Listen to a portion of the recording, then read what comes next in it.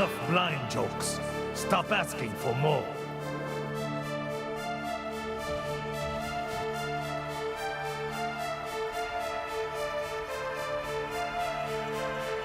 Hello everyone and welcome to another Lee Sin Jungle Clear Challenge, this time with the legend, the one and only Diamond Prox from Bifrost. Hello Diamond, how are you doing? Hello, I'm doing great. Man, I have a lot to talk with you because you brought in the competitive runes. You didn't even change anything. No ghost, no fleet footwork, straight up conqueror. What is the reasoning behind this? I think I don't like to play unrealistic scenarios when it will never happen in the game. And here I'm basically showing how in competitive you would clear. I mean, in competitive you would probably not even start Q or E. You would start W if enemy jungler can buff the top.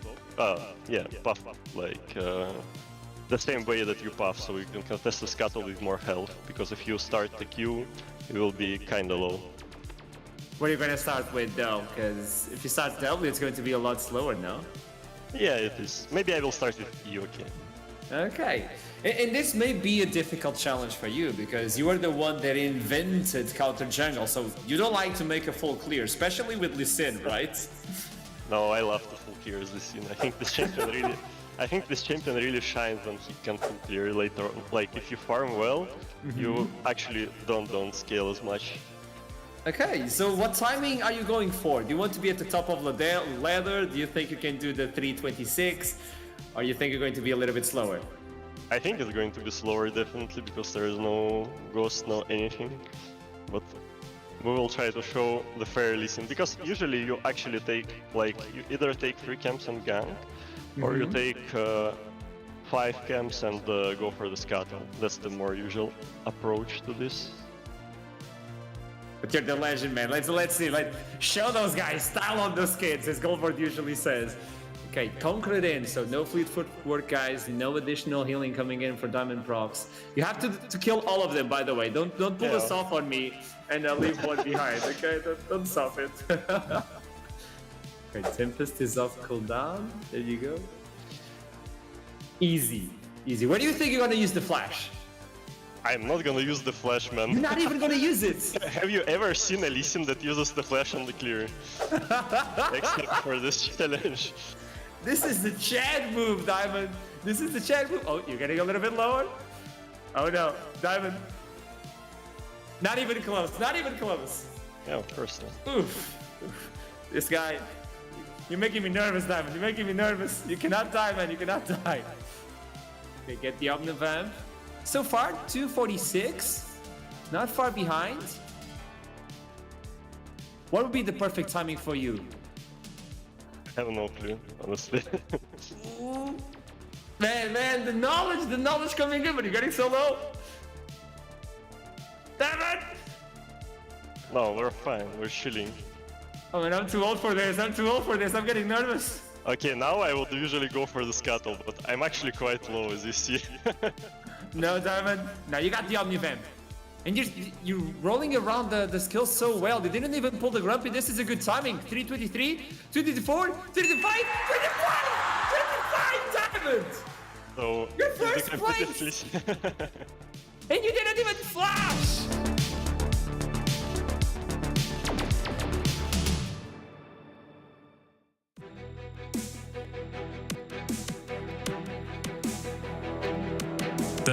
The place that we chose for the new roster was a bit tricky to find, right? There was a lot of players already having teams, and there's not a lot of ERL players who want to join a roster that has a very slim chance of playoffs as well. So the players that we chose was kind of all teammates of me and Soft, right? Who were eager to show themselves on a bigger stage and did not have a team already. So that's kind of how the process went.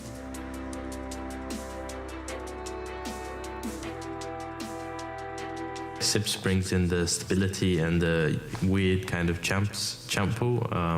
Obviously Pearson and Scrudy bring a lot of bigger voice. I think we lacked the voice in the previous team. So Scrudy and Pearson have brought a lot of voice to the team, so that's really helpful. And Mirza obviously he's trying his best out there. He wasn't planning to play, so he's trying his best with what he has at the moment. So yeah, Mercer's a really cheerful guy. He's always positive, so that's always good to have in a team environment as well.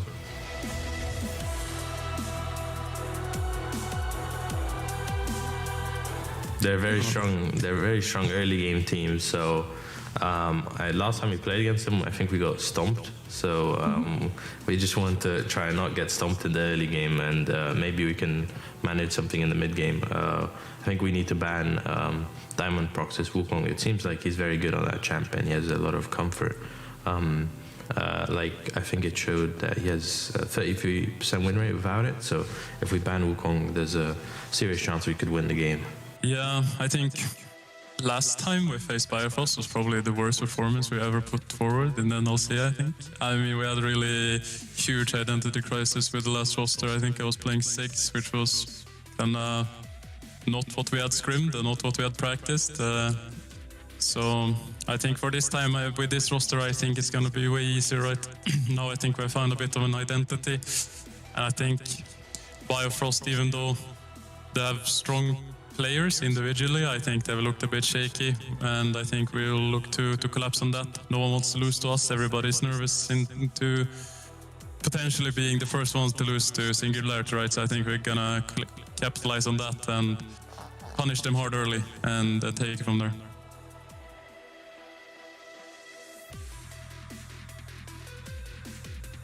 I think the best bot laner in the league is I mean, from personal experience, I think it's Odie. I think he's one of the few bot laners who actually plays for lane. I think most other AD carries in this league is chill back and farm and then hope that their team can carry them through the early game and just try to get 15 CS per minute and then carry team fights. I don't really think anyone else contests the lane. They kind of just chill back and farm, which is where we found a lot of our leads in early game is punishing these farming bot laners, but I think Odie he likes to play it for lane, he likes to trade, and he likes to look for all in, so I think if I had to pick one, it would be him for sure, I think.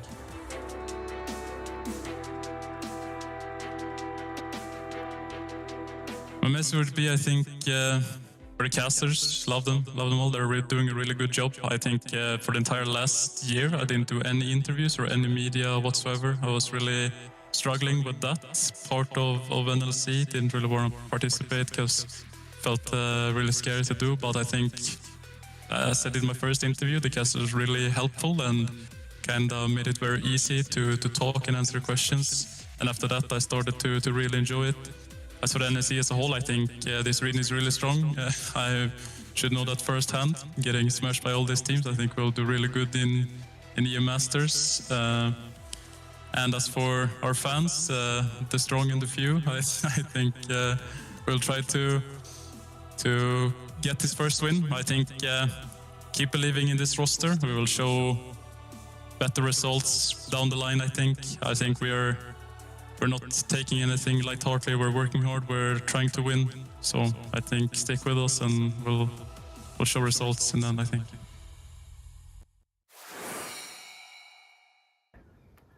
Hello, I'm Mama Eriksson, this is Papa Eriksson, and this is Grandma Eriksson.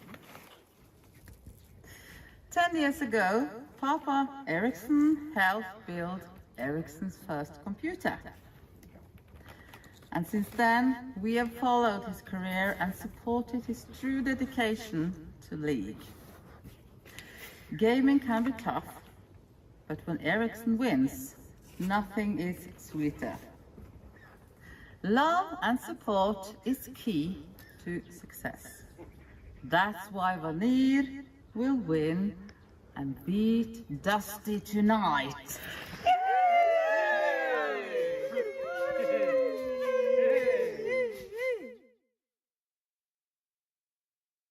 Enough blind jokes. Stop asking for more.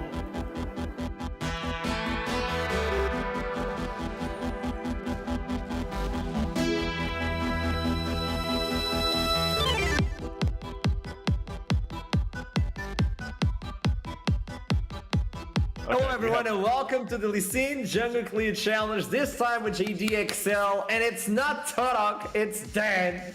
Thankfully, but welcome Dan, how are you doing? I'm good. Luckily, if you had Torok, you'd probably miss a queue somewhere, so you know. Or maybe playoffs, I don't know, but True. But that's me twice in a row, so you can't really flame Torok if you're flaming, me too, you know? Okay, let's look into your runes, because you brought in the Fleet Footwork, you brought in the Ghost, you brought in Celerity and Nimbus Cloak, so... Okay, explain. I mean, there's not much you can really get damage from in runes. I think the only rune you can get damage from is Legend Alacrity and Absolute Focus. And obviously Fleet. So I'm going to try to use... I might not use Ghost to like travel between camps. I might do it like for Raptors and then for Wolves, maybe. Something like this, and I get damage from Celerity on that. Okay, by the way, I'm just letting you know that the record was broken by Diamond Prox. It was? He did 325, and I'm letting you know he brought in Conqueror, he brought in Flash, didn't even use it because he said, I don't want to play something that's not like an official game. So you have the Ghost, you have the Fleet Footwork. If you're below 325, I don't know, man. He's just too good. He's just too good, the legendary. Okay, what do you think you're going to be at the end of the day? Okay. I want to be first at the end of the day. So you have to beat 325. You cannot miss a single auto on this entire clear, or else you know Torok will annoy you, by the way. I will miss an auto, I always miss autos. How is it to work with Torok? He's such a big personality and everybody talks about him, but how is it? I mean, he's actually a really nice guy, a really good coach. He has like quite a lot of interesting, innovative picks to give. So that's why we had like last split, if you remember, we had Varus very early on into the split. I think I made a mistake here actually. Actually, no, I don't know. I'm fine. And the question is, he was a jungler. Does he give any sort of input for you as a jungler as well? He gives input here and there, but honestly, he just lets me do my thing. I think I'm trusted to play the game and be competent at my role. I mean, I played for a long time, right? So if it's confusing talking and playing at the same time now. That is definitely a problem, but I'm used to it. That's my job in the team, right? Are you using the Ghost? Leader. True. Thank you. I don't want to use my summoners in jungle, you know, like... I'm just letting you know, I appreciate the carry on that one. You don't play Lee Sin that often. I mean, you're a Volibear guy, you only play Volibear. Do you like Lee Sin at least? Yeah, Lee Sin is my most played in solo queue. I just think he's a bad champ for comp. Three at this point. Are you going to pull the Grump? No. No? You're going to do one by one? Yeah. I don't think you're going to get the timing though. This is going to be weird. I don't know. 3, 16, 17. Okay, Dan. You have 5 seconds. 4 seconds. No rush or anything. 3:25. 26. Oh, it's so slow. It's so 27. slow. Oh no, Dan! So slow. Okay, we jumped into this call and you were letting me know that the best timer on Lee Sin was what? 3:18. How do you feel? I feel very bad. I don't know. Hey, you're still first place in the standings, I think. I don't know. But how are you feeling about JDXL's expectations for this split? Honestly, I feel quite good. I feel that, okay, we lost the game to X7, but we were in control of that game for like 15 minutes. It's not that bad. Yeah, I mean, for us, I'm happy. I think we just clean up one thing around third Drake. I don't even care about saying that and you using it in the video because it's pretty obvious that we're throwing games around third Drake every game. If teams can't scout that, I'm sorry, but we do it to ourselves, so I think about this. Play Volibear, don't pick Lee Sin. Thank you so much, Dan. Thank you.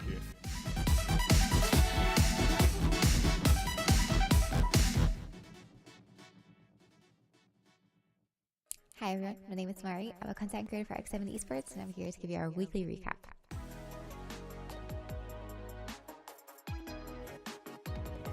Let's talk about last week first. Unfortunately, we flopped. We lost both games. We played against Eminem and Dusty and it just wasn't what, anyone was expecting of us. It wasn't great. It wasn't great whatsoever. They were just such awful games. And obviously a change needed to happen. Moving on to this week, we obviously made a big change, and that big change was welcoming Viking into the team. And I feel like this has definitely paid off. We managed to secure both wins this week, which is very, very great. So the first game we played against was Vanir, and then we played against Riddle. And if you don't know, Riddle is currently in a second place position. Obviously, you know, they're the top contenders, and we're still managing to bring down top contenders like JDXL and Riddle. So it's looking good for us, I would say. This is obviously a great debut for Viking. You know, he just comes in after we have a 0-2 week, and we're once again at a 2-0 week. So great things are happening, I feel like, and looking forward to seeing how he grows with the team and what he can do. Moving on to next week, we'll be playing against Stralis as well as Nairiki. Now, these teams might be at different standings in the leaderboards, but, you know, it's still exciting nonetheless, and hopefully, you know, we manage to exploit their weaknesses and once again get on top. We're looking for another 2-0 week. Now that we've made the change, obviously, after a devastating loss last week, you know, I feel like it's within reach for sure. And yeah, that was all for this recap. Thank you so much for hanging out. Hopefully, catch you next time.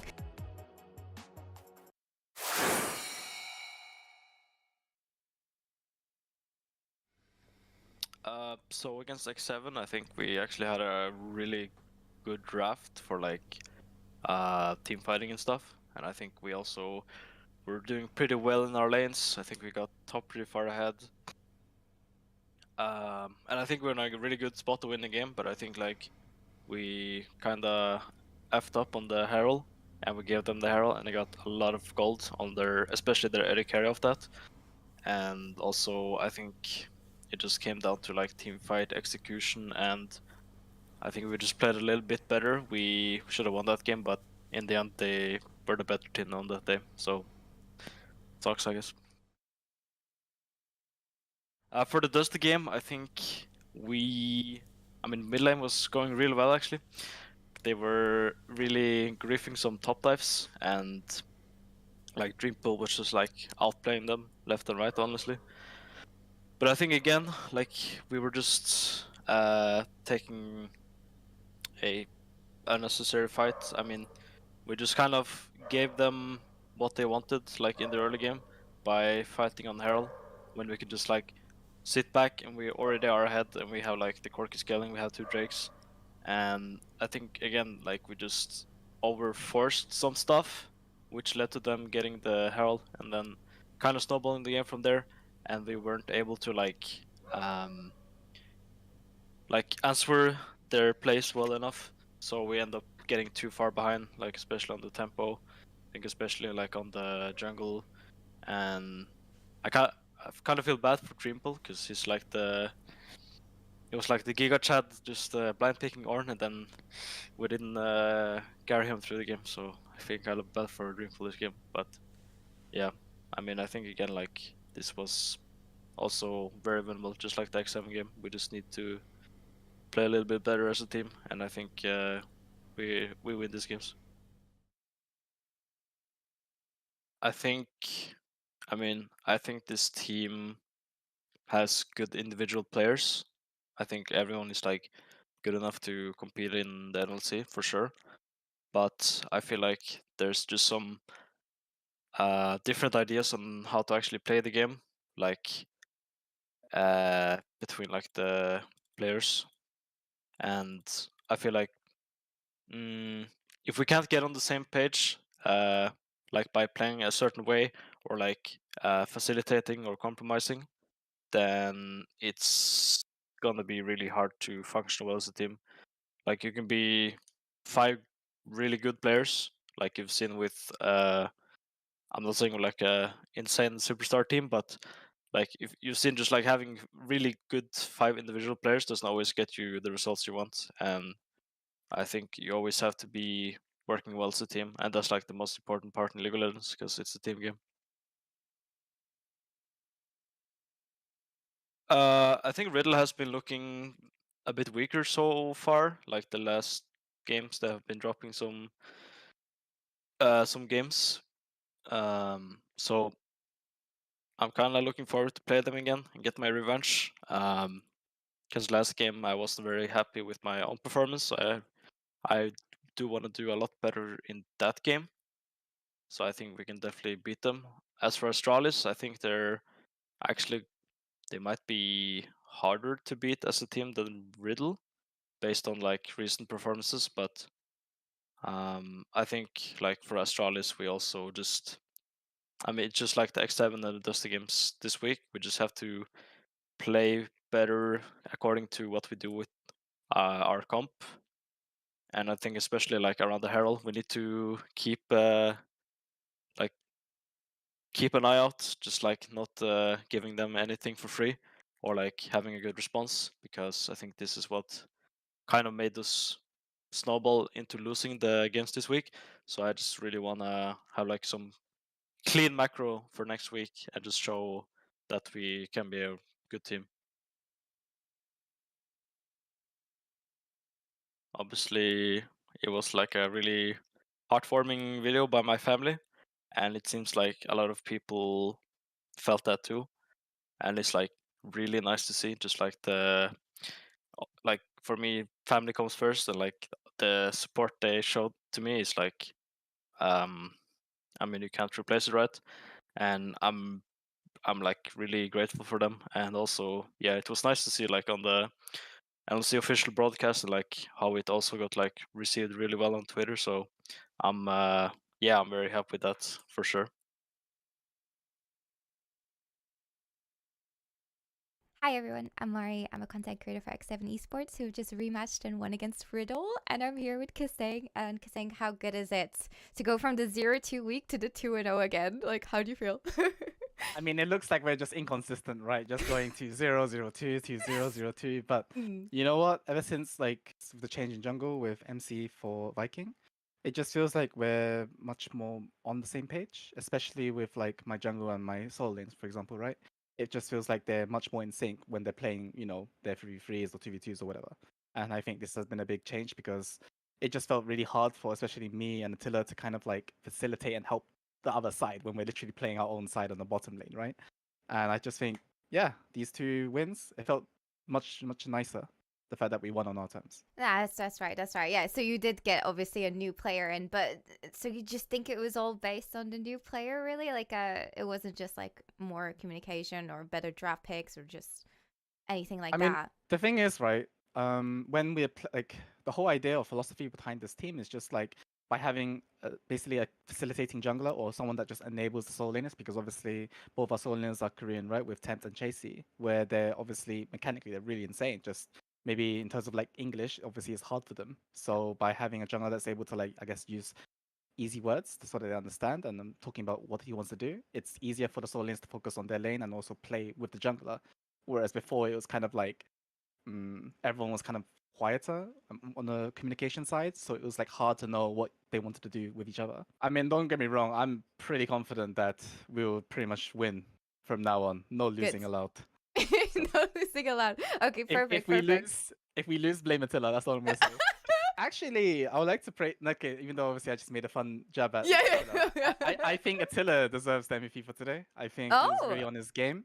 He understood what he needed. Every set, pretty much, you know, even for the dive on bot. Initially, Viking didn't even want to go. But Attila's just, you know, just go. Like, have no regrets. Attila's pushing it. Yeah. Yeah. That's great. That's great. Good. Well, I'm happy about that. And obviously, I know you're all happy anyway. So yeah, thank you so much for your time and have a good rest of your evening. Yeah, take it.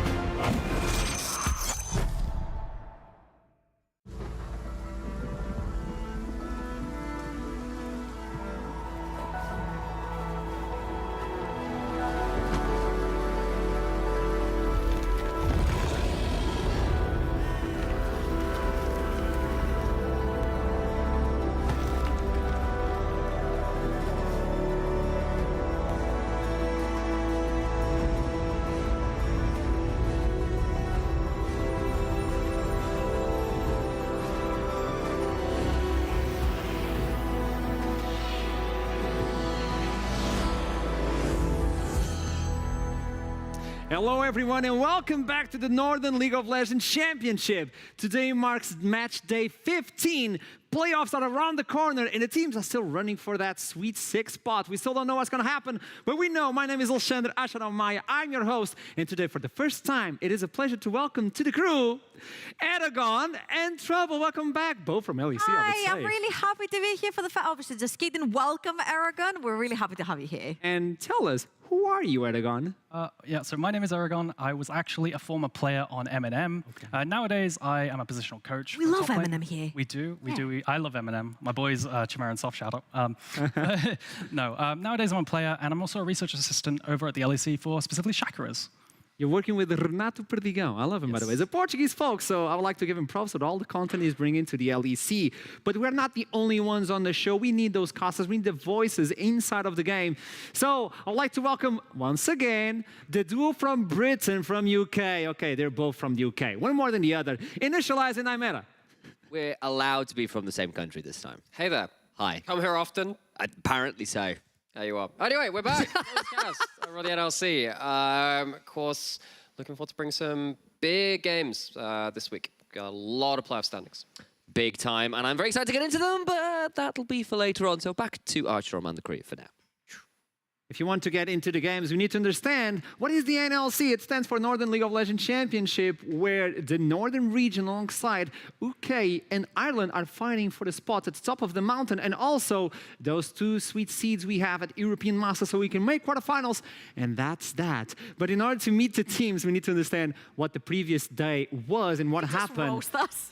I mean, you get roasted all the time. There we go, Bifrost, Singularity, Trouble. Talking about EU Masters quarterfinals, Bifrost coming straight from this quarterfinals of EU Masters, and Singularity with a 0-13 record smashed them on Wednesday. It was called the week of upsets in the LEC. Do you know where it came from? It came from the NLC, because that's what Wednesday was all about. 0-13 scoreline, make it 1-13, because they managed to very convincingly take down Bifrost. The early game proactivity into mid-game fights, into late-game fights. It was stellar start to finish for Singularity. We followed up with Vanir versus Riddle, Eragon. X7 versus Riddle. Actually, I really liked, about this game specifically, I really liked Chasey's pick into Gnar. Usually, like globally, we're seeing Gnar be pretty dominant, have no counters, but Chasey's willing to take it to him with the Yone pick and the Jace pick. So I really hope to see this continue. And I agree. I think it's really fun to finally see the Korean challenger coming in with the Jaces and the Yones and just smacking down his opponent in lane. Someone else that smacked down his opponent in lane was Kerberos, yet again being put onto that Darius. There was a bunch of attention towards the top side of the map for Vanir, and I feel like they lost the plot a little bit, especially when you have Lucian, Nami, bot lane. You want to be playing towards the top side of the map. Kerberos ended up snowballing anyway, jokes on you, Vanir, and I feel like with a very traditional 4-man bot side of the map, Dusty are now the new Bifrost of the NLC. You team fight them past that 25 mini mark, they will very convincingly beat you. We need to go into the next one where we got another surprise yet again, Eragon. It was Nuriki taking on JDXL, and what a game it was. Yeah, crazy game. If I look at it from a top laner's perspective, you had Banderas on the Jace versus Kryze, and he made such an amazing pick. Like specifically what stands out to me was the amazing pick in the side lane, which where Banderas solo killed Kryze, and that opened up the Baron for Nuriki. Am I the one who's going to say it? I'm the one who's going to say it. JDXL have no business losing to Nuriki. Now we're 12-1 in the standings. You're literally marching towards that EU Masters. All you're thinking is this finals versus K-Cup, and suddenly what? The team that's even chasing for the last place of playoffs beats you, and good on them, because even Dan said in this interview that they did not allow them an inch to come back into this game. Now, another team that didn't allow their opponents to get an inch back into this game is Astralis, and we have finally found the blueprint for them. It is Taxa on very early game proactive junglers like the Wukong, like the Lee Sin, like the Volibear, taking that initiative for his team. We've seen him generally camping a lot around mid lane, around I was about to say Crest, but Senkax now, and Crispec towards the bot side of the map. And honestly, both of these carries, whenever they're given the kills, whenever they're given the resources, in the past few games, they have been carrying their team to victory. And I feel like Astralis have found the recipe with success, and they can ride it all the way to maybe a second place contention for playoffs. So you know what the teams are, we need to understand where they are right now in the standings with all these games and upsets. Maybe a little bit of a shift onto the tables. JDXL is still at the top of the mountain, followed by Riddle and Dusty, looking for that sweet second seed. But now looking into the bot side, we have Vanir, Nuriki, looking for the 6-1, where is Bifrost. Eragon, with you, with your eyes, tell me, is there anything that catches your attention? So, okay, so... You're only allowed to use your eyes. Okay, Yes. I'll stand still then. No, honestly, what I see right here is Nuriki, they just stand out to me so much, especially that win versus JDXL. They really shouldn't have got it. That gives me hope. I actually think Nuriki, out of Vanir and Bifrost, Nuriki is going to make playoffs. So you think they still have a big shot to get playoffs and take Bifrost from the run? Yes. Well, we keep talking about Nuriki being a team that shouldn't be there. Can we bet donuts with what he said? Hey. Do you want to bet donuts on that? I can. Yeah, for sure. Yeah, I'm still waiting for your Waiting for a donuts. producer to be back so he can eat as well. Yeah, what about you? What do you think about this? I really, I think the standings are very close, and I think our eyes should definitely drop on that second place. There was a bunch of ties in our last regular season back in spring, where JDXL, Bifrost, and X7 tied up, and it was JDXL taking that third slot L, falling into that lower bracket of playoffs, which means one lose equals you're gone, equals no EU Masters contention ticket.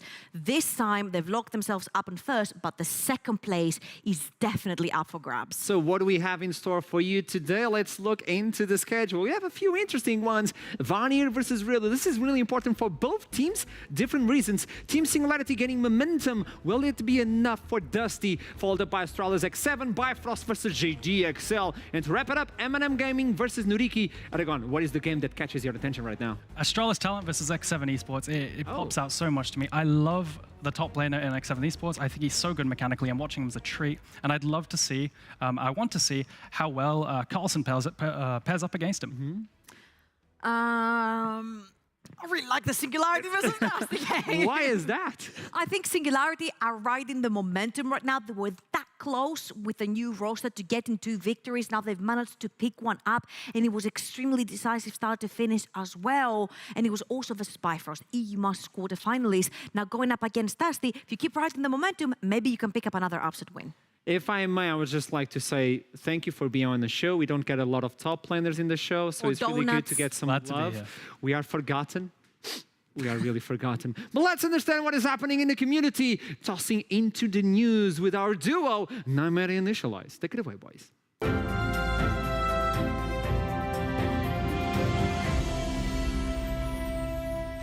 Hello everybody, I am Ron Burgundy and this is Dom Magenta and we're here to bring you some NLC news. What's that? I love Lamp. Of course you do. Sorry, it took me a second. Significantly I do understand some references. Everyone, like 60% of them, or 100% of the time. Indeed. But moving on to our first reference, or bit of news of the day. Time to talk about the fact that Riot have revealed some of what's going to be happening to Aurelion Sol in his rework. So, we have a couple of Dragon Champions League legends. You've got Shyvana, Aurelion Sol, a couple of those kind of flying around. But honestly, League has kind of failed for a while to hit that large, powerful Dragon fantasy. Shyvana's kind of been reduced to being the Flame Breath bot or just being a little bit of a sticky bruiser, not really viewing that Dragon side. And Aurelion Sol hasn't been seen really for such a long time. They're seriously trying to hit that large, power-scaling, huge Dragon fantasy this time, so we'll be tracking that to see whether it lands. Moving on, and upwards to a bit of a macro scale, 12.14 has had some of its myriad changes revealed. Teleport, healing parts, you name it, it's being hit in this patch. So, those of us will remember when preseason used to be the largest changes in the year. Will be not quite on board with this one because we had teleport changes as soon as the new season drops. We had durability changes. We had a whole load of different patches coming through, and this one is now absolutely huge as well. This is going to change the way that top laners interact with the rest of the map. The base value of an individual dragon has shot up through the roof. Even ones which are already good, like your mountain dragons, go from 6% in what they are currently to 9% scaling defensive resist. Infernal Soul gone from 4% to 6% on attack damage and AP bonus that you get. And of course, all of the others across the board have gained so much value. We're going to be going back to seasons 5 through 8 in terms of that base Dragon value. It's going to change the way you play around early team fights because you can't give them up. It's going to change the amount of early game champions you pick because you can't give them up. This is going to have ripple effects throughout the entire pro scene. Keep your eyes on this one. It will be huge. Another big change indeed. When your base Dragons are about 150% of their previous value, you better keep an eye on them. But moving on and, of course, upwards again. Time to talk a little bit about our brother, sister teams, whatever you want to call them, up in the LEC. XL and Astralis having some pretty successful records so far. It's the Sam teams to the Alex teams. I see, yeah, that's good. Yeah. Because Anyway, I'm like your older brother, I see that. We've checked in with the LEC sister teams, I suppose, of the NLC teams a couple of times through the split. We talked about how XL were on the up and up. They were at the top. Astralis had been revamped, had another lease on life. And now XL, after a week break, feels like they've been caught up to. They were ahead of the early game in terms of their understanding of it compared to the LEC teams. They don't have that anymore. It doesn't feel like it. And Astralis were one of those teams to take it away from them. While that was a good early game performance from them, Astralis had that late game comeback. So these top teams in the LEC really not giving you any quarter. Absolutely not. And our final segment for the day, of course, Nariki have got their new jungler incoming. Flipper played their last game last week. It was a win and a very important one at that against XL. But now on this high note, they've got Lulas stepping in to fill those shoes. And he's someone both me and Alex have a little bit of history with. This is really cool because every so often in the NLC, we get a bit of this like nostalgia bump, and we haven't been in the scene for as long as some. Of course, we've only really been casting a UK scene for about a year or 2 years at this point. But when we first guested into the UKLC, the precursor to like the Div 2 of the UK scene, Lulas was on Bulldog. One of the very first times that we cast on the UKLC broadcast, this guy was playing. And of course, Bulldog had some struggles in that split, but he has had that experience on this kind of stage before, not quite at the NLC stage. But this is now important to see, can he right that ship and allow Nariki this late season charge in towards those playoffs? Because it's getting that close. We heard what they were talking about, right? And that kind of brings us to close here. We kind of covered the ASOL rework. We said 12-14, big changes. Watch those basic Dragons. We mentioned XL and Astralis up in the LEC doing pretty okay. And then, of course, we've just mentioned Lulas coming in. But that does mean from myself and Master Burgundy, it'll be stay classy NLC fandom, and we'll see you in a bit. We'll throw back over to Kiryu-chan and the boys.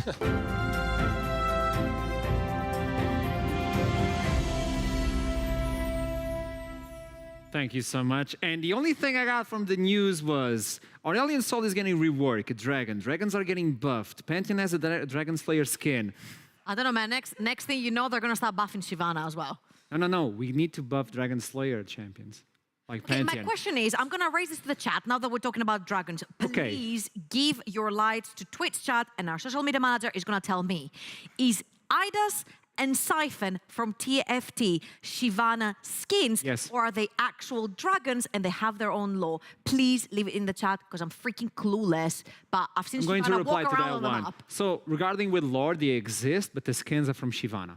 Okay, perfect, because I've seen her walk around like Idas, and I'm like, wait a minute. I got you, buff Pantheon. Now, we were talking about upsets on the previous week, and one major one was Singularity coming in, taking a victory away from Bifrost with a new roster as well. We need to talk about this one. We need to show you the roster changes, and I'm going to start with you, Trouble. Guide me through this one, because this is a lot to take in the middle of the split. Yeah, absolutely. And we also need to reiterate that Piccione right there was also a swap, which happened a couple of weeks into the split for Singularity. But I feel like a lot of the times when you have a team that keeps losing, goes on a 7, 8, 9, 10 lose streak, it's really difficult to shift the mindset.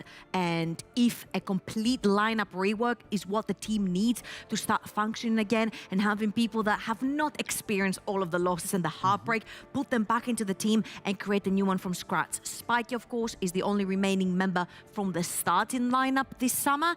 And if you look on the top star map, you also have Sips and Scrudy. We talked a little bit to the coach of Singularity, and he said it's so important to find some players that want to play with each other. Sips and Scrudy have played with each other before. They have synergy. They want to still keep playing with each other. So it's very easy to slot two pieces that have previously clicked together. A lot of changes in the middle of the split. I'm going to you, Eragon, because you are a coach and you know the importance of having an identity so late into the split. Do you believe they're getting their identity together and maybe in time to face relegations? So I think the real test will be what happens once people start catching on to the fact that Scrudy's Lilia kind of permaban worthy, and how Singularity actually adapt to that. Will they establish a new identity? or not, or will they fall down to relegations and fail at that? But I think if they manage to find identity after people start catching on to banning their comforts, I think they'll be fine. It's still a big question mark whether or not they're able to get Scrooty out of his comfort champion pool and see if they can rise into occasion. And now we're talking about champion select. Might as well bring the previous champion select to understand what really happened and the way Singularity won the champion select. You had like key remarks about this one, and I want you to guide us through this. So to reiterate right here, this is pick order. This is exactly how it happened in picks and bans when they played versus Bifrost. And we know that a bunch of teams are very willing to be won by Kalista, one of the strongest lanes towards the bot side of the map. And what you will see Bifrost do is that they sort of shield her with a Volibear who's very proactive in the early and a Nautilus that can get her kills in early as well. So it's a really good B1, B2, B3 from Bifrost. Now what Singularity reply with is they get Scrooty onto his Lilia.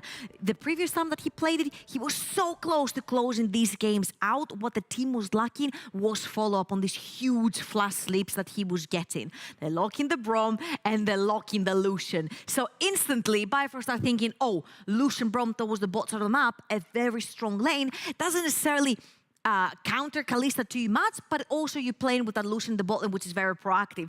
But it's not the case, because Singularity tricked them. When Merza joined the league, the first champion he played was that Lucian in the mid lane. So what do? They slot that Lucian in the mid lane for perma prio. They put that Ashe down bot lane, which is a big counter to Kalista. Her Q, her auto attack perma slows Kalista, which makes it really difficult for her to play the game. And the most important thing is that they pick the Camille. I feel like having a second champion to dive into the backline together with Scrooty's engages was what solidified the deal in this particular draft. I'm going to give this draft an S+++ for the side of Singularity, because I feel like they massively outdrafted Bifrost on this one. And if they did outdraft Bifrost with this sort of champion select, I would like to know, how should they pilot this one? What do you believe are the really cool strengths in this champion select, and how they can pilot this one inside of the Rift? So what stood out to me especially, right, which I don't think Trouble mentioned, was the double pick of Lucian and Lilia together. I really love this. I love the flex Lucian, because if they do end up sending Lucian mid, what you could do is you can get permanent prio in the mid lane and invade the Wraiths on repeat with the Lilia. I love the priority mixed with the Lilia. You get mixed damage. It's really great for me. That's my favorite part of that draft. So you're telling me that Lucian and Lilia have a really powerhouse at the beginning of the game. Yes. This is exactly what we're going to show you right now with the invade from Bifrost, looking to take Singularity away from the map, but it didn't quite work that way. Can you do the point of view and tell me what is happening? Sure thing. Okay. So in this invade, what we're seeing is honestly kind of Bifrost disrespecting the lack of priority on their side. You see Fury is a kind of stuck mid lane as Victor, whilst Lucian can come around and keep proccing those Braum passive procs. And honestly, once that starts happening, Bifrost have no way to win. If you look, you could see that Ashe slows combined with the Braum passives. There's no way. There's no winning move here. I feel like it was very, very clever what Singularity did. I don't necessarily have seen them before play these early game macro. What was very significant for me is the fact that Merza ditches an entire wave and a half, because Fury could be like, guys, I have prio, I'm shoving in the lane, but the Lucian's already gone. And we all know how potent and powerful it is to have a Lucian Braum in a brawl fight 3 versus 3, but that was a 4 versus 3. So proccing these passives was so important. Ashe slowing everyone down. It was literally a freeze land where you kept proccing Braum passive after passive. Merza gets a kill on the Lucian, which gives him so infinite power in the early game and kill potential onto the Azir as well. So honestly, props to Singularity, props to Merza. I think we've seen it a lot in the LEC as well, where you just ditch the wave, help your jungler, and come out ahead in the early game. So they know where should they play for. They're looking for Scrooty. They're looking to at least hijack a little bit of advantage towards Scrooty. And there you go. This is the damage. Even though he played fewer games than everyone else, look at the difference. 27% of damage. And in second place is Linkus. What can we say about this? Which played the entire split, by the way. Yes, but this is a lot, though, especially with the Lilia, no? Yeah, so, yeah, of course, but I'm really curious. Like I said, once Lilia gets banned away, how is that going to look? How are the stats going to change? And I think it might drop. I do think it's by far and away his best champion. So I think this sort of reflects the playstyle that this particular Singularity has. Because even though Pop was notoriously known for his Master Yi getting banned away from him, that is also a very resource-heavy champion that wants to stay in the jungle and farm, Scrudy has brought out the Kha'Zixes, the Lilias, things that want to stay in the jungle and then later on snowball your game. And I feel like the fact that he has so much more damage than any other jungler shows you that Singularity really like to play through their jungle. Their carry right now is in their jungle, and it doesn't matter if it hurts other lanes. If that means you get a lane neutralizer, such as Ashe Brom, and you don't necessarily win, but you provide win conditions later on in team fights, you do this so this guy can carry you. Taking away a victory away from Bifrost. They are now looking at playoffs and kind of shaky. There's another team that is in playoffs, looking for the first one, and they lost versus Nuriki. It is JDXL versus Nuriki game.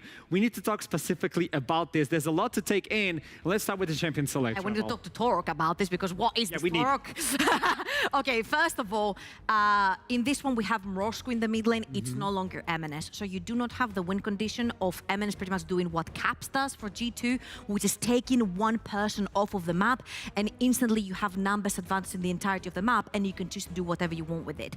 Now, what Nuriki did really, really well on their draft is they drafted Kalista for Azita, notoriously known for how well this guy can play that early game champion, and then they've got Pryor mid, Azir into Sylas, melee into range, you suffer. They got skill matchup towards the top lane with Jace into Na, and then they also got the Wukong, which is an early game proactive jungler that will make things happen for you. And I felt like they used this to their max. They first go down, killed Venza, level 3, that's not a surprise, but Azito got the kill, and Azito completely snowballed and used the Kalista to perfection with 3 pushing lanes. When you have this sort of setup, Aragon, you need one light to be ahead. You need probably the Samira to be ahead. When I see Samira on my solo queue with a lead, I'm like FF15, and that's exactly what happened for GDXL. If we can show a play we have from the bot lane, but I believe he got 3 kills.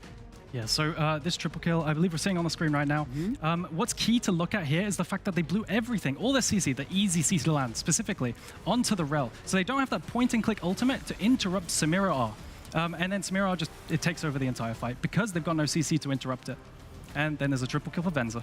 Yeah, and I just really like the fact that the Venza actually pops the exhaust the second Wukong reaches him as well. So even though, yes, like you mentioned perfectly, they do drop all of their CC on the rel, the second anyone reaches the Samira, Venza pops the exhaust on them for no damage.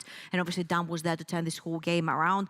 But I'm sitting here and scratching my head because that was yet another engage from FGG into pretty much fog of war, because you don't know that the Wukong is there. Or maybe you do and you still take the engage, but your jungler is super far away. So yeah, that was a good outplay by Venza, but I think a team that is 12-on-1 do not need to have these sort of losing my breath outplay moments to beat a team that is literally fighting for their lives to maybe make playoffs. That got a big lead towards Nuriki. That's why when they went into the ban, it was completely in control of Nuriki. And it seems like JDXL couldn't play from behind on this specific game. That's why we're going to highlight this play.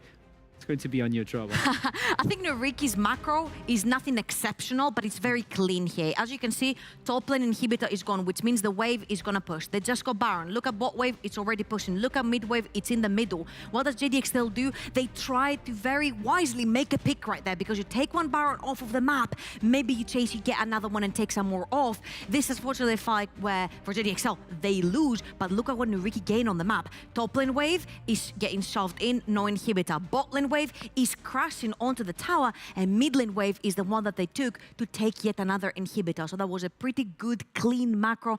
Push all lanes, get Baron, shove in. And if Nuriki would have the dream of getting into playoffs, well, this was the game that they needed to win, and they did. So let's show strength of schedule for both teams. As we're looking into the standings, just look, Nuriki 5-9, Vanir 5-9, and then Bifrost, which is the one to take down realistically, is 7-7. We still have 4 games to go, and they only need 2 games. Out of these games that are gone, where do you think it's realistically for both teams? What do you see? So I see something key that I see is both teams are actually against Riddle, and I think honestly Vanir matches up against Riddle the best, because if you look at how Riddle are drafting recently, they have pure scaling, right? All 3 lanes pure scaling, and then Vanir are actually drafting early game in every single way. So I think if Vanir clean up their early, they have a good win condition of winning earlier than carrying through Drakes, etc., and then ending the game. I think, however, Nuriki, overall, the gameplay has been better. in general. So I think it'll be definitely one of those things. Who can match up against Riddle the best? Okay, now I'm looking to you. I just find it really funny because both teams are technically chasing Bifrost right here. But for Vanir, their actual fate is in their hands. If you look at the strength of schedule, they cannot Nariki out of contention because they do play them. And then they have Bifrost. Literally their team they're actually chasing. So yes, it is also up to Bifrost to lose a few games and Vanir with theirs to catch up, which against Riddle and Astralis is really difficult because they're at the very top of the standings. But technically speaking, Vanir have more of their fate in their hands, especially since Nariki are going to be bringing in a new jungler, and this shifts up a lot of the momentum and also the team synergy. If Vanir wants to take it to the playoffs like they did on Spring Split, they have to win versus Riddle. Let's start with that one as we're going to jump into Champion Select. But before that, a few key words from the Vanir entire roster talking about this matchup. Take a look.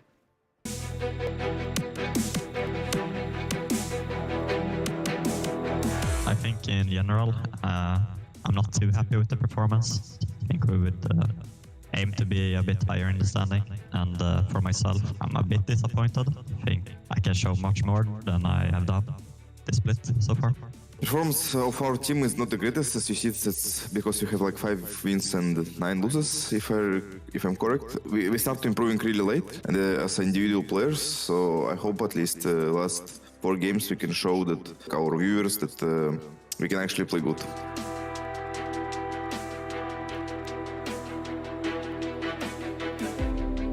Game against Riddle, I think it will be really fun to play because pressure on them, because they don't want to lose. They want to get like highest rank as they can. So I think we just should play our game, no regrets, no pressure, and just like do our best. I think we actually like have chances to win them. I think we can put up a good show against them. They have been doing better than I thought they would, but I think they are currently the favorites. They have been pretty stable over the course of the split. And I think their mid and top laner is doing a really good work. And also I think Stefan is a good jungler, very well-rounded. But I think we can have a good chance of winning.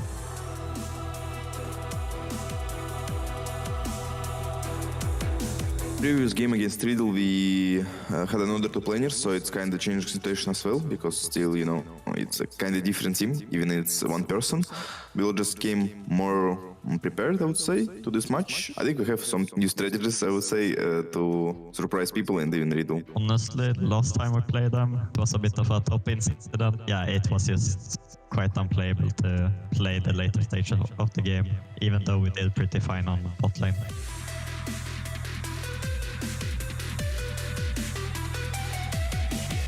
I mean, I like how MNS playing from GDXL. I was surprised as well by like Kasink, because I think, you know, like he's old and his mechanics not that good, but he's actually playing so well as well. If I look, I could say more players, but you know, after your question, I just these 2 players come in my mind.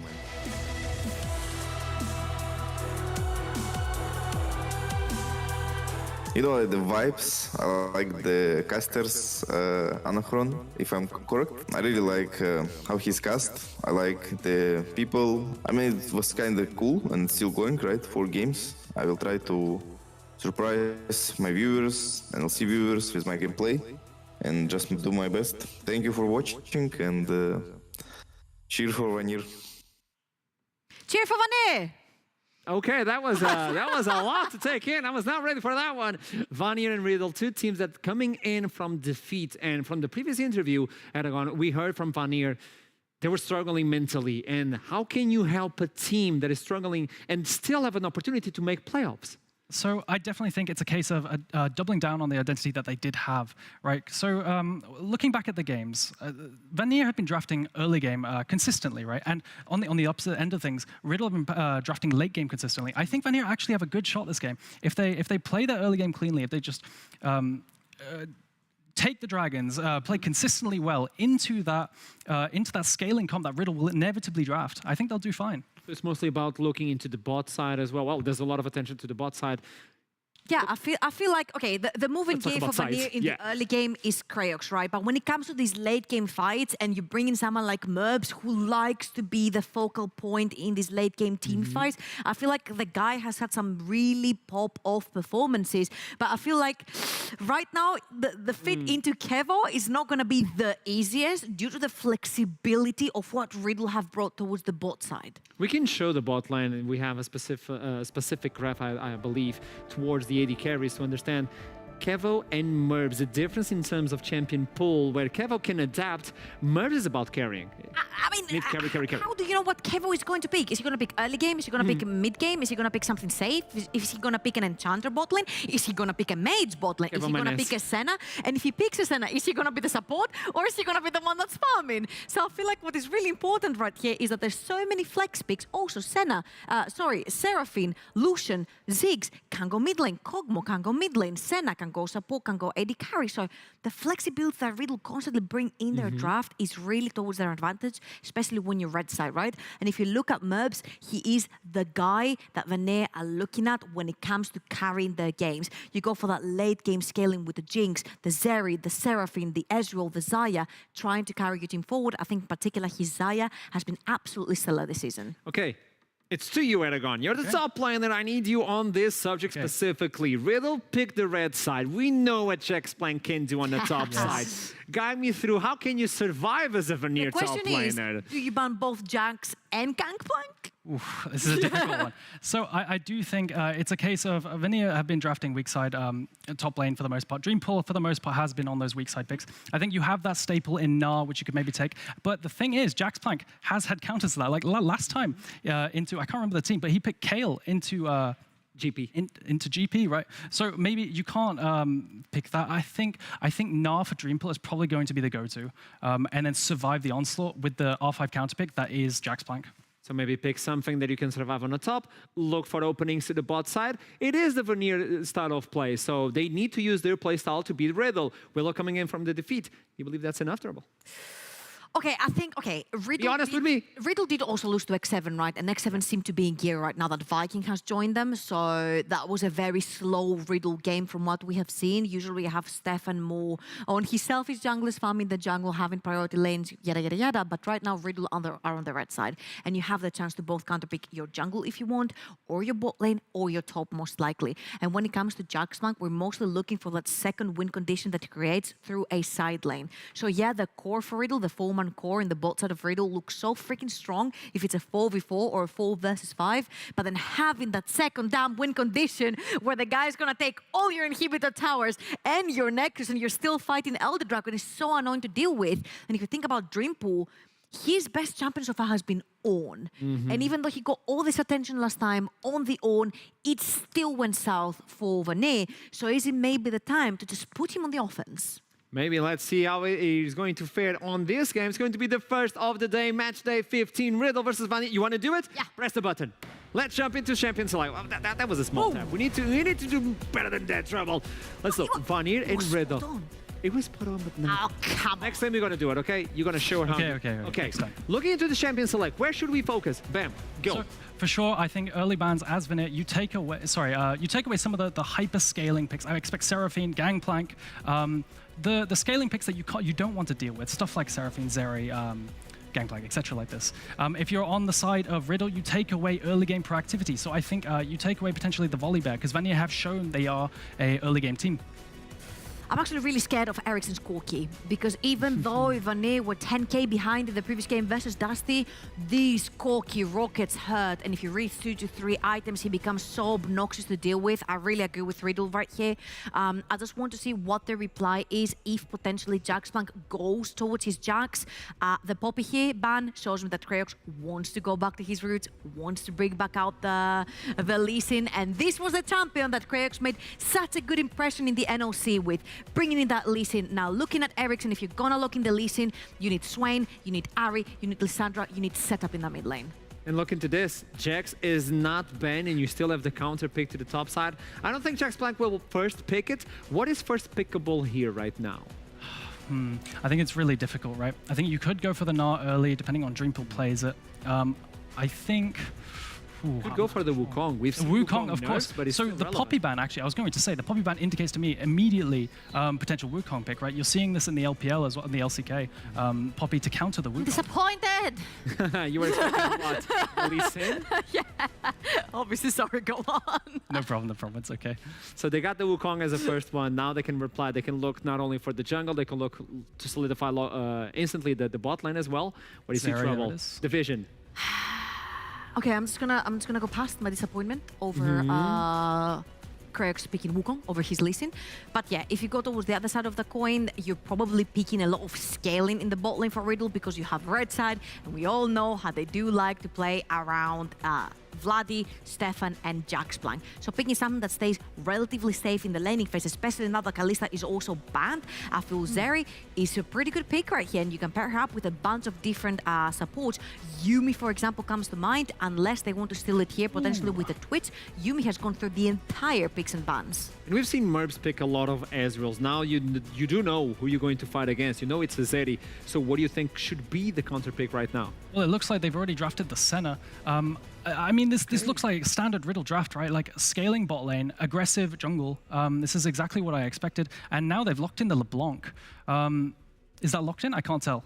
It's still oh, sorry, it was still hovering. Yeah. The Senna Tom Kench to match. What it looks like they're doing is they're just handshaking scaling. Yeah, and I think right here you're also locking the Yuumi because it is huge stonks, especially since you know that you have a Xin Zhao. Yuumi Xin Zhao so strong in the late game. You've got the Zeri, second target right there. Jaxplank is probably going to pick something along the lines of his champions like fighters all along, which Yuumi really shines with. So I think this is a no-brainer pick right here from Riddle and really good for them because here they would either have to drop two things. Ericsson showing the LeBlanc right there. If you look in the LeBlanc, there's Ahri, there's the Sandra, there's Swain. There's a bunch of things that you can pick into it. But if you pick the Yuumi, then the bot lane is just, as you mentioned, Aragon, a handshake, and then we're going towards that mid lane. I'd like to see Lissandra's band. I'd possibly like to see Swain's band as well. Ericsson with this Swain, that could appear yet again. He's a beast on that one, so they need to remove that away. They're going to take the safe pick for the top lane. There's no more Gnar. Jax is still online. They're going to take the Fiora. Maybe they'll take the Jax afterwards, which means Swain will be available.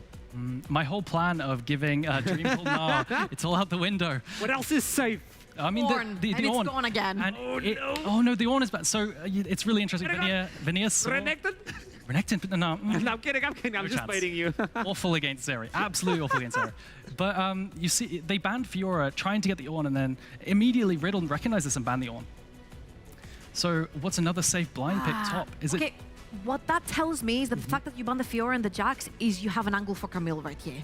They both do really well into the Camille, and you need an active lane to play through. So I'm thinking right here, Vanir want to have a strong top side of the map. Seeing the Sellers right here, though. Sellers does not have way too many good ultimates so far. Like Senna and Tam Kench ult is not necessarily something you want. The Camille ult, if you do end up locking the Camille in here, is not something necessarily that Silas is super happy to have. So I think locking in the Camille right here, you're in a pretty good matchup, and then lock something in the mid lane that can actually pair up with it. Galio Camille would be so freaking good. There it is. There you go. I think it's going to be a Darius counterpick. The top side? Darius is really good into Camille, and I've seen Jaxplank's OPGG. Yuumi as well? Yeah, Jaxplank's OPGG. Oh no, let's see. Now he's baiting us in. He's baiting us in. I really like the clan. I was about to scream. There it is. There you go. It's still an over, but I think it's going to be the Darius. Nice. Why does it work? So basically, Camille has no real insane all-in windows ever. If Camille ever ease in, Darius essentially presses Ghost and runs him down. Darius always gets prio.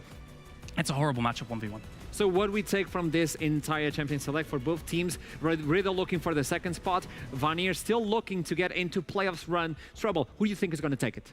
I'd just like to say that Vanir have an extremely strong top side of the map, and I really like what they're doing, but Senatam Kens has never been my favorite, and Riddle have drafted themselves 4 targets potentially for Yuumi. One days you have another one, the other days that we have another one, the other days you have another one, and the fourth one is going to wipe the entire place if Yuumi is still alive. So I really like the fact that Riddle have got strong side on Jaxplank, and the rest of the map is scaling together with the Yuumi. I'll go with Riddle here.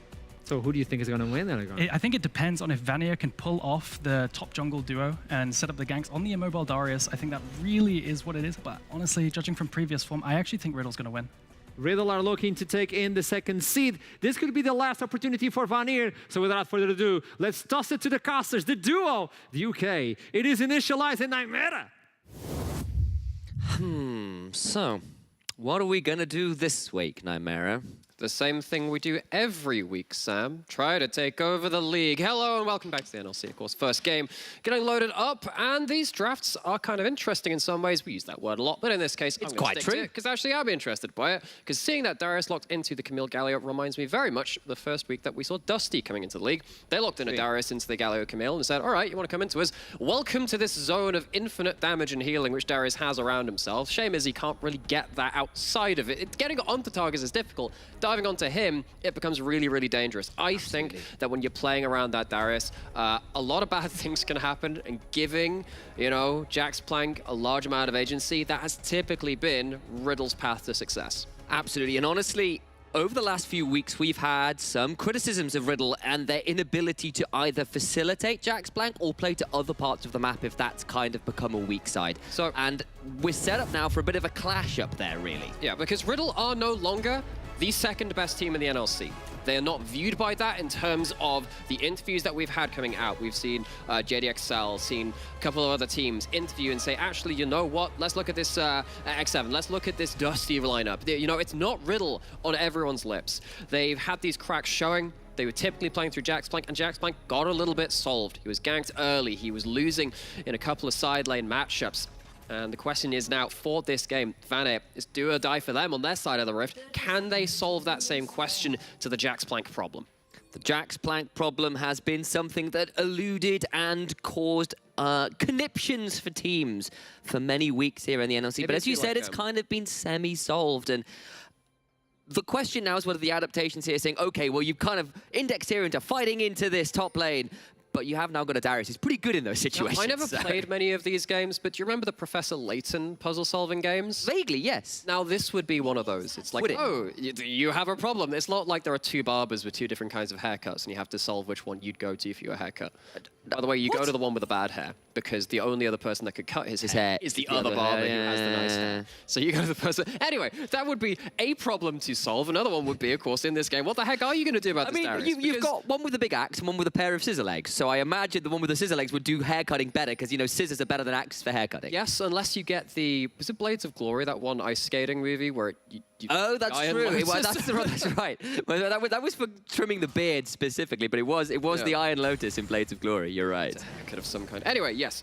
So I am actually a little surprised at Ericsson taking the Aftershock on this Gallo, because obviously that's going to lead into what's happening with this top lane, because normally you want something like a Predator. That's what we've seen out the LPL. It's been an incredibly powerful pick over in China, and it's allowed you to enable the rest of the map. It allows you to roam early and do stuff. Going for the Aftershock, though, more power in the initial 2v2 in mid lane, and as you can see, doing well with those smashes early on, and this matchup in the mid lane, of course.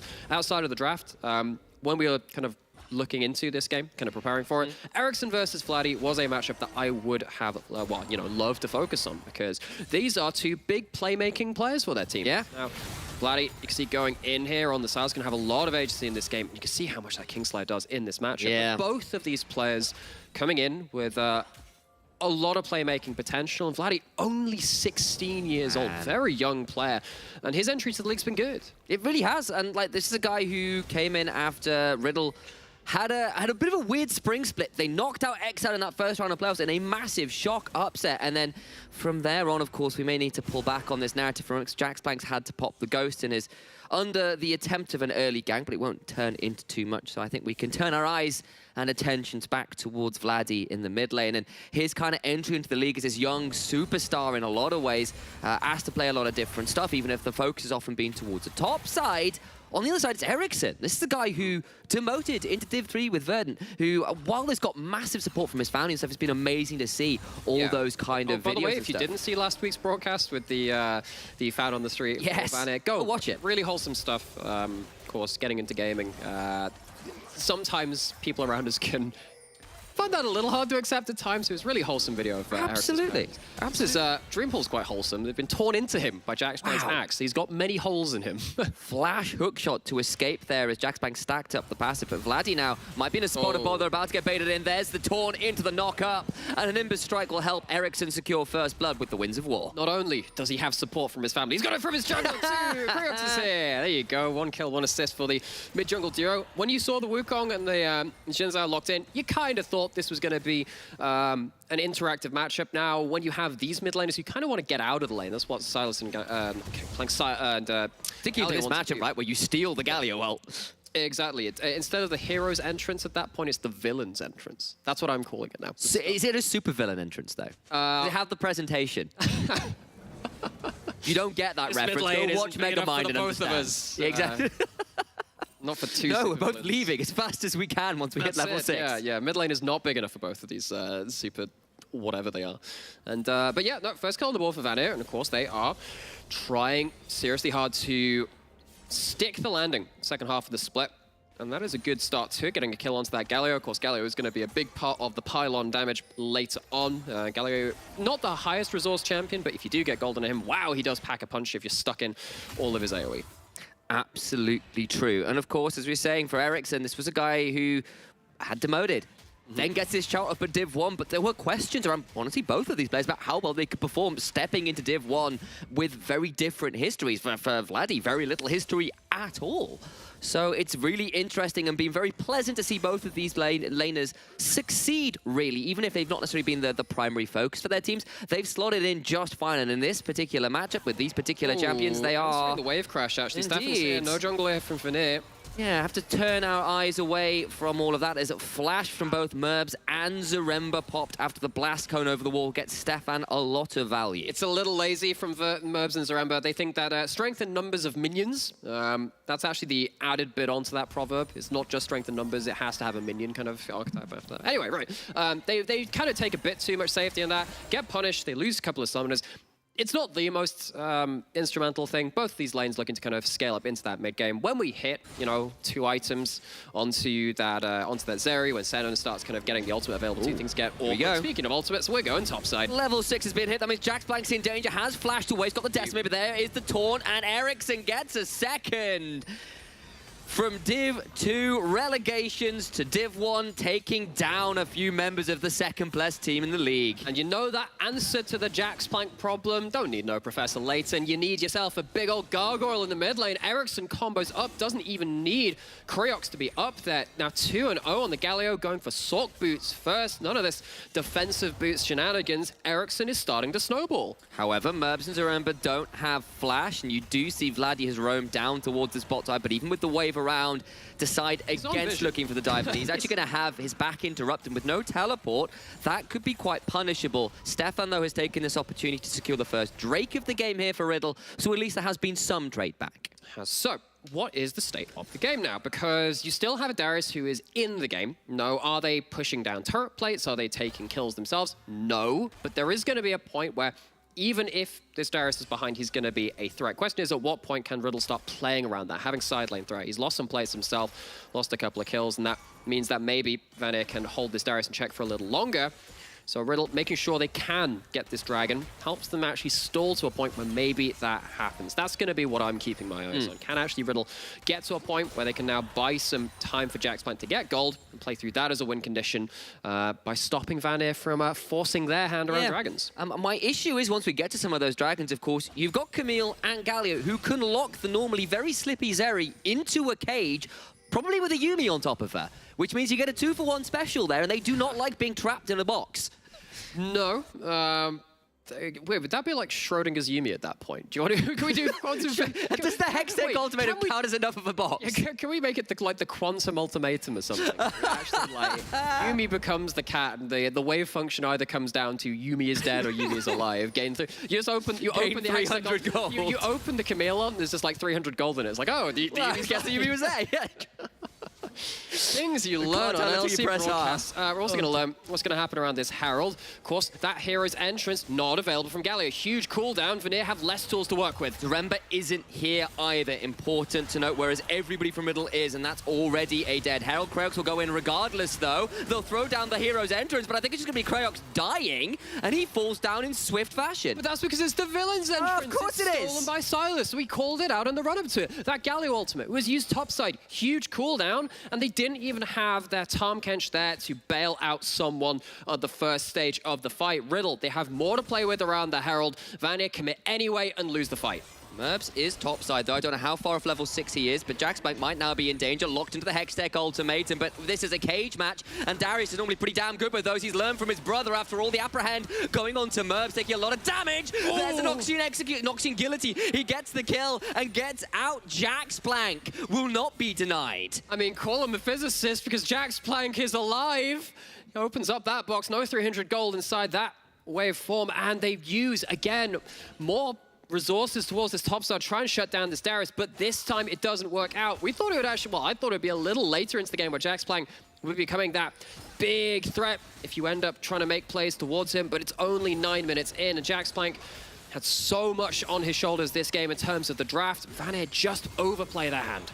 Riddle me this, though. They've posed a question down in this bot side. Play onto Zeri and a Herald in inventory. There is definitely a world now where that gets dropped bot and more pressure is put towards the bot side on that. But let's go back to this replay because Dreampool goes pretty hard to get on top of Jaxplank here. So that's a missed tactical sweep, missed wall dive as well from the hook shot. And you have Merbs coming up topside without an ult. Goes melee range into the Darius, who outplays with the Ghost, and now Jaxplank really running away with it. And as soon as you get that passive stacked up, you have that ultimate reset, you can't really continue that fight. Vanir, maybe they found themselves a bit of a winning situation, but much like their game versus X7, felt like it could be a winning situation, but it's just been misexecuted. Yeah, missed the last embrace to boot, and you've missed, like, what, 3 forms of pretty important CC there, and the Darius gets to run away with a little bit, gets back into the game, and yes, there's still a bit of a gold lead for Vanir right now, but that could quite happily get changed with the drop of that Herald. Maybe next time they can call up 80s movie stars and try and become Ghostbusters to stop Jaxplank from using that. Well, he's actually in mid, doesn't even need the summoner to spook Ericsson. You tell him what a thing. Tell him on a tangent. I was trying to think of appropriate. What's the Christmas action movie? I mean, with what's his name? Bruce Willis in. I'm forgetting the name of. Hang on, what Christmas action movie with Bruce? Oh, what? Die Hard. Die Hard. That's what it's going to go. Die Another Day. I was like, that's wrong. I went to Bond. Movie of all time. Anyway, yeah. Anyway.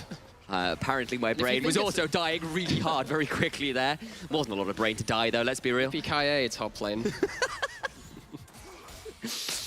Oh dear. Okay, let's go. Well, I mean, we like to stop off some silly tangents at points. Let's just make sure we have a whistle-stop tour of what's happened across the map as well. Because actually, first, 8 minutes of the game, Vanir actually achieved a lot of what I hoped they would do. They got, that kill in mid lane, gets Galio ahead. And Galio is this kind of champion where if you're making a big play, Galio's probably going to be there too. So gold on him will be apparent in all of the big scenarios.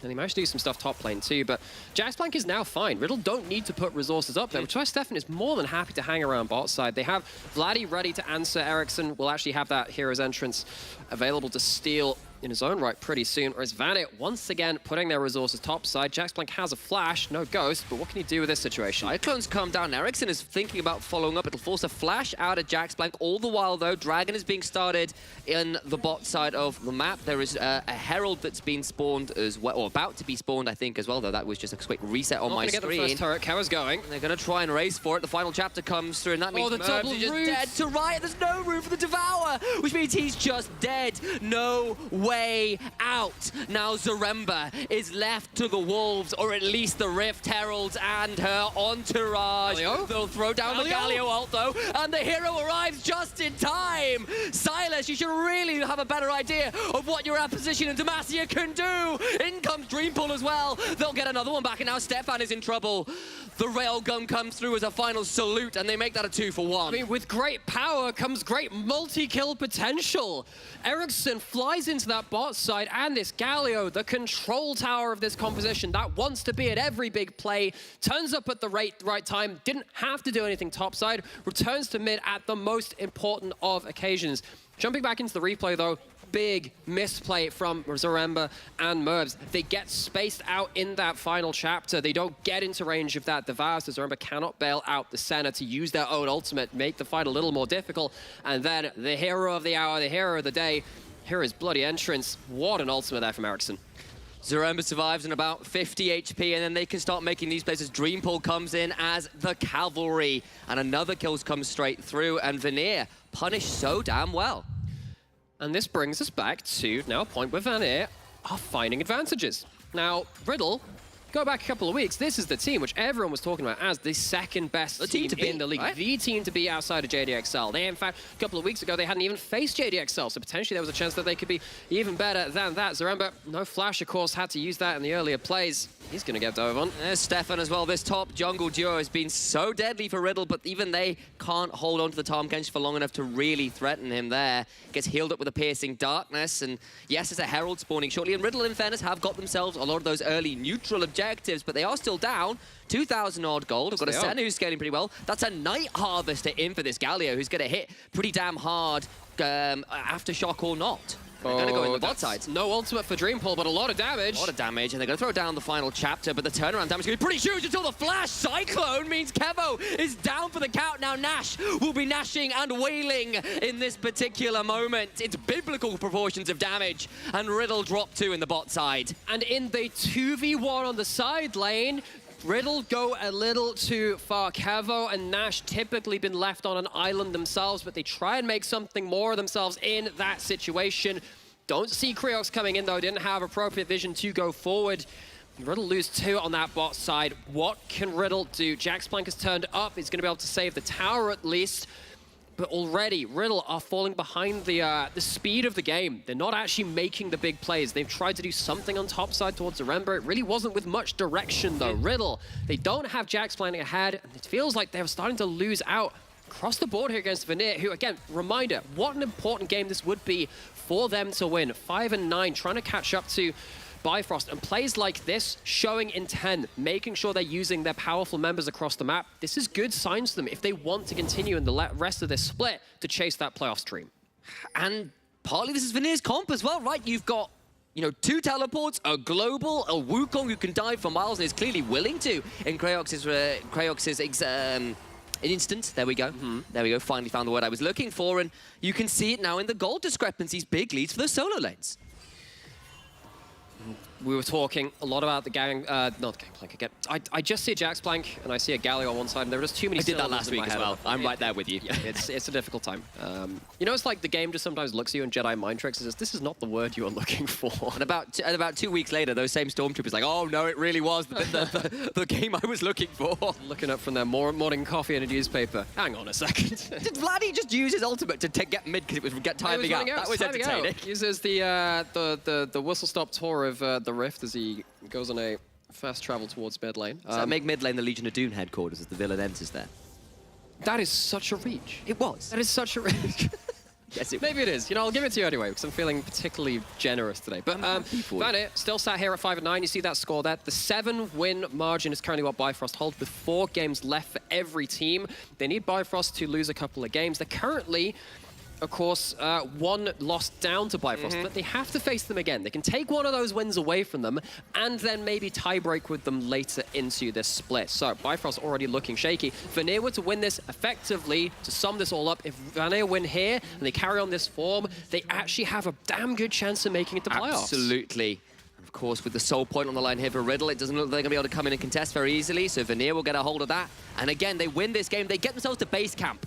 It's a long, long climb ahead of them, but this will be a fantastic start. A fantastic start for a potential playoff dream run. You know, Artrom has affected our dictionary. There's a whole lot of climbing the mountain in that. And what a good analogy it is for these teams. You know, a lot of these, you know, Riddle and Vanir, they are teams which have had to look up at the other challengers for a little while now, looking at these strong, strong teams across the NLC.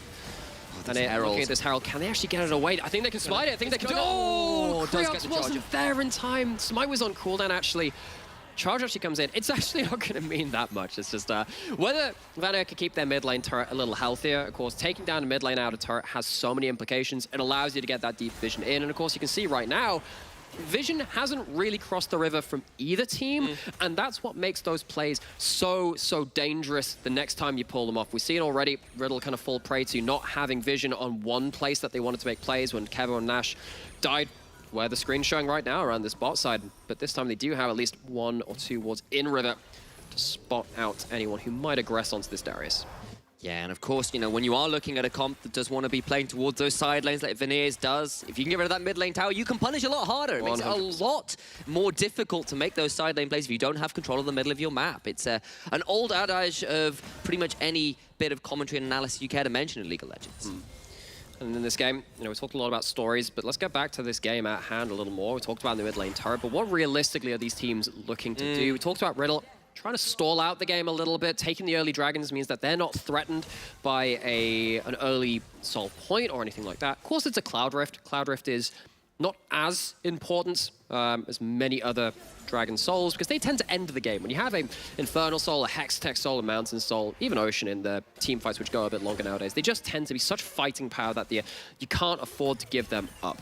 In this game, though, Riddle did take some early dragons, and they're happy to give up a couple of dragons in return now to just buy some time. You can see that Jaxplank hasn't fallen behind in CS, is starting to build up the items, and at some point Jaxplank is going to become hilariously strong. Maybe like is he now? strong enough right now? They're going to try. Kevo gets chunked very heavily, but it's not quite enough, and now Kraox is in danger. Has to flash away, but I know they can get over the wall. There's no warrior trickster to get him out of there, and that'll be the jungler dead, and then Vanir and the rest of the squad must extricate themselves from a difficult position. But Jaxplank maybe can look to keep going forward. Stefan steps forward with the audacious charge, gets a Yuumi on top of him, but they'll only get the 1 kill for the invested teleport and ghost. Vanir, again this game, they've done it once or twice, and of course that top lane plan to Jaxplank was the first of them. They don't quite land the punch. You can see they're looking for a play, but the execution just isn't there. Krix goes in, and actually Vanir see the angle and they go, oh heck, this is not going to work. They don't even pull the Galio wall, but they still blow Kraox's flash. Just a misread play, and Riddle, as much as we're talking about how important this game would be to win, they got to win it first. Oh, yeah. Riddle punish them for the thought. Not out of this game yet are Riddle, and they are very deadly in a 5v5 if they can get all of their members on the board here. A lot of healing, a lot of playmaking, a lot of slippery targets. You can only Hextech Ultimatum one of them. Of course, if you do get to split it up and play across those side lanes, it's a slightly different matter, but situations like this in the replay are pretty damn Riddle favored, frankly. So this is also kind of, you know, this is Riddle trying to play around Vanir trying to play around the vision they do have. They have a couple of wards spotting the entries into River, but they're just not in position. They're fighting on multiple fronts. Camille doesn't find a way into that fight, and if you aren't hitting your targets when you have that Jaxplank, and you got a Zeri who's now on 2 items as well, you kind of have to call off the play. That fight would have gone from bad to worse if they committed into it. So they just lose the jungler. What this actually meant is they lost a lot of pressure across the board, but Dreamfall's finding another way in. Ultimatum into the grand entrance. 3 members, though, from Riddle trying to survive, and they'll turn it around. So much damage coming back, but now Vladdy into stasis he goes, but will he be able to survive the final chapter? Will root up to Remba. Now he is a sacrificial frog, but maybe not quite enough. A flash, Idol of Durand, still not to secure the kill, but Yuumi will not be able to save the jungler to 1-for-1 right now, but Jaxplank has turned up. It is going to be each jungler who falls, but man, that was a skirmish that could have gone either way. Oh, and an entrance of epic proportions. We have a hero on one side, the villain on the other, and mid lane wasn't big enough for either of them, as a number of members ended up dying from that confrontation. It's really funny how we talked about them trying to leave mid lane. They both used them, but they just overlap their ultimates basically onto the same speck of earth right in the middle of the rift. And Vanir, again, you can see that they're trying to force the play, but I feel like they're getting a little bit over-eager now. It looks like they're trying to force the play, and this time it was with Silas still with that stolen ultimate available. I felt like they should have maybe just slowed down a little. I'm aware, obviously, I misnamed that when I went for Grand End, which of course was Rakans, but when you got 2 of them coming in at once, I feel Grand is probably a better epithet anyway, so I'll hold to that one. I'll call that one a blessing, all those little, happy little accidents, so to speak. But now on to another dragon, Vanir. They'll secure that one before Riddle can really get on top here. But now Stefan with Yuumi on top may look for a little bit more, and that mid lane turret is very, very low, so that might be Riddle's attempt at a counter play. Well, notice how Riddle aren't quick to pull the engage themselves. In fact, they, in the grouped situations, they haven't pulled the trigger once. They've waited for Vanir to come into them, and they've obliged them. They've gone for it. Riddle trying to walk up, see if they can take that mid lane out of turret. Talked about the importance of that one already. But now, after that dragon's gone down, after a lot of those key ultimates were used that first time around, we're going to go back to some side lane gaming, which is, of course, one of the big phases of play which Vanir have been winning in so far. So when they're splitting the map open again, let's see if Vanir can find those same advantages again. Of course, the problem is with both of those outer towers down, but the one in the mid lane still standing. It's actually quite difficult, I think, for them to really push those lanes up and threaten. We've seen what happens if they don't quite all get on the same page at the same time. Riddle certainly have the damage and CC potential to punish those over-engages. You have two items on the Silas now. Of course, we've been talking a lot about the Galio, and rightfully so, it has been at every fight and one of the big turning factors of every fight. But when you have Leandries, which of course gives you more cooldown reduction than an Everfrost, it actually gives you more individual power as a Silas compared to the more setup. Vladdy is going to be strong. That's the baseline of it. That's the simplification of it. Vladdy is strong. If you let him fight, much like everyone else in Riddle, Vanir are going to have a tough time of it. It just, again, stresses the importance of Vanir. When they make an engage, it's got to be good. Yeah, and I think that's fair to highlight Vladdy, this player who has honestly been just behind the big three of the mid laners in the league in terms of M&S, Tempt, and of course Backland for those stats as that mid lane turret finally falls for Vanir. Big moment for them getting that one down. But Vladdy, you know, he's been right up there, especially considering his rookie status, putting up some impressive numbers for this guy who's, you know, 4th place in a lot of those big number stats. You know, the CS, the damage, the GPM. He's right up there. Not quite at that top 3 level, but not far off either. And, you know, I think of his Azir as well. Really big playmaker on that champion. One of the reasons why I wanted to highlight him at the very start of this game. Of course, the draft has aired itself more towards that Darius on his team comp, but of course, it's Jax Plank. You got to talk about him at some point. But Vladdy has really been a big playmaker. Let's go mention that again. And on the Silas this time, really has a lot of ability to impact this game. If he steals that Galio ult, steals even something like that Wukong ult, lots of abilities to affect this game. It does feel like this game's slowed down as well right now. Well, I think it has to, right? Of course it does. Vanir have failed the engage a couple of times now. I think they've realized what's up. If they don't find the right targets, Riddle will turn it around. Whereas Riddle, we also mentioned, aren't looking for the engage themselves. So what we're realistically looking at is mistakes in the side lanes, someone's over pushing, hasn't got the right vision, or a mistake around an objective. Because objectives kind of do your engaging work for you, because they're all clumped up, they're all lined up against a wall, and you can try and take a good couple of swings at them. So look at the side lanes, look at the objectives, that's where things might come to a head. Speaking of those side lanes, Dreampool and Jax Blank finally matched up against each other in a lane for the first time in quite a while. Indeed, and I think for Dreampool, I think we'll ask when is the next bit of action going to be happening. Well, probably when Dreampool has Flash available, because that feels like pretty much the go button every time. Flash hook shot into the backline has been the go button Vanir have been relying on, and that'll be up in probably about 10 to 20 seconds or so, and that'll be pretty shortly in time for the likes of another dragon fight. Maybe Vanir can go hunting for spectral monsters again and try and take away the summoners of Jax Plank in another round of ghost hunting. I am going to keep trying to say. Don't make a remake. It took me longer than I like to admit to realize. I feel like a remake wouldn't do well. Paranormal activity here on the cast. Like, what's going on? I see ghosts specifically in the top lane summoners. Normal day at the NLC household. What do you mean? On further examination, Alex and Sam were not negative casting. So finally, a unoccupied mid lane tower means Kevo actually gets to walk up and take this free. Lane assignment from Vanir looked like it was going well for a while, but this is a pretty untimely mistake for them. This one's really awkward because you would have loved to have this coming into the next minute of play for that dragon. Maybe force Riddle to answer with that tower take while you can set up around that dragon. That's not going to lead up to them now. Speaking of that dragon, of course, it's not soul point for either one. We've got 2 dragons apiece. It's not like we're going to an early Elder, an early soul. Both these teams will want to have it all the same. The Dreampool has that ult. He just got his 3rd item, which means Stefan's in so much danger.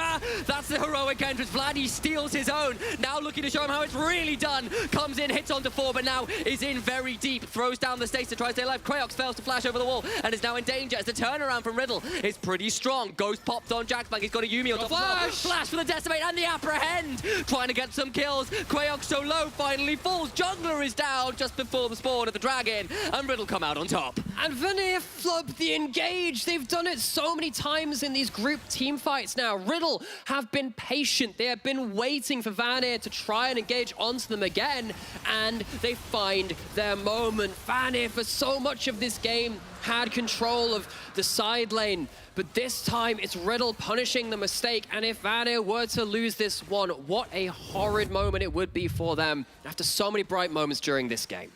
going back into this replay, it was, as you were calling out, it was Dreampool that was pulling the trigger, but we talked about them needing to have a really good engage, catching the targets they need to, and they get the jungler, and they think, okay, cool, maybe you can kill that jungler before this fight really kind of comes into fruition. You can back off after that point, but Stefan survives the ult, the Yuumi keeps them in the fray, and the amount of mobility and chase down that Azeri, that Ghost Hunting Jax Plank has, and the Yuumi gives to everyone is far too much for Vanir to pull out of these fights.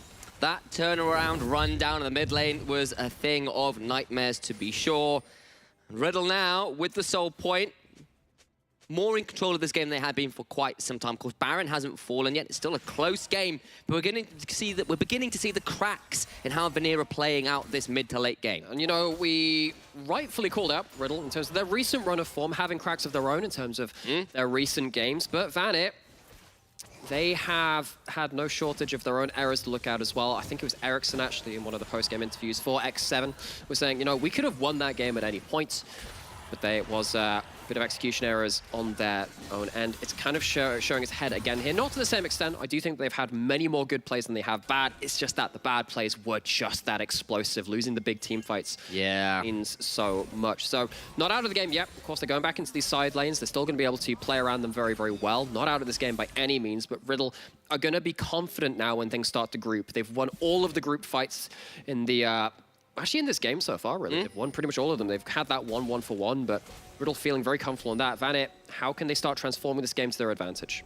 It's a Norwegian knockout, of course, this game. Both organizations coming from that country, and it's been a close one so far, even if there's, over the course of the split, Riddle have been the ones who've largely been favored. But there's a teleport in here. Well, Jax can't get to the fight. He doesn't have that. They want this really badly. Dreampool's going forwards, gets the Hextech ultimatum. There is the Dawning Shadow over the top, and I don't know whether they've got quite enough to turn this one around. If the Galio afterwards is going to try and make this one a massive trade. So many stopwatches! But they cannot kill anybody. So many stopwatches. Finally, they kill them off. Stopwatches be damned. 3 for Vanir. So many people going gold, but Riddle in that fight take silver. They come out second best, and Jax Plank wasn't there. Picture in picture, frame it on the wall. The Garrus doesn't have teleport. Vanir, they split the map. They weren't winning the big grouped up fights, but you remove one from the equation, and they walk away with the fight. What a crucial victory for them. We talked about them splitting the map, finding their own victories. It takes them a little while, a bit of that problem solving we alluded to, but they find an answer. And for Kevo as well, this is against his former organization. Getting caught out like that by the Baron pit, that is galling stuff. But again, it really is just the vision play. You've got side lanes winning. They're pushing in bot side. Dreampool, he just says, you know what, YOLO, let's go for it. Goes in, takes most of his HP bar. But that's 2 Zhonya's already. That's a 3rd one out of Kevo too. Everyone's stopping time, but you can't buy enough for Darius to get across the entirety of the map. It's Baron, it's a whole host of kills. Vanir got to be in the driver's seat again now. What can Riddle do to try and take him from it? 404 enemy health bars, not found. A phenomenal game for Ericsson on this Galio, who ever since the early plays has been doing a lot of the lion's share of the work to secure Vanir. A lot of their advantages here, of course, now with the Baron for the 2 minutes. See what more they can get done. It does earn them at least some gold lead, but they'll need more than that to continue trading. And that gold lead has been good to, it's been put to civic uses, it's been put towards public services, namely a library. Wonderful. Because that's it. We've got Ericsson with the book, buy the book. All y'all out there wondering how you can snowball a game. Used book salesman. I'm not saying I'm not, but I'm certainly heavily implying it, because Ericsson, we've seen actually how much damage this Galio is doing. We talked about it after the first couple of kills came through, but adding the extra damage onto the kill combo is so important. This time Vladdy has the Galio ult, and that's the Yuumi ult been pulled as well. Final chapter burned, but they don't really secure too much here. They do keep Vanir away from the turret, but Eric's isn't on the mid lane tier too. And again, we haven't really seen Vladdy and the rest of crew manage to find a good proactive engage. Now they're trying to punish across the map. Ericsson might be in danger here as Jax Plant throws the ghost down, but he'll flash over the wall and Justice punch away. For him. And now he's pulled out! He's pulled out! Goes golden, but I don't think that's going to be quite enough. They just need to interrupt his Justice Punch. He's going to get the taunt. He's surely got to fall and does so. What does it cost them? Only a tier 2, but Page is straight out of the book. And Vanir, they were the ones caught with the person missing this time. And it's Ericsson, this Galio. Now actually, Vanir looking to start and finish this dragon. I think this is gone. You need to get away from here. Ryox is not going to be able to help Smite that one. He has to flash out to Dream Pull. So that's another summoner down. They lose the soul to boot, and Riddle, in a matter of moments, suddenly swing this game right back in their favor. Both of our teams making some mistakes across the map, and this is, again, alluding to a point we've had for the last couple of weeks on the NLC, ever since Torok brought it up on one of his interviews, of course, coach of JDXL.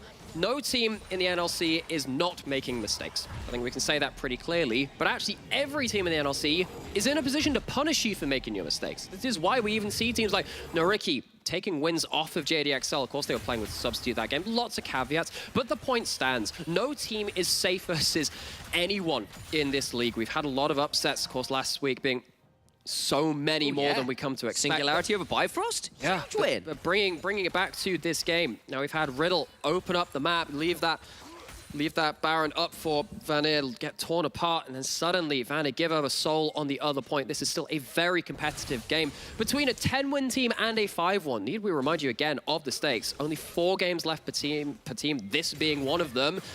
Riddle chasing that second place, Vanir just looking to get into playoffs, and they are oh so close in both of their respective races. The bar for entry to playoffs right now is 7 wins, where you have to be matched up against Bifrost, and they need to not win any more games at that point. Bifrost that bar can only get higher. Yeah, Bifrost are the ones raising that bar. Exactly. So very much watch out for their game later today. That'll be in game 4, of course, versus JDXL. Big one. That one's going to have so many implications. They will be asked a very tough question, just like both these teams have been asking questions of each other. It feels like the teams which have been making the engages have typically lost, especially when it has been grouped up as 5v5.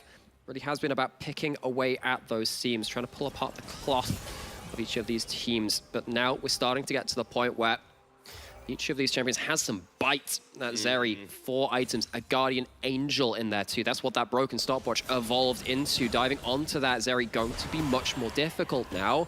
And that starts to really worry you, if you are a Vanir fan, of what you can actually do in your big team fight engages. You weren't winning the 5v5s before. How can you do that with an extra life to cut through the important AD carry? Between Barrier Flash, Spark Surge, a GA, a Yuumi, like that is a very hard Zeri to pin down for long enough to actually kill. That's a pretty horrid shopping list of stuff to keep your AD carry alive. It's Mortal Shield though, forgot that one as well. Oh yeah. And actually, you know, a Staff of Flowing Water on that as well, because thing is, if you escape that CC for one moment, whoever is on you, whoever the Yuumi's on rather, is going to run, is going to go like the clappers. They're going to go break the speed of sound. Jack's playing. It is an idiom from the English language. Well done. I don't know the origin of. I could make something up. Do we have time? So what it will be, right, in Terry Pratchett form is basically when a train would come past, the way people would know that the mail had been delivered is actually a fight in the mid lane, but not for that much longer. No, continue. Okay, I am hooked. So, and the idea is, it's like, you know, like you get like the board. Oh, Jack's Plank is hooking, okay, you know, screw enough about the clappers, more about Jack's Plank with a 3-man apprehend to murder them all. The Cyclone afterwards nowhere near enough. Finally, a Dawning Shadow comes through. It's just not going to matter. A double to the Darius, who's looking to rampage through a few more. They bleed out under their tier 2. Ericsson comes in, but it's not a heroic entrance. It is a small moment where they get the jungler, and that is all. Jack's Plank maybe got knocked up in the tower, and maybe, just maybe, they can kill him off. He has to go golden, so Ericsson to try and time out the healing, but so much healing afterwards means it's an ace, and Riddle, out of nowhere, win the game, and they're going like the clappers now. Did some clapping on the way out too. It's in the 5v5. Galio's not there for the disengage. And the Jack's Plank question, the Jack's Plank problem has stumped Vanir, mainly because he's cut off them at the limbs. Only stumps remain. Vanir fall to 5 and 10. Cut off at the feet. What a play from Jack's Plank to end that game. It was stalling for so long. Just like that, it's over. And you know what? Serious credit to Vanir for what seems to be like a continuation of what we've seen in this split, at least at this point in summer, all of our teams who are coming in with the lower game score are making it tough. They've upset at times. They made it very close to others. I think that Vanir, they keep playing like this, they're still in with a shot at those playoffs. Of course, they have that game versus Bifrost coming up in their schedule, and they have to be so scared of these teams. Absolutely, but it means they've only got 3 more wins available to them, and that is a tough, tough ask. They need at least 2 out of those 3. That's not the only race, of course. Riddle coming out of the victors. Less, of course, we spent a lot of time talking about Vanir, and of course, it's a very compelling story. Riddle, we had questions about them. Are they still the second best team? There were still questions of them in this game, but this win has a lot of implications for them. Game on. That race for top 2 for Riddle continues. The race for playoffs for Vanir hits a stumbling block, but that's enough from us for now. We'll throw to the desk to take it away from here. The race for playoffs continues, and it seems like Riddle are looking for that second seed. Meanwhile, Vanir are one step away further from those playoffs, and we need to talk about this game. It was a shaky one, and regarding the way we saw the champion select, it seemed like Vanir were trying to save the top lane as much as they could.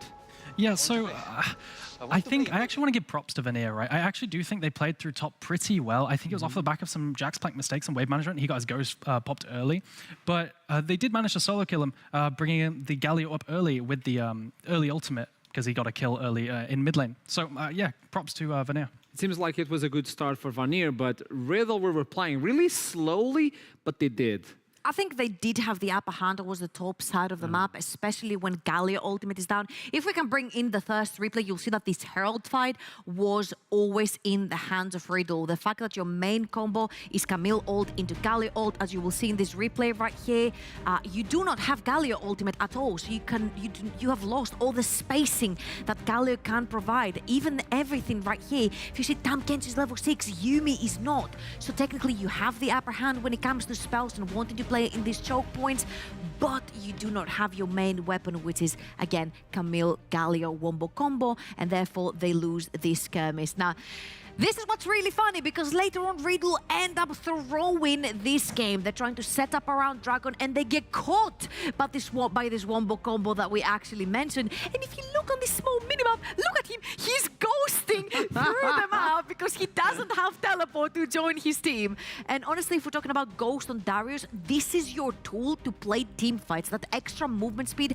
allows you to close that gap between your opponents and actually punish them. So that was huge, the fact that Vanir had the decision making of pushing the buttons to actually engage right there, use their wombo combo with Camille and Galio to punish and take the Baron for themselves. And this is what Initialize were talking about. This is a team that has a lot of light, but well, this is just ending with Jax Plank doing a massive flank. That was lights out. Yeah, that's lights out. Hello guys, so I ghosted on the previous fight, I was not there. What about now? He's the one starting the fight, and we had some issues regarding Jax Plank joining the fights. How can he go to the team? Well, like this, with the Ghost and the Yuumi, I guess.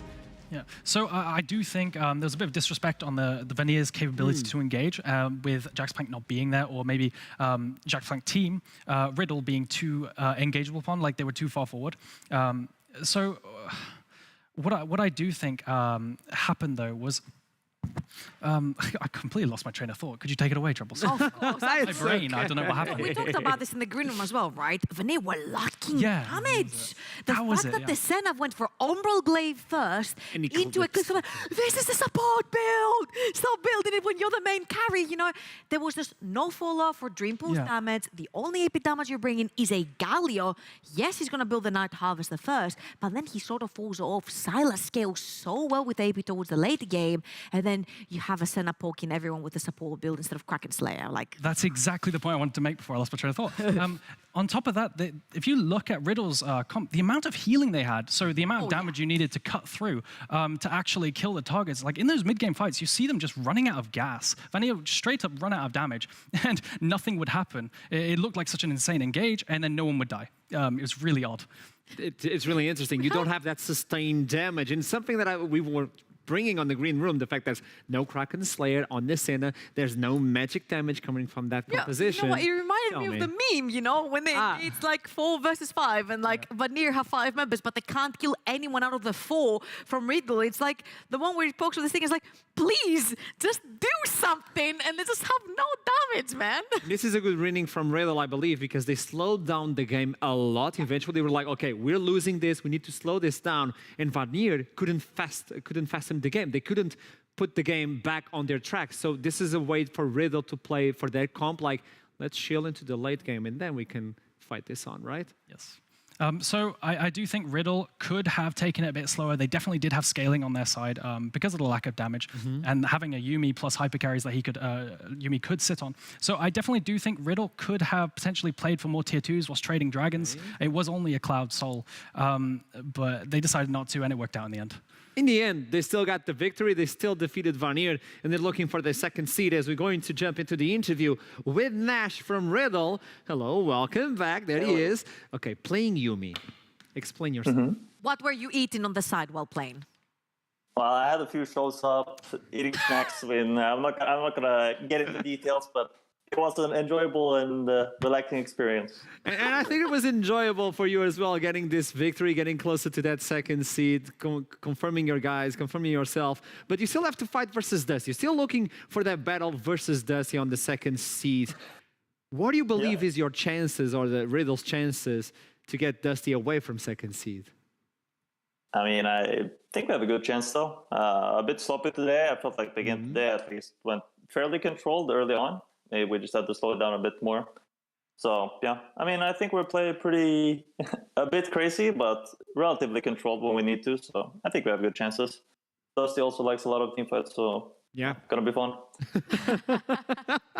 Okay, I think it's more like a 1v1v 4v4, you know, type of scenario. It's gonna happen, yeah. We know that's gonna happen. 4v4, 1v1. It's a different map. I mean, this is Riddle's blueprint, right? You play 1v1 on the side lane, and the rest of the team fights 4v4. It's like, guys, the entire team is here. It's like, no, somebody's missing. No, trust me. We're 4 people, the entire team is here. And on that subject, I feel like this is also your spear and your shield, and sometimes your spear tends towards yourself, meaning that if you do shut down Jack Splunk in the early game that a bunch of teams have tried to do, it seems like there is no workaround for Riddle. Is that something that you guys have also identified and worked around?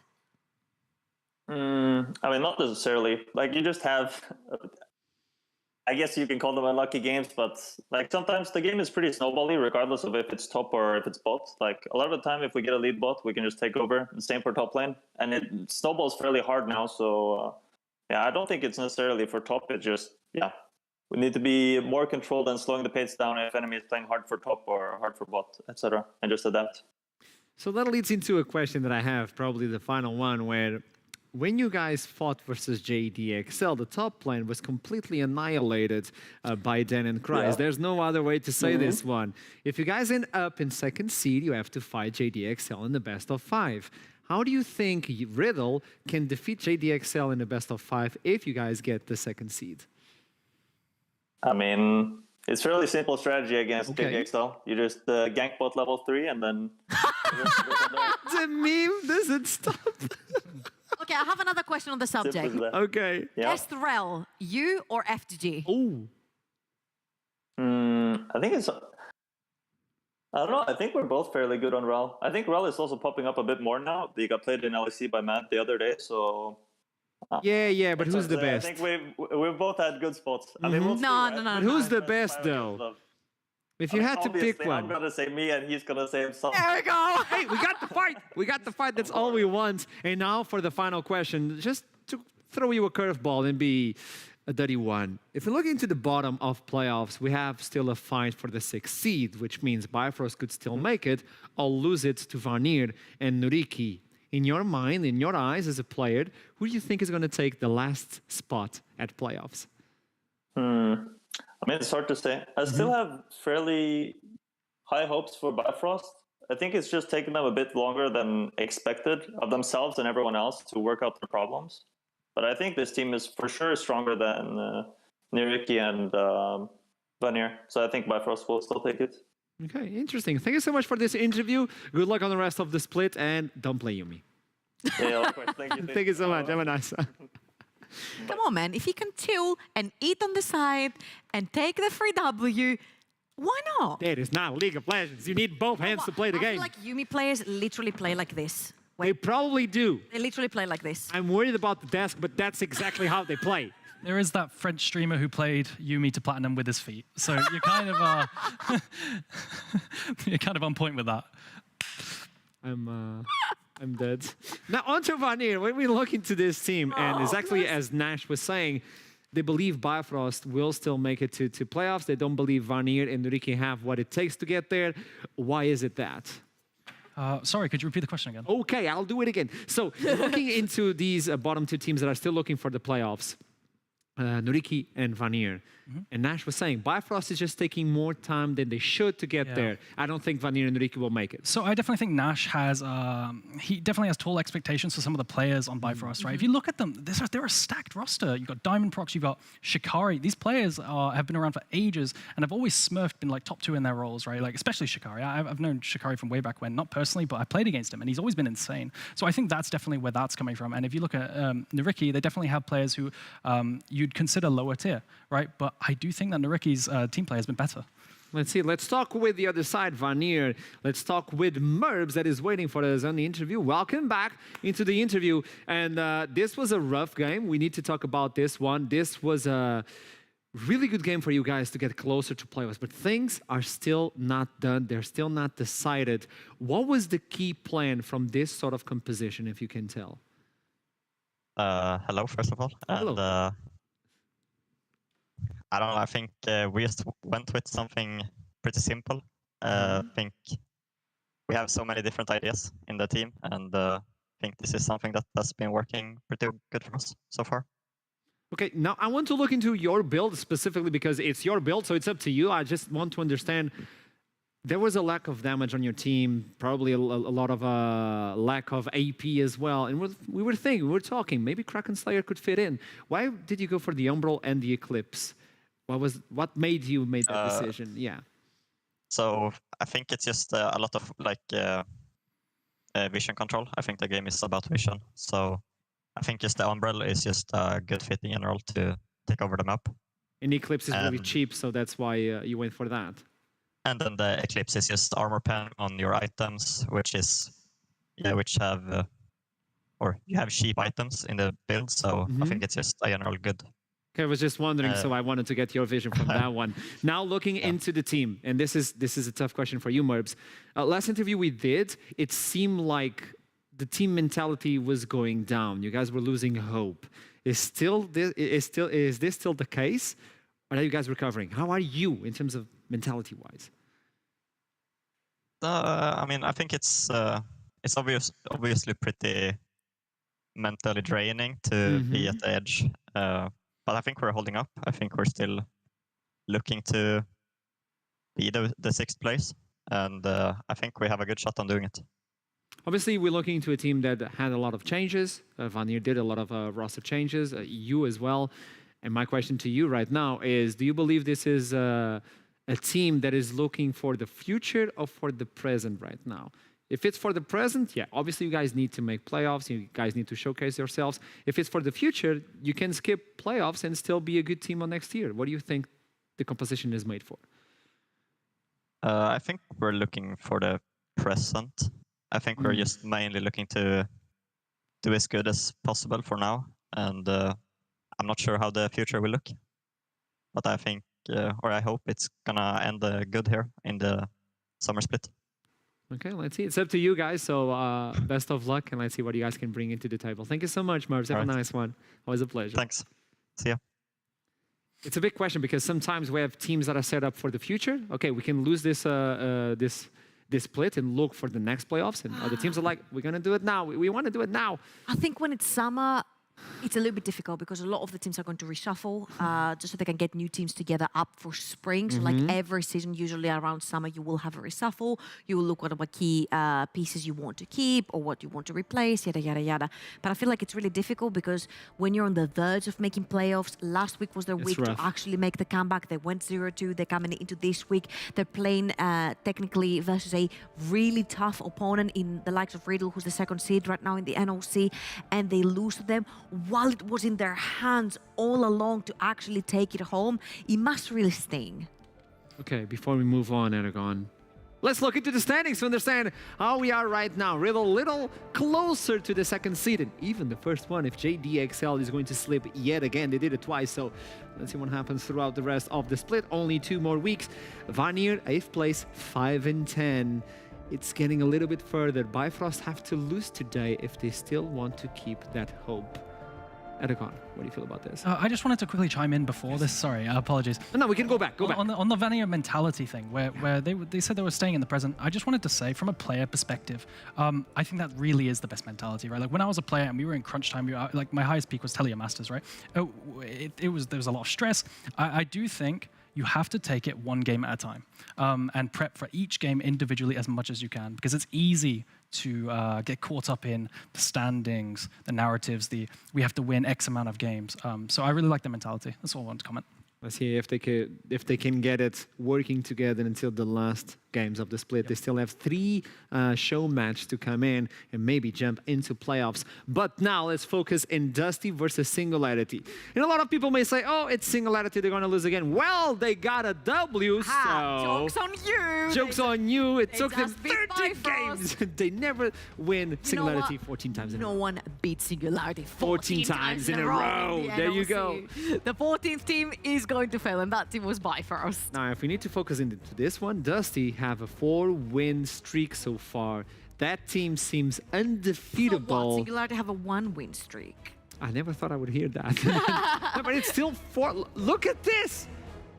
They made a few slips. Yes, they were still getting customized to the new roster, and all of a sudden, to the stars.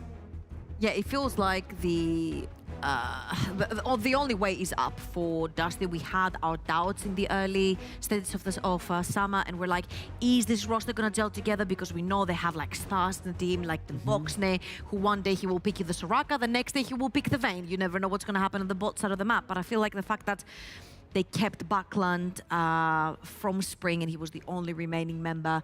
They put 4 members around Backland. The fact that they invested on this guy. If I may, it is the opposite. I had a conversation with them, and specifically Backland was the last player being put inside of the team. I got that information from the inside. So I'll talk. But you know why? Because he was that good that he deserved to stay. Oh yeah.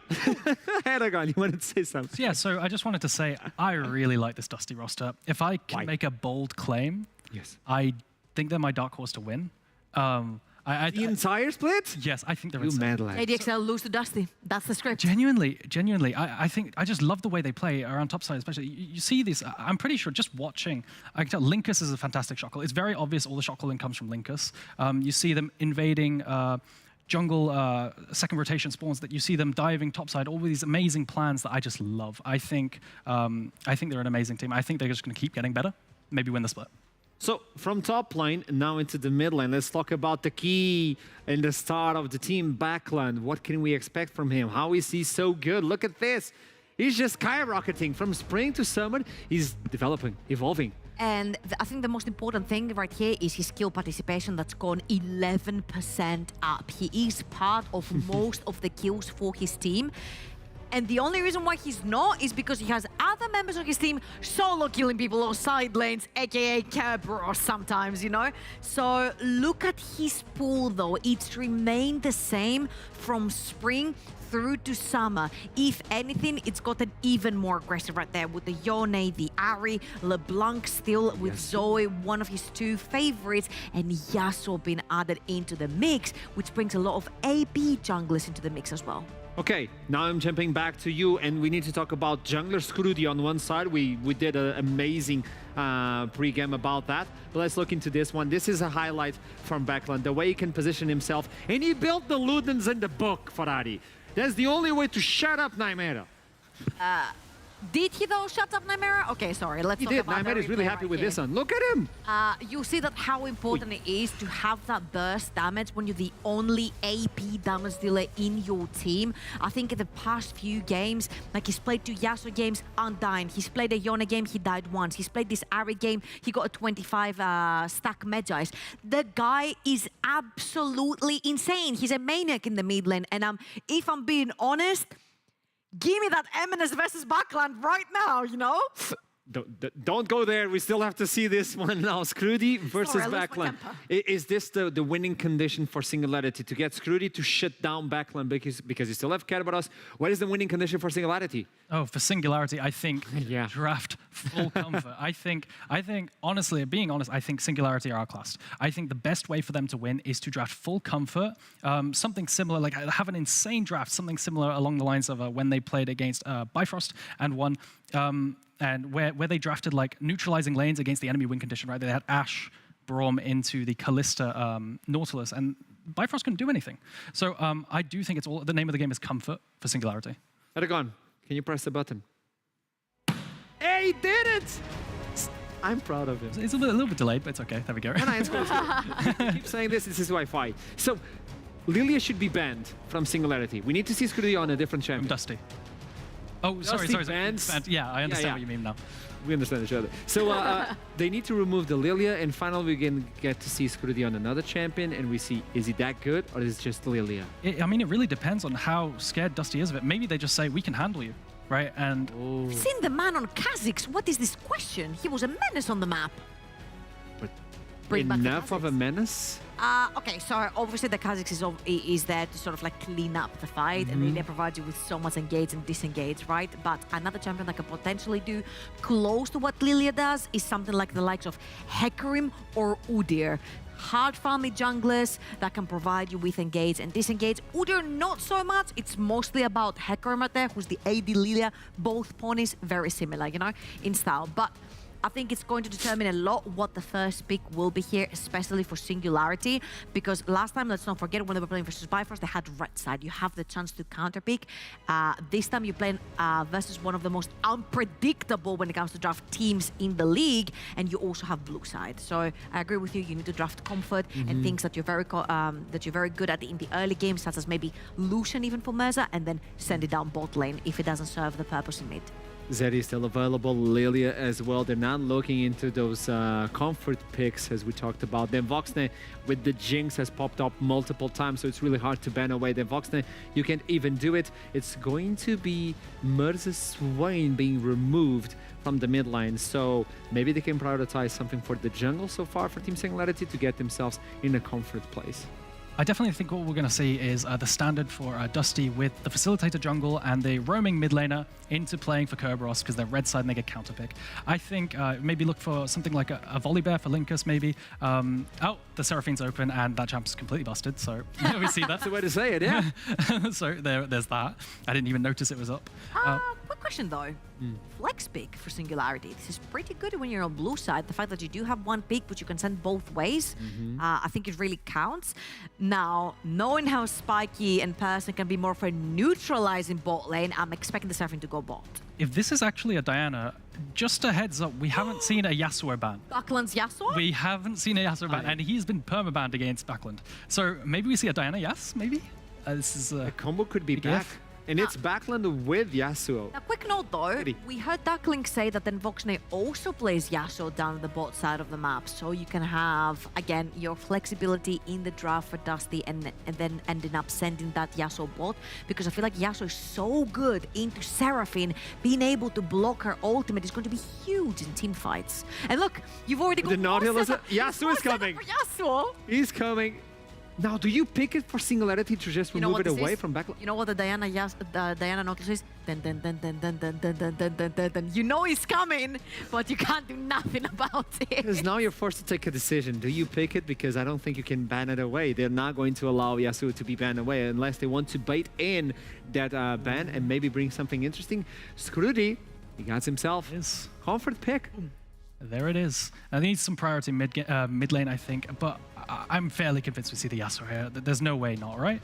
With all the hype on Backland's Yasuo, I think he's definitely going to pick it. It's still on Mirza, though. It's still on Mirza. We still. Oh, sorry. Yes. Maybe they need to open up. I think this is going to be a Seraphine bot lane. The fact that you do have Lilia mid, I would like to see maybe something AD with the Lucian towards the mid lane. Now this pretty much shoves your Yasuo down the bot lane, so I'm still thinking it's going to be then Voxne piloting the Yasuo because it's so freaking strong into Seraphine. The fact that you can block the ult and then re-engage and get your Yasuo in Seraphine very very squishy, can still die. No words for you, durability patch, I'm sorry. And now it comes down to what more can you do? Because usually when Singularity go in, they have large area of control CC that they have. Something that's been popping up a lot over in the world and the LEC as well is the Amumu, usually played a lot with something like a Kalista, something very aggressive in lane. But since you do have the Lucian in the mid lane, a lot of roams towards mid could also net you a bunch of early game kills. Now, do we know that Lucian is mid, or is he still a flex? I think Lucian is mid here. I think this is a Lucian mid, Seraphine bot lane for Spiky. Seraphine for Spiky, not for person. No. So what person can bring? Amumu here is not bad. You have a lot of AD damage though, so Sips can go towards something like the Camille again, and you can bunch up all your CC onto that one person. That one person just dies. I think we have our typical answers in Brom as a counter to Nord, but I also think they might just match the Fiora ban. I think they might just match roaming support like a Leona into a Nautilus. But the Fiora ban signals maybe an on top, but that'd be too much magic damage, right? Can I make a question? I think this is going to be a Camille top lane. Camille top lane, and a yes. Mumu bot lane, and they're going to have so much freaking CC as well as AP damage about coming in Poppy? from Seraphine. Yasuo, Diana, and Nautilus. No. No, you don't see a Poppy appearing here. I don't see a Poppy appearing here because he's primarily a jungler. Yeah, He's not that's what I wanted to say. Maybe in the bot lane, but it's just not very strong around Seraphine. It doesn't protect as much. I'm sticking to my guns right here. Something like a Wombo combo, like Vanir brought with the Galio. Galio could also be good here, but then you have too much AP damage. I think this is going to be a Camille, a Mumu angle from the side of Singularity. By the way, Dusty missed the ban by themselves. They just decided to skip it. They're like, we're good. We don't need anything else. So now they have to reveal a little bit more of their composition. Maybe they can look into the AD carry position and finally realize, is Backland going to pilot the Yasuo, or is it going to be the Voxnet? I lost. The Voxnet. It's Backland or the Yasuo. I mean, it makes sense. He's played 2 games. He hasn't died in any of them with Yasuo. It's absolutely insane. Lucian versus Yasuo. We believe it's going to be Lucian versus Yasuo. It's going to be an interesting matchup. This is going to be the only draft I'm completely wrong, by the way. You just wait. Yeah, I know. So far, you've been correct 100% of the time until now, in Summer Split and Spring Split as well. Oh, if they get the Amumu and if they get the Camille, I'll buy you a donut. A donut, okay. A donut. Do it for the donut. Half donut. Do it for the donut, Sips. You already have half donut. I'm just letting you know. Sips, do it for the donut, man. Eragon, yeah, buddy. How much of a donut do you think she can get on this one? I think it's 100% Camille, by the way. I think you've lost a donut. I think it's 100%. I'm investing a donut. That's not locked in, right? No, it's not locked in. I can't tell. Okay. It's locked in. It's half a donut. I'll buy a donut and eat half of it, and then I'll give it to you. I can't believe it. At least I get half a donut. I'm fine. It's good. It's good. It's better than no donuts, man. But I'm so confused as to why. why. God, as a blind pick, this is so interesting. What do you face? So your best counters into Urgot are something like an Aatrox.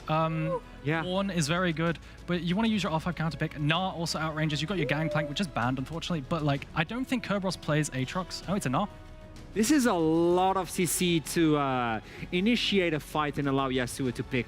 He has a lot to pick from. I think in this particular compositions that we're watching right now, the person who presses the button to engage first wins the fight. Because right now we saw even Bro played against T1 over in the LCK. Bro, the last team that haven't got a single win. They played the Amumu. They see champion, they Q champion. Whoever gets stunned first, or whoever gets engaged first, whether it's a Nautilus ult or a Diana ult, ends up going down. Now, my problem right here is that Singularity are so freaking squishy, man. So squishy that Diana gets on you. You don't even need the Yasuo, she will one-shot you by herself. So do you think it's going to win? I need a name. Give me a name. I'm going to give it to Dusty. I believe in Backland's Yasuo. He has not even died. I don't even know if Singularity can actually get him to die once this game. Ooh. What about you? So I think Dusty are going to win. But I do like Singularity's draft a little bit. I think they have drafted like towards the best chances of winning. But I do think Dusty just outclass in every way. This could be the 5th game in a row that Dusty are going to take home, getting themselves closer to Riddle and that second seed on the other side. Singularity might win for the 2nd time in a row. That would be interesting. But without further ado, I'll toss it to the casters as I'll take my half of donut. It's on to you, Initialize, and I'm in. Can I, like, have more than half a donut? Is that allowed? Well, what we can do is we can make a donut for him. Whoa, this isn't a fusion dance, it's actually a donut dance. Yeah. So we have that now. Is it like a glazed donut? Like, you can get like the Krispy Kreme ones, which are really good? If I were going to go for a donut, I would go for They are really good. Back to things which are slightly more NLC related, of course, into Game 2 of the day. So, of course, Aragon was talking a little bit about that Ergon. Now, yes, but we've seen quite a lot of that. We get to use one of these a day because we love ourselves some Japanese League of Legends, and there's a top laner over there called Ebi. It's spelled with a V, but it's Ebi. It's like a shrimp.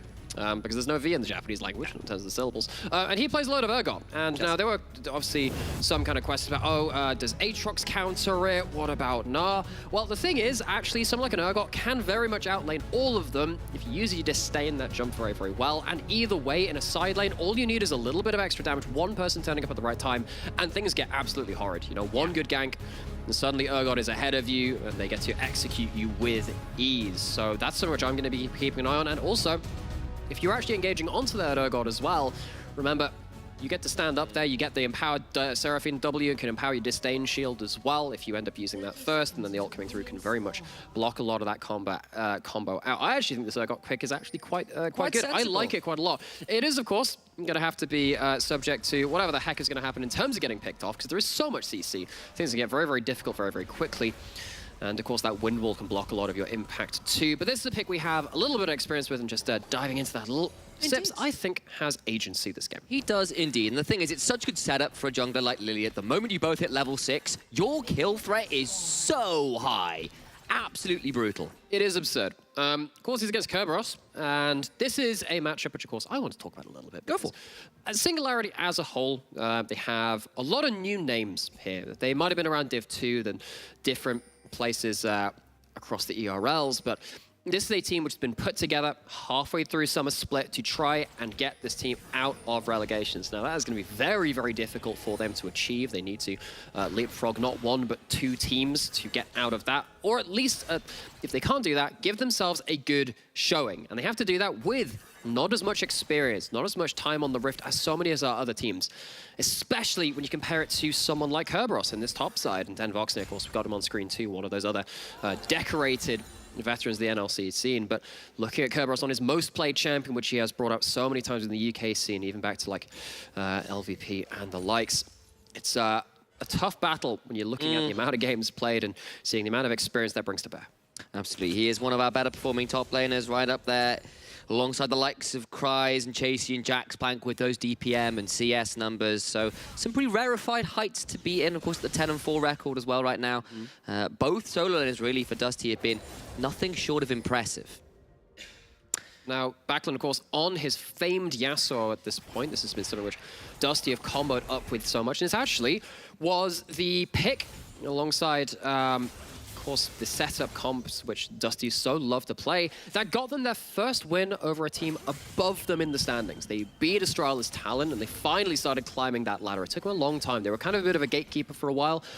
And this is why, suddenly, jumping into this point where actually, you know, Aragon said, Dark Horse to win the split. We were saying, when Don Jake was on here too, actually, this is a team with an incredibly high skill ceiling. This match, if I wanted to distill it into one sentence, is the team finding their feet versus the team finding their ceiling. I think that Dusty are really coming in hot, and Singularity can have a tough time of it showing up against one of our real strongest teams in the NLC currently. Of course, there's a fair amount of overlap in that room, a fair amount of space between the floor and the ceiling to see where these two teams intersect, to whichever end of that room they happen to be on in the standings. It's going to be a right crawl now. space or a cathedral.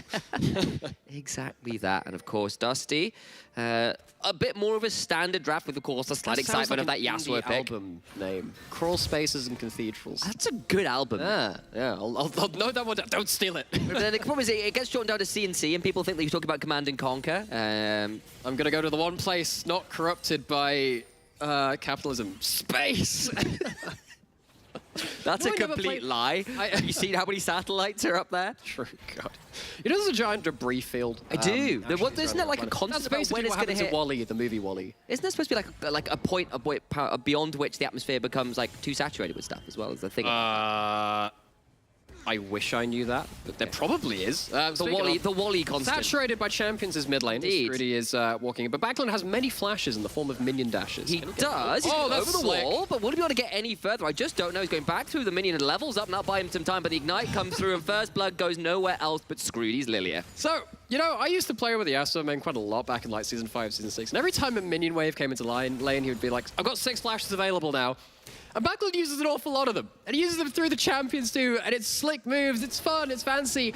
But Backland dies on Yasuo, and he goes down, and what a shame that is. And for his own KDA on that champion, Scrudy picks up the kill. And I have to call it out that, of course, that does mean that Georgia, otherwise known as Trouble Inc., was wrong, and Backland died on Yasuo for First Blood, no less. You heard it here, chat, you heard it here, production. Clip it, ship it, and embarrass her with it later. With our love sent. You see, they were talking about, Backland, he's picked the lewdest Magi's Arius, finally shut up, Nightmare. You see, this is the vengeance we're using upon you. You think that. He's going to come in here and take us off the cast very swiftly. Yeah, well, I mean, we'll Backland is now my favorite, legally my favorite player within the Oh, I see. So that's the... So if someone else picks Ludens, do you have to fight? He actually had to put, like, he was typing in all chat just hashtag advertisement is what I paid him to do that. And I believe just for legal Did you just... That's absolutely not the case. I'm not just admit to bribing players to buy items. Look, oh no, I'm bribing a player to build the correct build. Ooh, what a shame. Of course, if he builds a Magi's and Yasuo this game, then there's a problem. We'll have a few issues with it. But of course, he's going to be looking towards... Sweeping Blade has an AP ratio, I think. I actually believe it does. Actually, so this is a really fun thing because this is something that was added to a lot of champions to build Triforce. There's a trifecta of Singularity champions is down on this bottom side. Puts him in a difficult position here. There's a watch out Eep and another fantastic route as the beat gets dropped. And then Voxnay may have a Crescendum and a Severin, but he will not be keeping his Nautilus alive. Singularity, 2 on the board.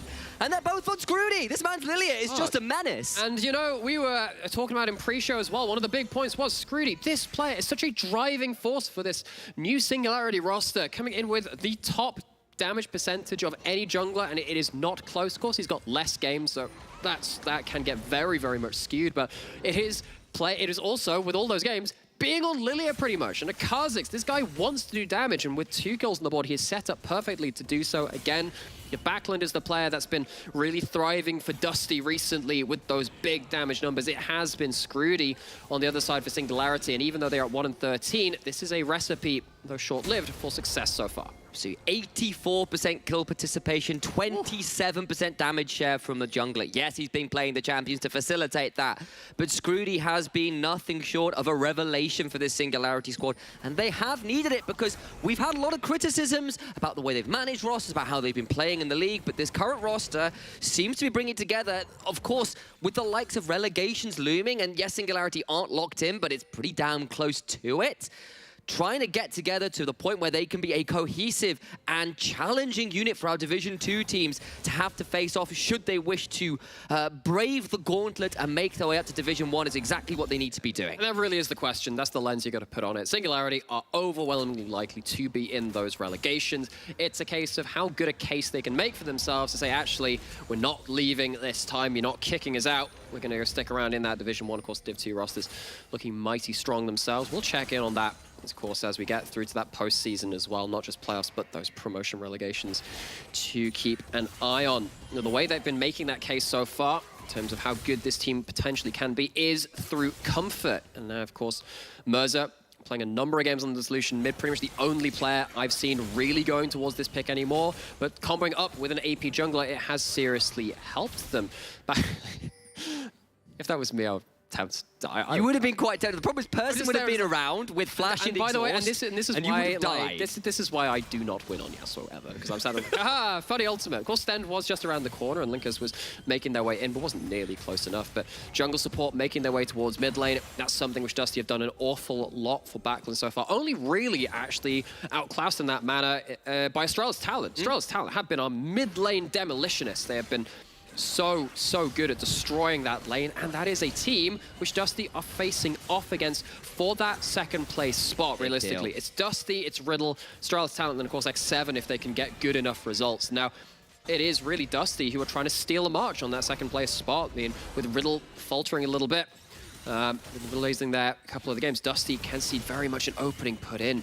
How much can they really capitalize upon it? Though Singularity 1 and 13, you'd like to think that they can't find this stumbling block, but of course Bifrost could. There's a flash and a lunar rush available for Linkas, which means Mirza needs to be a little afraid stepping up. He is now backing away, but how quickly can he make the distance? But he is far enough away. Top side, though, 2 plates gone down to Kerberos now, who is honestly playing that Gnar into Urgot matchup pretty well so far. And the gold is pretty damn close. In fact, it's even, but now Backland's in a lot of danger. Flash over the wind wall, but the turnaround from the Raptor pit! Linkas gets Mirza. You are never safe from the unseen Diana. Mirza flashes in, sees that the wind wall is down. I actually think that was a bit of a communication error between Singularity, because you can block the Lilia ultimate. That's something you can do. Hits them with the E, the Swirl Seed, but if this wind wall is used, maybe you think, oh, we can pull the Lilia ultimate and that's gonna seal the deal. Wind wall's used, but then the mark times off from the Lilia. They can't follow through. Wouldn't have really mattered anyway. Dusty were waiting in the wings. Linkus just so deadly in that point, and now with an extra kill in tow, an extra flash away from Mirza, that mid-jungle is going to be so difficult to protect now from Singularity. And we knew it was going to be explosive here the moment a Diana Yasuo was locked in, especially considering the players involved. Considering Scroody as well on this Lily has been nothing short of hyper-active on the champion. We knew this was likely going to be a point of pressure. What is this farming nonsense? Yeah, none of that. You farm champions. That's how you actually get gold in this game. And so far, we've had a fair number of attempts, some of which have been successful in the mid lane. We've got a dragon that spawned. Singularity looking to be So this is second dragon. First was taken by Dusty. Singularity not content to let a second go over. When you are looking towards like early souls, of course you're looking to try and take those 2 early dragons, which are the ones most likely to be uncontested.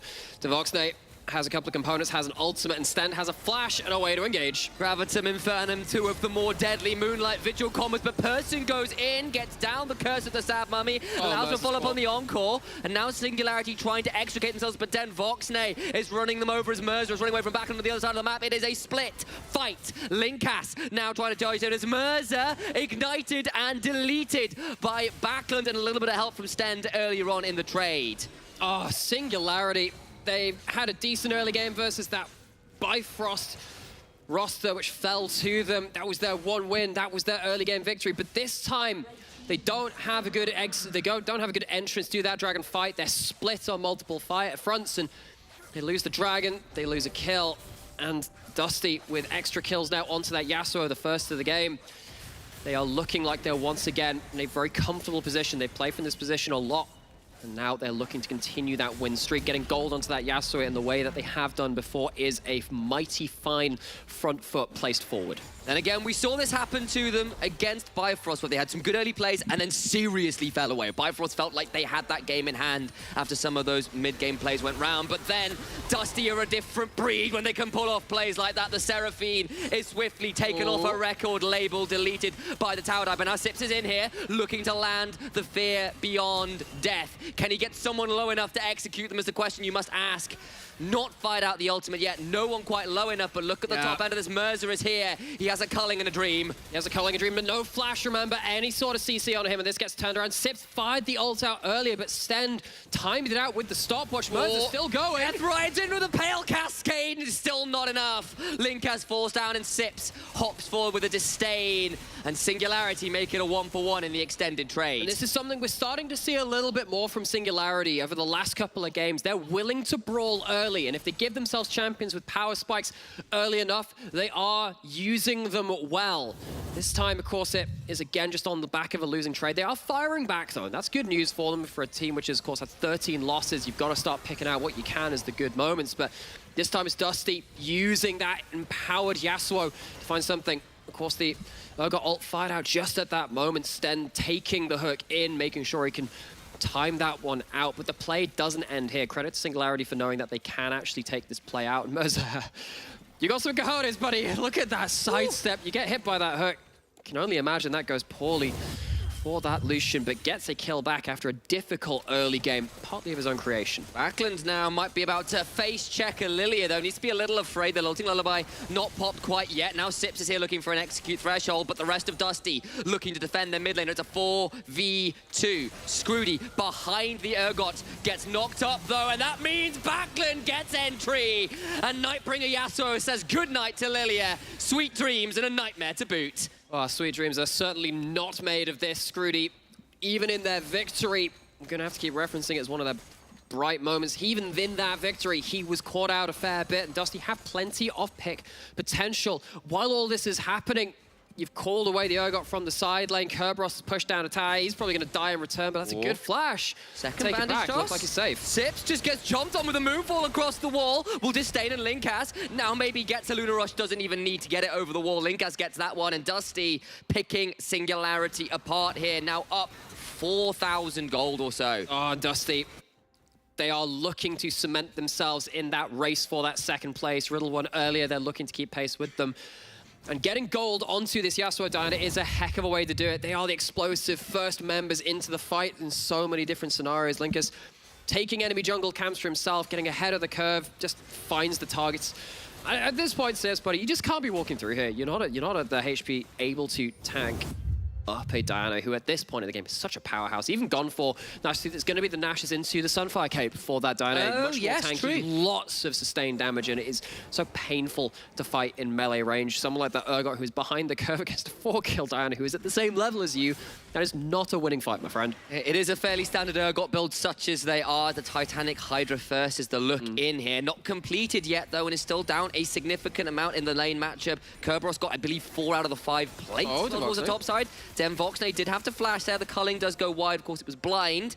Second Herald taken down to about 1,500 HP, and I don't think Singularity will be in range to contest, but now Stend in a slightly tricky position, but with the Blast Cone available, may look to turn this anyway. Okay, what's going to happen here? Is Stend going to go for this anyway? Who's picking up the eye? Gets the knocker, but it's not quite ready for the last breath, and that means Stend falls. Oh! In they go for the 4-man moonfall! And then, of course, Backlund takes their breaths away. Take a bow, Dusty. Trade your support for a play like that. Someone call up NASA, get them to train that telescope on the moon. It's fallen on Singularity. It's 4 kills, 4-man combo. What the hell, Dusty?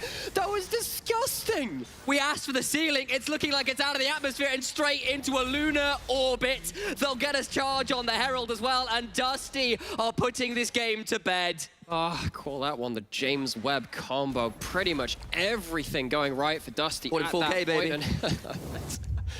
This is such a beautiful play. Dusty again, finding their way onto comfort picks of their own. This has been their combo of choice. Then just goes, YOLO, let's go for it. Seen that a couple of times today. It's only game 2, remember, but so good. We are making sure we're amping up the entertainment. Singularity cannot hold their own. The damage is done. When you have so much gold onto the Yasuo Diana, this is what happens when they start getting rolling. You get caught, you get done. The atmosphere, the gravity of that moonfall is dragging Singularity under in this game so far. It was a fairly competitive early game, but now Dusty with 3 dragons, with the gold lead, and with a combo like this, you can't help but feel Dusty are on a march towards a top 2 place contest, if not finish. So, I know many of you will be joining the Metallica hype train from Stranger Things. I'd like you to introduce you to Slayer's Rain in Blood, as the Immortal Shield Bow has now come through from Yasuo after that. So much damage. Actually, it might have even been there from that one. I just wanted to use that pun. Either way, doing plenty of slaying between the mid and jungle from Linkus and Backlund. This engine for Dusty has been running so cleanly over their win streak. And Singularity really haven't had much to say about it. Failed to really stop this combo popping off, and now they have to find a way to problem solve the way around that, but it is not going to be easy to do so. If I may offer a musical suggestion as well. Tori Amos does a wonderful cover of Rain of Bloods. Really? It's on piano, it's wonderful. She also does a really good cover of Smells Like Teen Spirit. Oh, I did know about that one. Lady Gaga really rates that version of Rain of Blood, as to Slayer themselves. It's really cool, from back in the 80s, I believe. Yeah, gosh, some music stuff, actually. Yeah. You know what? That's going to be a long rabbit hole. That is a very deep one for us. That's a big one. Like, how do I go through quickly? like half a lifetime of musical travel from myself, musical journey, but Dusty are content to travel around this map and go on their own little journey. Sips finally able to get towards a side lane. Singularity haven't even managed to get themselves a single tower up until this point down. 6,000 gold going to be cut a little bit from that, but it really has felt that Singularity went for a couple of early skirmishes, much like their previous iterations of their roster. Sometimes they'd find something in the early skirmishes, but Dusty are just across the board so much stronger than them, and their players today have really turned up with hands and keyboards ready to outplay. Does feel that way, and honestly, something that's alarmed me a little bit is I don't think I've seen Sips use a Fear Beyond Death yet. You've picked this Urgot, and he did use that one in bot lane. It was just timed. It was just timeout. It was just timed out on the Nautilus with the Zhonya's, with the stopwatch. It was. Okay. But if you're reaching that far, you know what? Your point's very valid still. Yeah, I honestly didn't see it launched. I wasn't sure if it had been used at all, and that says a lot, really. And you've kind of set up for this potential kill combo that's not really come through, and now Dusty have certainly found a few lethal combinations of their own. Now Linkast does get in and gets that invade onto the Raptors, and we're left with a game that is firmly in Dusty's control, firmly in their hands, and firmly looking like a Singularity defeat here, despite a pretty exciting showing against Bifrost. However, slightly messy it was. Yeah, Scrooty looking to try and hoover up some farms somehow, somewhere, and Scrooty once again calling them out as to the positive. Scrooty was on the charge, finding some strong fights for Singularity at the very start of the game, but he hasn't been able to translate that into team fights. The team hasn't been able to translate into team fights. They're not even going to start one around the Baron. They're too far away. They don't have information. And trying to face check into this comp is absolutely disgusting. Dusty take that objective, and that should allow them to gain control of the entire map. And they've already got control of most of it. It won't be that much effort, and hopefully break that base. Threaten to dive to end the game. Half wondered there where the person might look to try and catch a straggler on the recall, but can't find the angle and was spotted out by Linkas anyway. He's Dusty with 2.5 minutes of Baron to play with, and a Soul coming up in just 1.5 minutes as well, so that will translate very nicely into that, and Singularity very much at death's door in this game. Yeah, and ushering them in very quickly through it is, of course, again, got to talk about this mid-jungle duo. Vaclan, what a sensation he has been in this split. Dusty, this should be just one more step on their road towards the top of that table. JDXL, of course, sat above them, number of wins above them at that point. But second place, that first round bye, could very much be there for them. Kerberos, though, on his journey, on his way there, is going to get caught out by 3 people on the side. Boy, that's a lot of people there. I don't think he's got anywhere to go. Does get an ultimate off, but the Fear Beyond Death lands. He's dragged into the meat grinder, and that'll be Gnar. Biscuits for breakfast. Linkas hit up by the Encore, goes gold, but now turns it around. Another catastrophic moonfall makes it look like an otherwise fantastic fight for Dusty. They'll get one back again, so it's a 2-for-2 right now.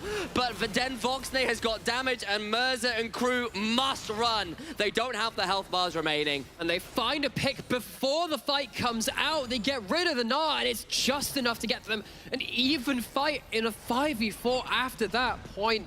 The weight of the gold seriously weighing in Dusty's favor. They're going to take down towers that haven't actually managed to break the base. That's the consolation for Singularity. They've got their inhib tower standing. They got all their inhibs in good nick. But Dusty, they were trying to play the 1-4, but their split push, it gets picked off, even though Gnar is winning in the individual level, 2 levels up on the Urgot. When you send this many people to them, it is not a winning scenario. They get the shutdown, that's great news. Honestly, after that Encore landed, I thought there might be an opportunity, but then there's the knock-up, and then that moonfall, that's 2 in a row. And we're going stargazing today. Look to the skies, you'll find yourself a Yasuo and a Diana suspended up there with the entire Singularity screen. Trust me, just look out your window, I do that occasionally. Dusty. For the outside of Singularity's windows, bit of a grey day for them, of course. Really, again, this was meant to be, just to reiterate, a game which will be good for their momentum, good for their own spirits. And they have, again, found out some of their own okay skirmishes in the early game. It's just getting it beyond that point. There's early brawls, looking okay at points, but it's never really transformed beyond that. Second item is now mostly complete for Singularity. Prowler's Claw second, an interesting choice here from Sips, but you're looking at the side and it's closing in on 3 items for Dusty, and those aren't cheap item builds either. No, well, Sips would love to use that Prowler's Claw to get away from the... Not able to do that, of course, and With everything happening in the bot side, Singularity maybe finding an angle top. Wind wall popped, but nothing else. Reminder that Linkus didn't use that flash for the last combo, so he actually has that to set up another multi-man knockup, which Singularity have to be so scared about. At least for Singularity, they don't have to worry about the Baron being up for a little longer. Linkus is on the flank. Linkus over the wall, does go in, but the encore comes through, and Sten looking to fall down. The Kaiser's hammer against one. Linkus about to be put to sleep. The lulting lullaby comes in, and that means they can't get the ult off, but they can still get a last breath anyway. Get Backlund, but what about the rest? Because then Voxley is turned up, and he has the ultimate in janitorial weapons, red-white, and it's good night to the rest of Singularity. And Voxley, welcome to the table. He's been doing some decent team fight damage, but took a backseat to Backlund. Backlund goes down, and that one does his own Beyblading to set up his ultimate for the first time in this game, and it will be enough to see Dusty level with Riddle, keeping things tied up at second place. It was a valiant effort from Singularity, a valiant early game, but Dusty in the mid-game, Linkus and Backlund in the mid-game bring down the moon, and it is a crushing victory from in the end. They'll tie it with Riddle, and the race for second place is very much on. Now, this was a champion that didn't feature in this game, but if Dusty were looking to cosplay one at this point, it would be Jace. We're talking about them finding their ceiling to the skies. Look up, this team is really starting to push the ante on being that dark horse, being that team which potentially could surprise, could go further beyond. And Singularity on the other side of that were just not their match, not their equal today. Absolutely not. They did a pretty good job, though. Let's be fair. We saw some good stuff out of Scroody. It was an entertaining It was not draft. an embarrassment. No, and they actually made some competitive plays around the mid lane. It's just when Linkus can consistently make moonfall plays like that, I mean, what do you do? Die. Go to the respawn chamber, go to the next objective, and have it happen again. Apparently so. And, you know, we'll call it out here. Singularity still very much in that relegation zone at this point and unlikely to get out of it. But if you continue to see this trajectory, I think those teams in Div 2 that might once have said, look, Singularity look like potentially juicy pickings, less so after these last couple games. It is hard to completely benchmark between different divisions because, of course, we don't see cross-play between them. Of course, you only see that really between scrims, which we are not always privy to. And if we were, we wouldn't be telling you because that's a secret. But either way, this team is one which I think Div 2 still needs to be asking questions of and not taking it as a done deal. What I am telling you, though, is we need to toss to the desk, though. So we're gone for now. We'll see you in a few. Thank you so much. As we wrap this game, Singularity not able to deal with the heat coming in from Dusty. We have a lot to talk about because for the first time, Backlund died on Yasuo. Done. A moment of silence. There we go. For the KDA that got ruined right there. As we go to the next one. Urgot, what was the deal? What was he supposed to do? And you're the top laner. You're the knowledgeable guy. You're the wiki I go for when I need to approach top laners. So the thing is, right, Urgot in the past was that go-to blind pick. Way back when we had... TFT. Not quite. Okay. Sion versus Urgot was a staple meta lane, but you know he's been nerfed since then. Right now he has too many counters. Right, even now the meta pick top lane is a bit of a counter. A little thing that some people, you know, little known fact is that Gnar actually gets attack range with level. So you're on this timer where you're slowly getting more and more outranged by Gnar as Urgot. It's not a good matchup, and you saw this natural CS deficit of almost 40, I believe, at 15 minutes. It was really gross. And it seemed like Scroody was going for the early game. Meanwhile, it was Linkus going straight up for objectives, slowing down the game, getting the team rolling on until we got to that point where wombo combo. Yeah, I think there was one particular clip, I think it was around 16 minutes towards the top side of the map, and you'll see that Stand is actually diving from the blast cone, if we can bring up the replay as well, and everyone from the side of Singularity focused that Nautilus to bring him down. There we go, thank you, production. Is that mine? It's not the one, but we're still gonna look into this one. It is. If you look at Stand, he's going to split apart from his team. He's going behind the wall, but there is a blast cone, so there's a pretty good opportunity to blast cone over and get someone with the anchor. This is what he's gonna try to do. He actually gets the Seraphine right there and knocks up. But you see that Backlund doesn't go in on this. He goes in on this. That's a 4-man wombo combo here. Then Voxner hitting his ultimate with Infernum right there, and they absolutely demolish Singularity. Singularity, and through that they got so much momentum that every single fight from there on out, it was a fist fight. Dusty were hitting Singularity with their wallets at this point. They had more damage, and even though, yes, this looked like a fight that technically Singularity should win, they just did not have the resources and the damage output to turn this one around. And this is something I wanted to talk about. Something that's not talked about as often when it comes to teams, talking about the quality of the team, is actually their ability to skirmish, how good they are at skirmishing. Every time I watch Dusty, because I've given them quite high praise now, their best attribute to be is their ability to turn around fights regardless of the situation. I've seen them make stupid macro decisions and then just win a fight afterwards because they're better, right? And I think this is such an amazing quality. It reminds me of, it's very G2-esque from back in the day, 2019. I think they're just a fantastic team in terms of skirmishing. I'm just going to make it very NLC-esque. Okay. And I'm going to say, I'm going to take the crown off of Bifrost for the Teamfight Kings after 25 minutes, and I'm going to place it on Dusty. Let's all imagine Dusty's right here. I placed it on Dusty. Okay. Might as well talk with Stan to understand what he feels about that one. He's with us for the interview. Hello, welcome back. Hello. And I don't know if you listened to anything we were saying right now about how Dusty is so good looking into the team fights. You now have the crown from Bifrost. How do you feel listening to these things? Yeah, I was listening. I agree on the fact that we are kind of good for the skirmishes. We have like a really strong mid jungle, I would say, like playing really aggressive picks. And the Nautilus as well, giving some engages. So yeah, I like this identity. Stan, do you think that out of any team pretty much in the NLC, you are the most flexible when it comes to picks? Because up to the point where we saw the Achilles getting locked, we're like, this could very easily be a pivot to then Voxnip playing that Yasuo was the bot side of the map. So you think this is something that makes your team really strong? Yeah, I think we are really, really flexible. We have a lot of pocket picks that force a lot of ban in drafts. I think drafting against us is really hard because we can play weak side bot, strong side bot, strong side top, weak side top. We have like combos in mid jungle, so you don't like everyone can carry and tank for the team to let the team carry. So I'm really happy about that. I'm a little bit scared. He said we have strong side top, weak side top if we want, strong side bot, weak side bot. We've got mid jungle synergy. We have so many pocket picks we haven't picked out, and I'm like, I'm freaking excited for playoffs, man. You're spitting facts, Stan, today. I'm enjoying this, so I want to hit it with a curveball. Eragon said that Dusty might be the best team, or the team to win the entire split. Do you feel comfortable with that? Are you sure, like, we're going to take it?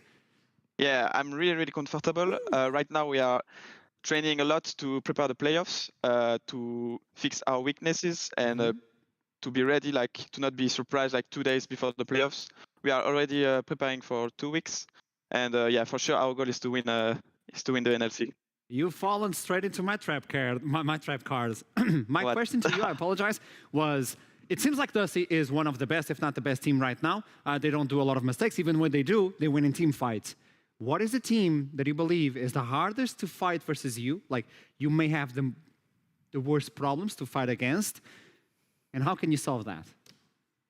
I think it will be GDXL, for sure. Why? If we manage to block MNS on mid lane, I think like having good matchup and block his playstyle, I'm pretty sure we will win against them. I honestly, Stan, I cannot even reiterate how much I really want to see the Buckland versus MNS. Yes, I agree. Look at him. Yes, yeah. Because your freaking mid laner is on fire this split. I don't know if you have any more questions, but I just really wanted to commend you guys as well. Dusty, you're probably the most flexible, the most fun to watch, the most creative. Your team fights are clean. Props to you and the entire team, because when you first came into the league in summer, it didn't look as gelled together. But honestly, props to you, the staff behind you, you guys trying so hard. You seem like a huge contender for you Masters. Yeah, I gotta say, I'm looking forward for you guys for you Masters. I'm getting my hopes up again. I always fall to this trap, and good luck, mate. I really hope you guys can do it. Thank you so much. Have a nice one. Bye-bye. My NL Copium. It is. My NL Copium is rising yet again. And it seems like this is a team that could look into the top of the standings. Not only that, but to win the entire summer split. He was saying something about mistakes. You are a coach. What do you believe are those mistakes? So sometimes in the game that they struggled recently, where Kerberos was playing Darius, I think sometimes the champ pool issues appear when they're playing strong side. Like I think the consistency playing towards a Darius lane wasn't good, especially when they were against the Ornn. I believe it was against Vanir, right? I think. So I think sometimes they aren't good at playing around topside on certain picks. That was one thing. But no, honestly, it's really difficult to pinpoint because they're playing so well, honestly. So it seems like this could be the team. I feel like he mentioned he's like, even if top lane is weak and they fall behind, bot lane's gonna carry. Even if bot lane falls behind and top lane falls behind, a mid-jungle synergy is gonna pull us out of the deficit. They're so freaking scary to play against because they can fumble the macro, but when it comes to fights and skirmishes, as you mentioned, Aragon, they're absolutely flawless. We saw this on this game, and one person that was on the other side to deal with this one-more combo was Spiky, and we have him today on the interview. That was a massive team fight from Dusty all around. It seemed like at the beginning of the game, though, Spiky, welcome to the interview, by the way, you had the lead in favor of Singularity. It was working, but what happened? I mean, I think they read our draft pretty well, right? I think as it stands right now, our options are a bit one-dimensional. I think we play a lot of jungle. I don't think that's a secret right now. So I think they prepped really well. So I think it was really hard for us to contest a lot of these objectives early, even though we got a few really good ganks off. So I think, at least from my point of view, I felt like the draft was really, really hard to play against and kind of stopped us in our tracks a bit. And I gotta make the question. I gotta do it, Spiky. Urgot. Oh, that is not the answer I was looking for, but yeah, can you guide me through this pick? I mean, it's a SIP champion, right? I don't know how much more I can say about that. I think Urgot likes a lot of melee champions, right? And I picked a lot of melee, and we're kind of struggling a bit with finding good top lines. I think a lot of teams are. So I think we're just trying stuff out now for relegations, right? And kind of goes the same for me with the Seraphine. It's not really a champion that I've shown a lot in the past. So I think we're trying stuff out. We know what works now. And we're confident around that playstyle, so now we're just trying to add more picks into that. Okay, it was a jalapeno from Sips, but he doesn't like spicy I think a really food. good fix to that is just cutting off the top lane altogether. No one needs top laners anyway, because they don't give much to the team. Always the same. Spiky would get rid of all the Dariuses that want him dead as well, so it's all good. It is good for him, yeah. Real quick question. You also mentioned the Seraphine, of course, which is a more passive neutralizing lane. You guys brought the Ash Brom in the previous game. Now that Scrudy has seemed to have joined the team, a lot of the bot lane focus is how do we neutralize that and then help with these tools later on in the team fights. Is Scrudy the main carry at this point for the team? Yeah, I mean, I think it just came out naturally, right? I mean, with the previous roster, we played a lot around me and Jeppe, right? And that's kind of where we found our successes, right? But then we kind of noticed that Scrudy's kind of been out jungling a lot of people, and people are playing a lot of Volley and Viego and Wukong, this early game champions. So I feel like if you just neutralize these Kalista lanes and you don't basically run it down, I think the jungle can really outscale if you give him the tools. And for me, I think that's been completely fine. I don't really mind giving resources and taking a step back and playing a more passive role as an AD carry, and I think it's been working for us. So I think we're trying to keep on in that track. We didn't really expect the Lily to be open today, so I think our draft got a bit mixed up because we had something else prepared. But I mean, it's all practice for relegation at this point, right? So I think every game that we get that is left is good practice, and we'll try to look strong for relegation. And you keep talking about it, the relegations, and something when I cast Division 2, they always say, okay, we're looking into Singularity, we're studying Singularity, but now that you know that you're going to relegations and you have a good team to get out of them, are you studying Division 2 teams? I mean, to be honest, I haven't watched a single Div 2 game, but I mean, I played around those leagues my entire career, right? I've been a regional player for like 4 years, so I know a lot of the players. I know how they like to play. I've been kind of forced to adapt to this NLC tempo, so I feel kind of confident going into it. I feel like the people who think, or the Div 2 teams, I think it's going to be free games against Singularity probably has to think twice, because we're practicing, we're getting ready, so I think like there's not going to be any easy games from our part, I think. I love it. I like that confidence, Spiky. It's good talking with Singularity and getting some confidence out of you guys. So I'm really happy with that one. Thank you so much for the interview. I'll see you soon. And thank you so much for the reply on that video. It really touched our hearts. Thank you, guys. Thank you so much. Have a nice one. I like Spiky. And I like the idea like, okay, we can go into relegations, but we're coming out of that alive. I think it's really important to actually be realistic about what you can and can't do in the league. And realistically and mathematically speaking, it's not really possible for Singularity to make it out. And what I'm saying, mathematically speaking, you guys might think, well, okay, M&M only have 3 wins, and technically Singularity can catch them in 2 wins if they win. But I just want to remind everyone that they're playing JDXL on Wednesday. So it's just like, it's really difficult. The strength of schedule that they have from now on is just very difficult. But I think it's good that you focus on the objective in front of you, which is not getting relegated from the league. So let's update our standings to move on into the 3rd game of the day. Let's see how they are. And again, Dusty tying up with Riddle, but they have advantage. Riddle has advantage versus Dusty. Singularity with 114. M&M looking for relegations. If they don't win today, things will be dark for them as they might be sent into relegations. But now we move on into Astralis versus X7.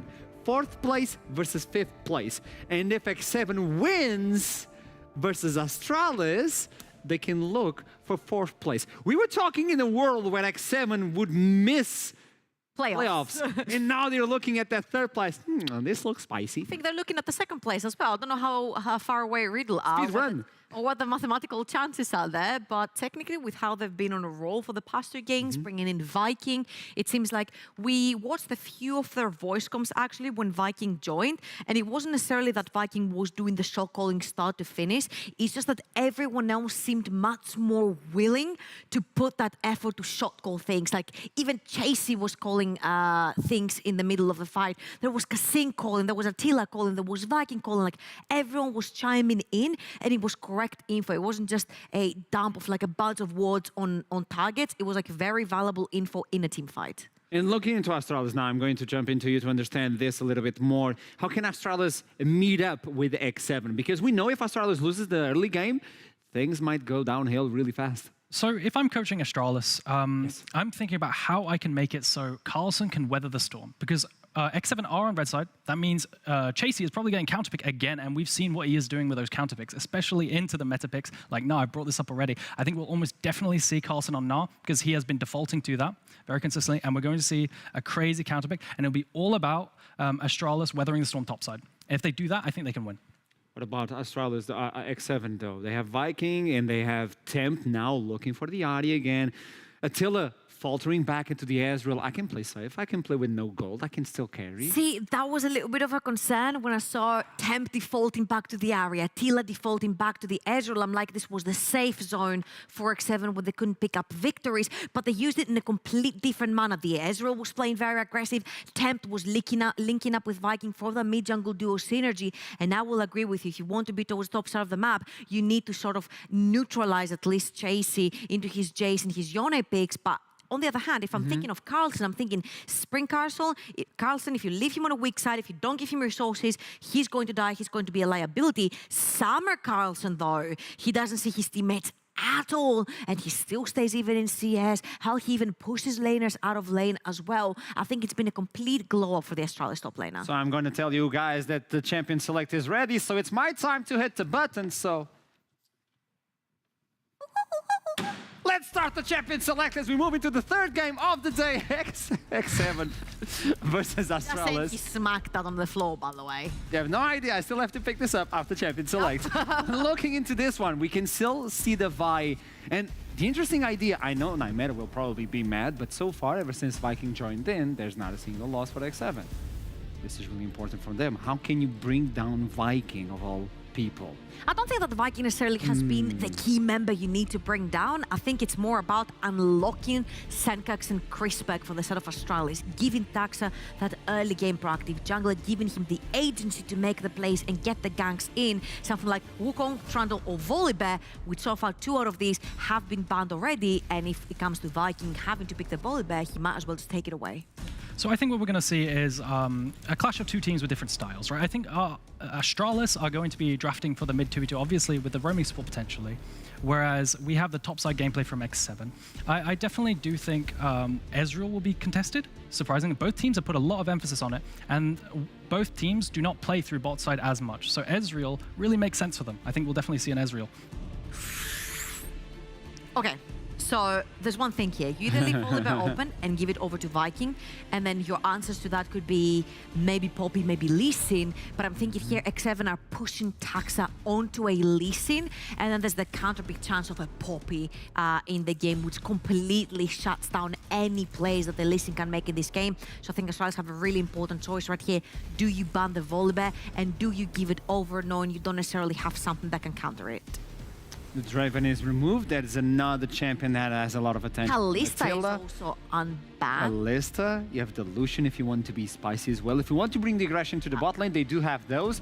But Volibear is available. There's Viking. How can you reply to this, though? I think it's a no-brainer to take the Volibear away, especially since Trundle and Wukong and Viego have been banned away. Right here, you can resort into possibly playing Lee Sin onto Taxa or Poppy. Poppy is a really good ganker. It also stops things like Ahri being picked into your team. So Poppy is a really good answer to Volibear and a lot of other mobility champions that you're going to be playing, especially since you mentioned also the Ezreal being a priority right here. There it is. And or the Lee Sin. He's going to play weak side. Is this locked in? Yeah, it's locked in. It is locked in. I think there's also potential for Xin Zhao jungle to match the early, because they want a strong early game 2v2. I think people have been picking Xin Zhao into a Volibear as well, so I think that's a viable shout. But yeah, we've got the blind pick Gnar, and now I expect to see in the first rotation of picks a counter pick for Chasey against that Gnar. Okay, that also shuts down any Ahri shenanigans that you might have, because already you have a very strong ultimate, which is Volibear's ultimate, and if you do go and pair it up with Ahri, then Sylas can very easily take the Ahri ultimate and be extremely mobile in these fights to come. Of course, we forgot the cat that's unbanned. Then this has been unbanned completely through this entire picks and bans.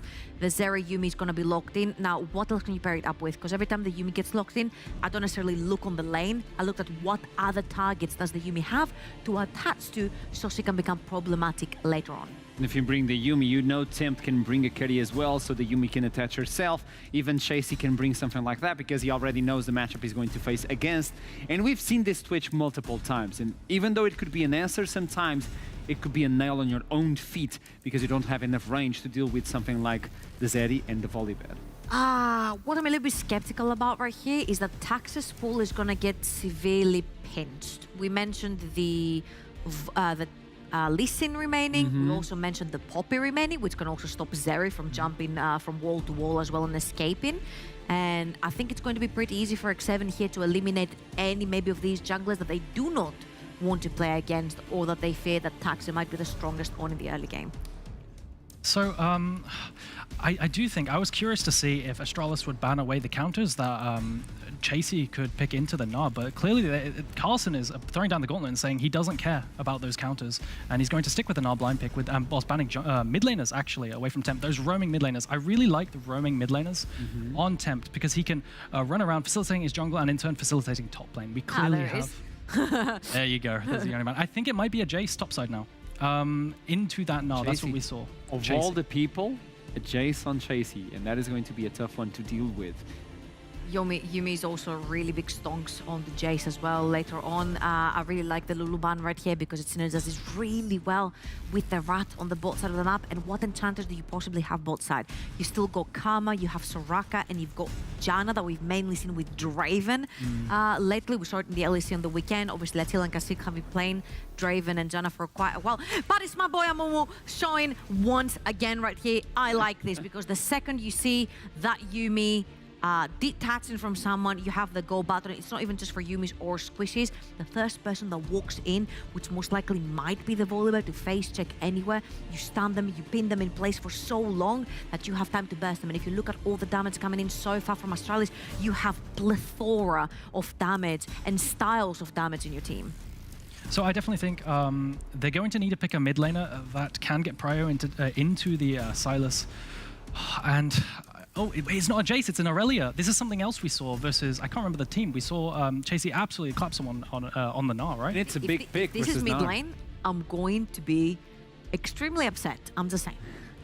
If this Aurelia goes to the hands of Tempt, I'm going to be really upset, Asherom. It has been a really known counter for the Gnar, so I don't think this is almost one of the first, if not the first, Tempt has played Rise this split. It's the first one. It's the first time. Push and roam. It's the exact same thing. Push and roam, facilitate top lane. The exact same thing. The game plan. X7 always plays very similarly.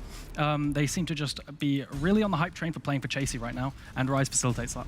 Oh, I'm not sure I like that. This is an early game proactive jungler, and we said that we want to see this. I just feel like Lee Sin would suit Taxer so much. You've got so much set up with Na, with Amumu, with Sylas. Do it, Taxer. Do it for the old timers. Yes. You did it. You got the pick. I'll give you the extra half of the donut. Can I have the other half? Yeah, you can have a full donut just because of this. I'm going to remind you guys that Taxer did the Lee Sin jungle clear challenge. He's not in first, but he forgot to smite. So maybe... Would be technically. Technically, it's still not enough. Looking into this composition, what do you think and who do you think is going to take this one? Astralis for the second seed or X7 rise to the top? I think assuming Chasey doesn't mess up on the Aurelia, because that's really important, I think X7 have drafted Exodia. I really like X7's comp. And he has proven it before. I believe it was versus Jax Plank on the Gnar. He stomped him. So I believe in X7. I like what Astralis have. I think it's very blueprint Astralis. It's Senkirk's onto his Sylas, late game scaling, but he can provide a lot of CC and engage for the Lee Sin as well and setup. And then you go bot side Chrisberg onto that late game hyper carry on the Twitch. You also have Amumu to engage this fight. You've got Lee Sin to create a really strong early game. I just like to put my goggles onto Taxer and see what he can do on his Lee Sin in that early game, because I believe in him. First time the desk is not in the agreement. Denmark. I love this. Oh man, okay, I was not expecting this turn of events. So I'm going to toss to the customer. Before that, I have a statistic just for Nymeta. Do you know ever since Viking joined X7, he hasn't lost? Up to you guys. Yeah, what are you going to do with that stat, Al? That's not a lie, is it? I'm going to look at that stat and say, that's not very useful, and then continue How are you going to on look my at that journey. stat? Where are you looking at it? I'm not. I pretend I do not see it. Okay, moving very swiftly on as we're left with this incredible set of stats and analysis from the host and the analyst next to me by equal measure. We have got a bit of a divided desk. Yes. Aragon, of course, favouring that top side from X7. A little bit more focus towards Taxer from Georgia, who's taking up Goldmorg's mantle with the Denmark focus. Yeah, and I love Senkirk's on Sylas. It has been such a power pick for them. Astralis have demolished mid lane in a way which I have seen few teams do. They are incredibly proficient at doing that. Of course, they're doing that versus Tempt.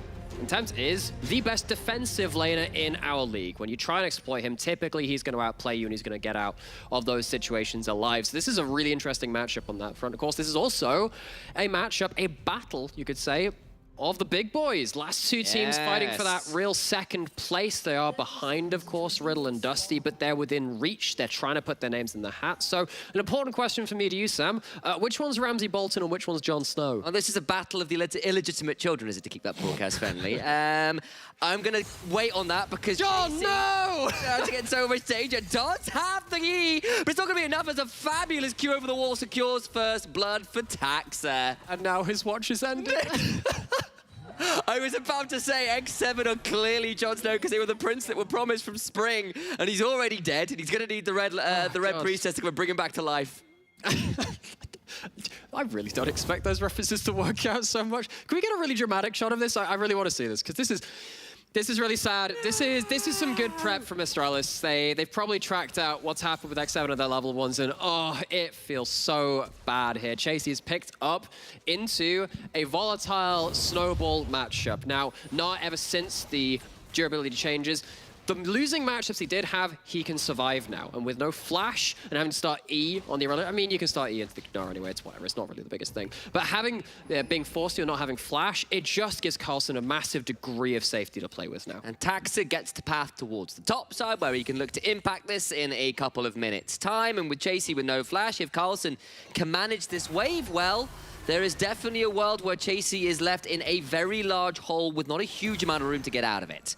However tricky this matchup is supposed to be on paper anyway. I mean, you should still be able to farm okay on the Aurelia versus Gnar. I mean, you get to clear through that wave, and whenever the wave is pushed into you as the Aurelia, you're happy, because you get to dive beyond the back minions and then take some hard trades, particularly if you can't land a stun, use a first Q onto them, and then hop back to the wave. I mean, Saw Backlund doing similar fancy moves on the Yasuo, using those minions as mobility. It's not to ruin all of the great Aurelia clips out there, but when Aurelia makes outplays, it's typically when there are a load of minions for you to just kind of do the fun mobility thing and stack up your passive, right? And if you have space to do that and the way's in the right place, it makes things fairly easy to do so. But again, being set behind in this matchup just means that the kill threat isn't really there to have the real explosive plays. Not yet. Anyways, of course, Kiba as well was one of the big proponents and reasons that First Blood came off. A very well played double bandage toss, once to get the initial stun and one to follow up over the wall.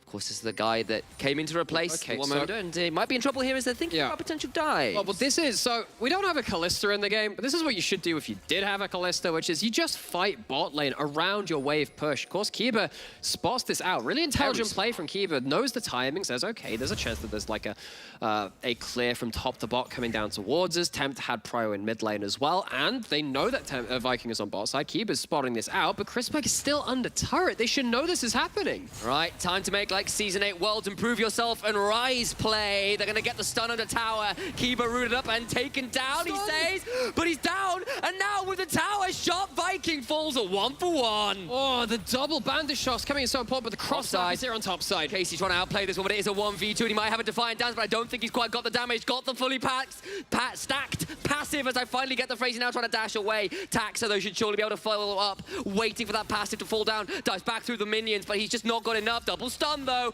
Continuing to trade out, but just does not have the damage. And it's a 2-for-1 across the map. Look, it's the Aurelia play with all the minions. He tries it. It really does. And you can see how slippery this champion is and why this champion is so infuriating to play against in so many different circumstances, but doesn't quite work out for him. And actually, in the cross-map scenario, Astralis come out so far ahead. They get to win in that top side at level 1, and again, just now in bot side, they make it even. They haven't... Oh my gosh, that's a good catch. Singh takes so much damage, and he's not got a W available. He's about to fall! Chrisberg gets that one. It's now a 2v1. Kiba on this Amumu is making everyone else a sanity is. Oh, and one of the few changes Astralis made from spring into summer was bringing in not just coaching staff changes, but Kiba as well. And look at that level of play. It's intelligent. It's scouting out the enemy. It's outplaying them under tower and in the lane. Kiba on the Amumu making things work early, but he's not on the top side of the map. Viking is, and Tax is going to have to cover for Carlson. Taxa is there, and this early game has been all about the jungle and support. Teleport in. Rune Prison. They will get countered by the Rune Prison. Now a 2v1. Tax has gone in, but the passive is stacked again from Aurelia. Looking for another Q. Gets onto the minions to get the shutdown. Now needs to work out whether they're going to have a flawless duet. Flash from Carlson makes that a 1-for-1, and Viking now in this extended trade is going to have to back away, surely. Throws down the Thundering Smash. He's got nowhere to go. He's so slow. He has Mega. Can he get there with the slow? The Hyper Proc comes through one more time. Now the Mega's in for the wallop, but just shy. Oh, he uses the W to trigger the transformation, but both top laners really feeling it. Sada 0 and 2, he gives a damn chase. He traces back in for that one kill on the top side. I'm loving how active these teams have been on cross maps, on calling out each other on the various areas of the map. The way these junglers have moved between various sides, top to bot, bot to top, has been so creative. Sadly for both teams, their supports haven't really been able to join the fray either side. If an Amumu had managed to get a reset on at some point, it would have been crazy. Instead, he's doing it in mid. Done. Bandage toss comes through, and actually we are more done. I set that one up for some more action that didn't really occur. Nice angle from Astralis, but they can't quite make it work. They are, however, up about 1,500 gold off a lot of those early plays. We have said before in the past that Astralis, if they don't get things rolling early, can fall apart a little bit.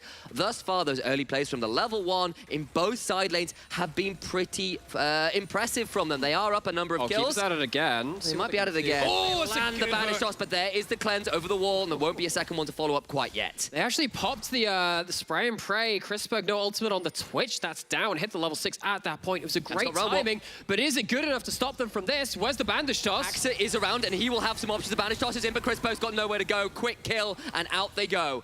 Well, that's another tower shot. Can they actually... Well, flash out from Tempest. It means that the Q will not land from Taxa. No one else really available, and Astralis will have to back away down their AD carry. Real rocket fuel for an early game. We've seen so many teams kind of hesitant to start up the big fights, but none of that today. At least in this game, Astralis playing around their jungle support. Taxa, Kiba doing so well at finding the right skill shots, finding the right places to be on the map. But the thing for Astralis to kind of focus in on their side of it is typically when they have made plays early, it has benefited Senkux. He's actually not had any part in this so far. This hasn't really been where they've typically been succeeding. There's been anywhere but mid lane.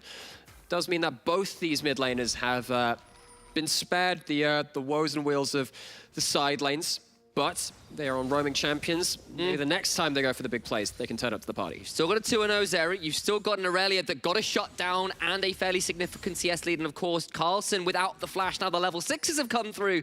Needs to be a little wary, and that means this Aurelia, while down, is certainly not out and has to be considered something of a threat.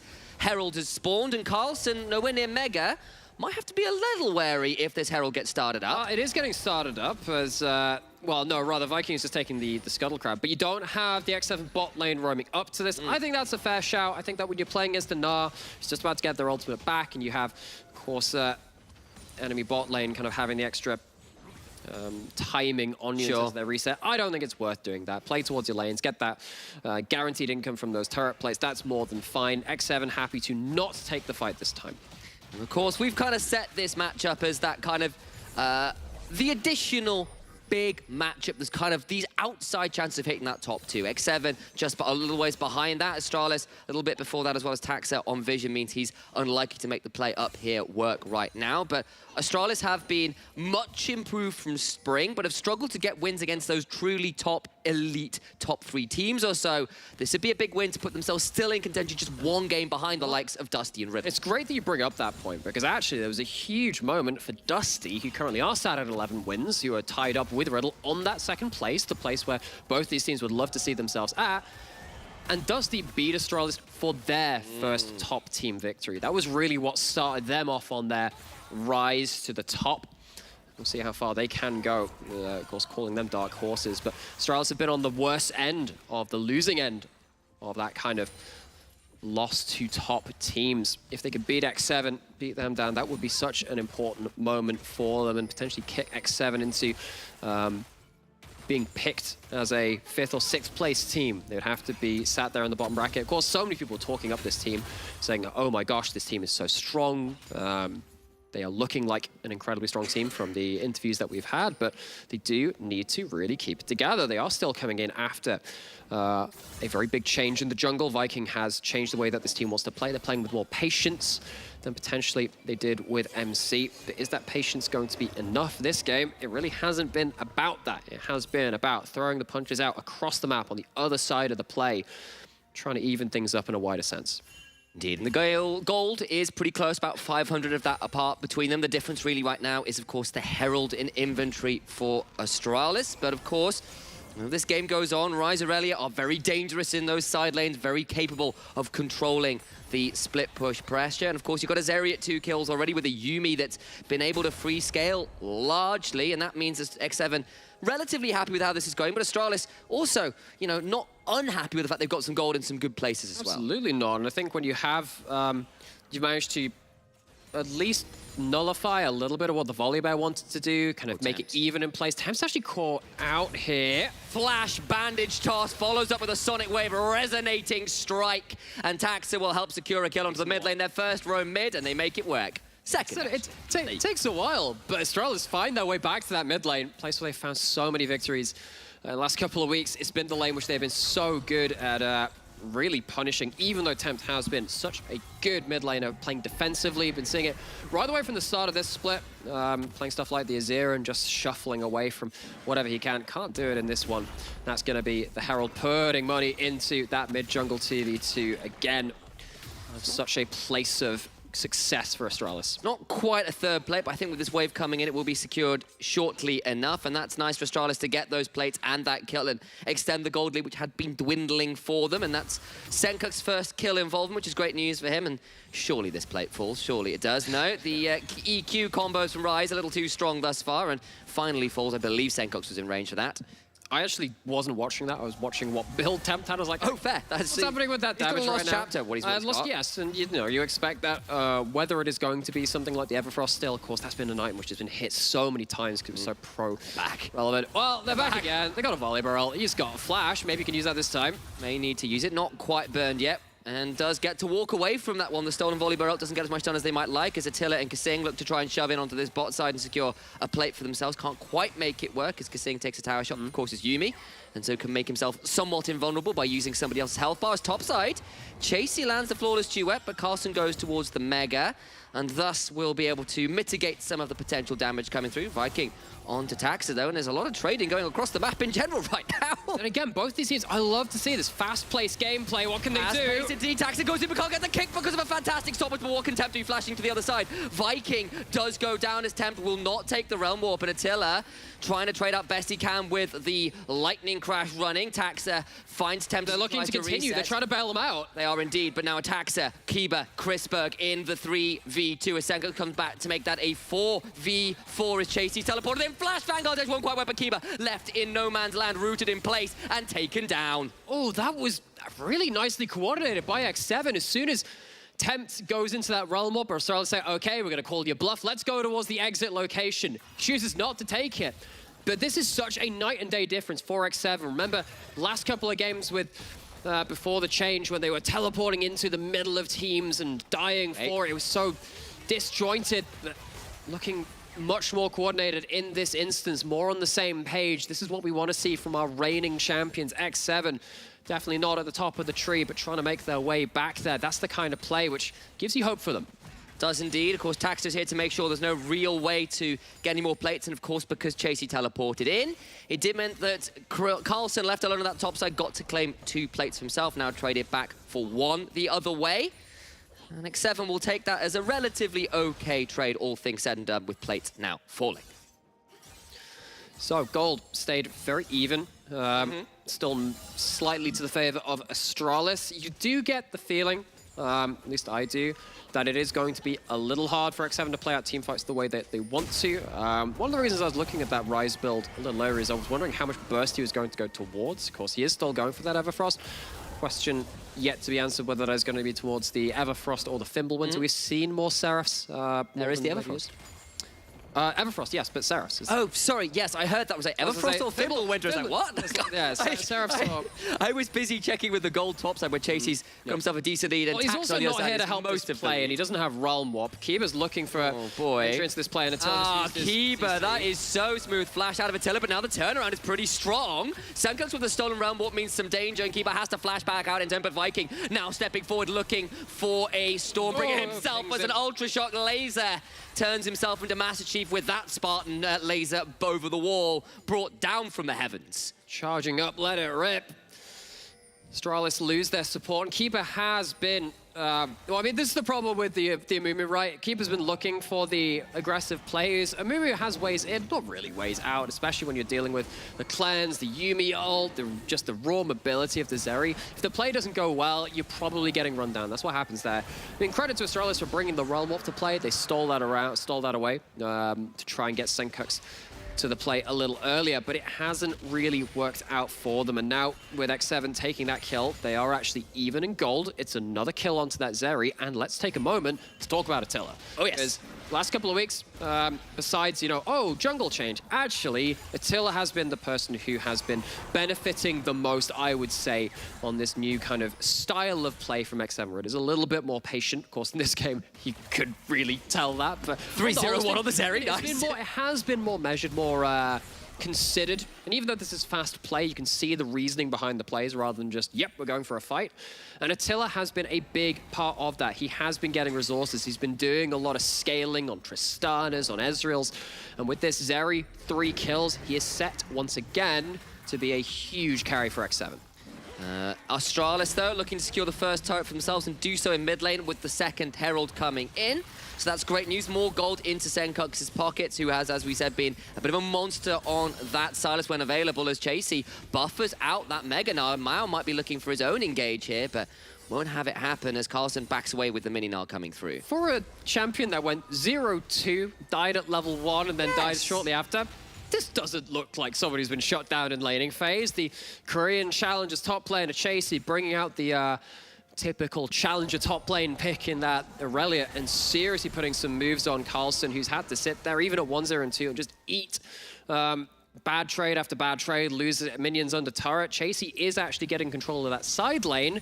That's important for X7. It allows them to have a prio lane to push off and get themselves some footing on the map. I mean, you and I were tuning into some LCK challenges earlier today with the dulcet tones of Chronicler and Jamada over that one, and they were kind of speaking about the madness of challenges, where these guys have got incredible hands, and you can never rule them out because they've got hands, but at the same time, some of the decision-making takes a little bit of work. They've got a bit of growing to do on that front, and Chasey has kind of shown a little bit of that here as he maybe about to find himself the recipient of 4 members coming in to punish his top lane. Well, he's got a CS lead, but he's still 1-3. Doesn't have a flash for a couple of seconds. They're looking for the timing, but Viking is here.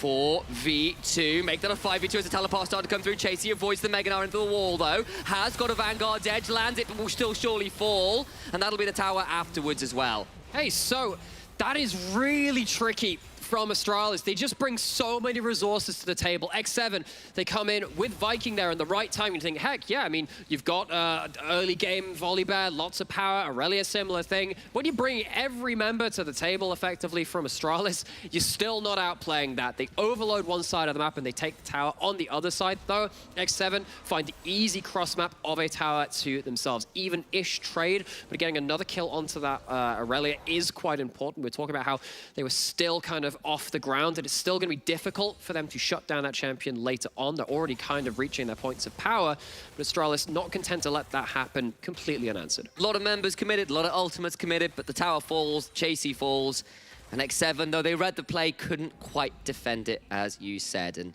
they're doing their very best to make sure Chasey doesn't become any more of a problem. And they've done an okay job of that, even if Chasey, as we said, has still managed to keep his CS numbers relevant and will still be a little dangerous, even if not as snowballed as he might have been in other circumstances. So, of course, Baron spawning in a minute. See how that ends up affecting the map. No one's close to a Dragon Soul Point. It has really been about side lanes and cross maps, and neither team has really managed to land a knockout blow just yet. Both teams really, really happy to pull that trigger. So much of it as well has been where have Viking and Taxa managed to make things happen. Tempt's been the addition for Viking, whereas it's been Kiba really who's been following around his jungler. And both have found decent success, even if I feel Astralis is probably the ones who've largely come out just slightly ahead in this early game. You can see it in the gold, but it's still a very even game, all things said and done. And I feel probably this third dragon might be the moment where it all blows up. Do you know what? It is great to see this level of contest. Yeah, we do have a minute until our dragon, see how both these teams kind of put up or shut up around that. You can see that Tempt is recalling, has a realm up to enter the fray a little quicker too. And it is going to be the Seraph. So it's more damage from the Rise. If you get locked up in front of him, as even a Mega Gnar, as a Sylas, whatever, a lot of these low-range champions, you are going to melt. See if that affects this dragon. Looking like a Sunfire second for this Aurelia as well, following somewhat in Linkas's Diana footsteps. Well, could also be that Frostfire. Of course, you know, you're not wrong there. I saw the Barmies and made an assumption. Yeah, well, it's a Song of Ice and Fire, I suppose, between those two items. We are back to the battle of the big boys. We'll call it that. I'm not using the other B word for that one, but this is There's going so many B words. Perhaps we'll just go with battle right now as the dragons spawned and X7 are willing and ready to contest. Senko's kept up a little bit out of here by Chasey's positioning in the bush, and maybe they'll try and turn onto this with one half the floor that's put down. Marking Senko. They're going to find him. Straight in on it. He goes golden though, but all the while, Dragon started on the other side. Look who gets rooted though. Kill onto Kiba. Dragon still started. Massive Vanguard edge onto Chrisberg. He dies. Now Chasey needs to try and survive. Will finally fall, but Carlson has to back himself out of danger. The kick isn't enough. Chasey is dead, but 2 members have already fallen with Astralis. And what can they do to get on out? The Ultra Shock Laser Attila running wide with the burst fires over the wall. Tempt on a killing spree, and they'll move back to the dragon, their prize. You can shut down one side of the map from X7, but you haven't cut down Attila as well. It's a bloody mess in the river. Kills on both sides and plenty of disengage action, but it's X7 that win the fight, and a lot of it is through this Zeri. They get onto Senkux to Chasey and Tempt at the top of the fight, and that really stumps what Astralis are looking for. They're looking to group up for Chrisberg to do so much work, but then Chrisberg takes a step too forward. Not Aurelia, that one champion they've tried so hard to keep out of this game, lands the ult onto them, lands the burst, and though the Aurelia goes down, that is the Twitch down with them. Astralis can't stand and fight after that. No, they can't, and it's haunted them all season long. Mid-game Dragon setups for Astralis have always had their moments, and credit, of course, to Chasey for finding that incredible Vanguard's edge into the backline and getting rid of Chrisberg and all the rest of it. He didn't get to spray and pray as much as he may have wanted. Rosary beads were wanting in that one. But all the same, Astralis still in this game, even if X7, definitely the victors in that fight. And now what I'm really looking for Astralis is like, okay, that last fight was largely due to superior vision control and positioning from X7 in that Dragon setup. You already called out that Dragon setup, we won't harp on that too much, but the question is, what can they do with their pick champions after this point? You still have Elise in, great at finding people within the enemy jungle. The Mumu similar, she's gone forward with the Hex Flash. Not going to be punished just yet, but actually I'm holding the tongue, maybe he is. Get onto him. He's going to try and turn it around. Now the teleport back might be the angle. Attila taking so low will spark surge over the wall. Viking now looking to get back out. Sanko's into the backside, but a flawless duet onto the backside. Chasey, that was gorgeous. Now can he finish it up though? The healing from the Kingslayer is not quite enough. Viking into the backside though, goes back in and dies. Root pressing onto Carlson, goes Mega, will not survive. Finally goes down to 1-for-1 in that one as well. Mid laner and top laner for top laner and jungler. Into the backside goes Taxa, will die. Tempt is alive, and Attila is free. Firing! X7 come out on top! It's a red wedding in the top side jungle into the river, and the real difference maker is finally this Yuumi. Yuumi's started to get those levels, started to get those heals, and the amount of effective HP which X7 run through is absurdly high. Astralis actually find a lot of targets. I thought this was going to be a clean wipe. Credit to them for fighting back, and it's just goes to show the level of power both these teams are bringing to it, both in the hands on the keyboards and, of course, the champions on the Rift. See, trades upon trades. Sankux gets another Kingslayer out, takes a lot of HP from Chasey.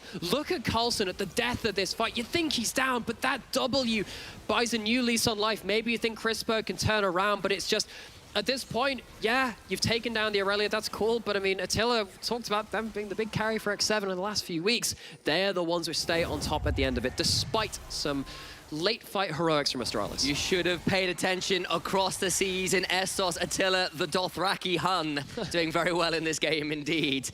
Well, maybe we'll leave off the Game of Thrones. Maybe you can just hold out the Yuumi in front of you and just go, Dracarys. The cat that will mount the world. That's what happens when you actually build a Sunfire Cape on Yuumi. Support is dear, oh dear. Support is dark and full of terrifying items. So the legend goes. Our brains are full of terrifying references that are a little bit much for mortal Ken.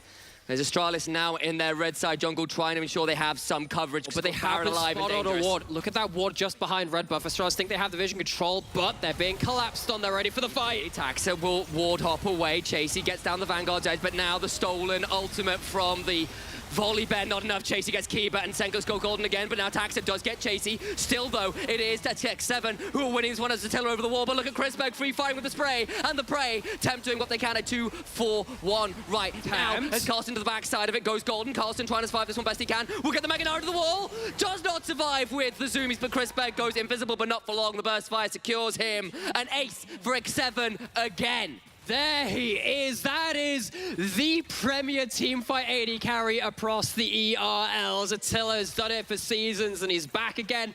10-0-7 on the Zeri. What can't this guy do in this game? Attila is here to play.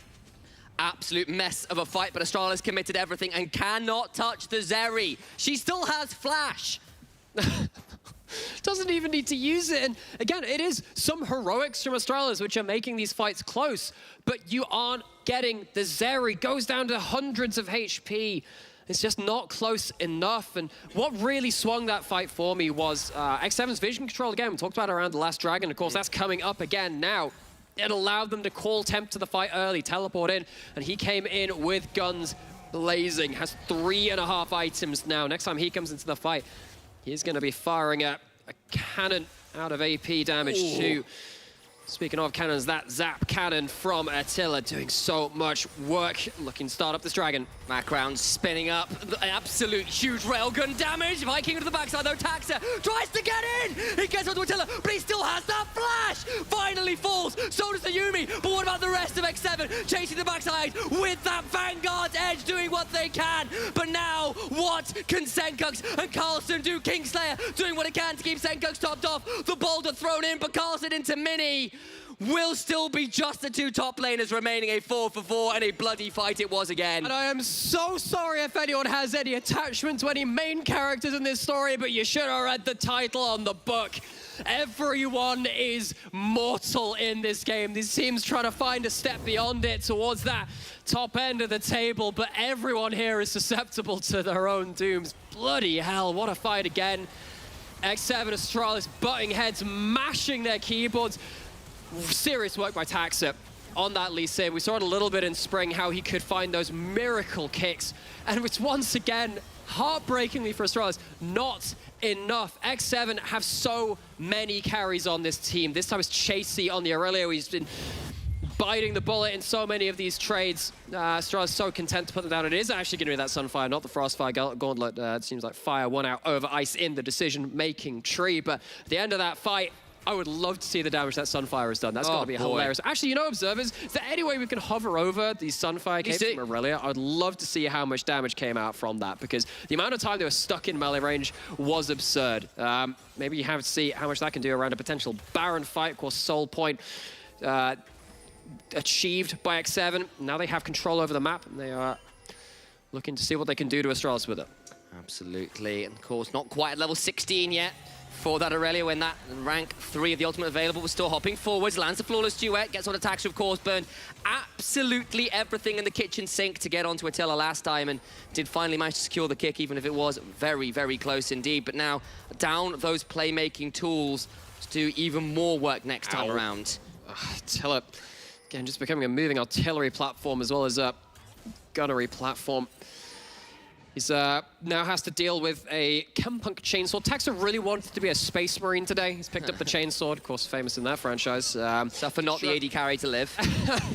It is better to die for the enemy AD carry than to live for yourself, says Taxa. As, he's really trying to do that, did that in the last fight. And the extra healing reduction could be the difference maker if you can make it onto the right person. Attila's going in though. And the grim darkness of the mid lane, there is only war. Going again. Get onto Carlson. Do what they can. Viking has to ultimate out, but the Vanguard's edge will force Carlson into a precarious position. The Rune Warp secures the Twitch. The Rat is splatted. And in they come with the Realm Warp to try and chase for more attacks against the kick, but it's not going to be enough. He gets a Gore Drinker heal, but it's still a double to Attila. And X7 managed to secure 3 and could look to secure the game. It's finally a clean fight, and who does it come off of? Attila finding the angle. He opens up on Astralis. They have to retreat, and they can't quite manage it.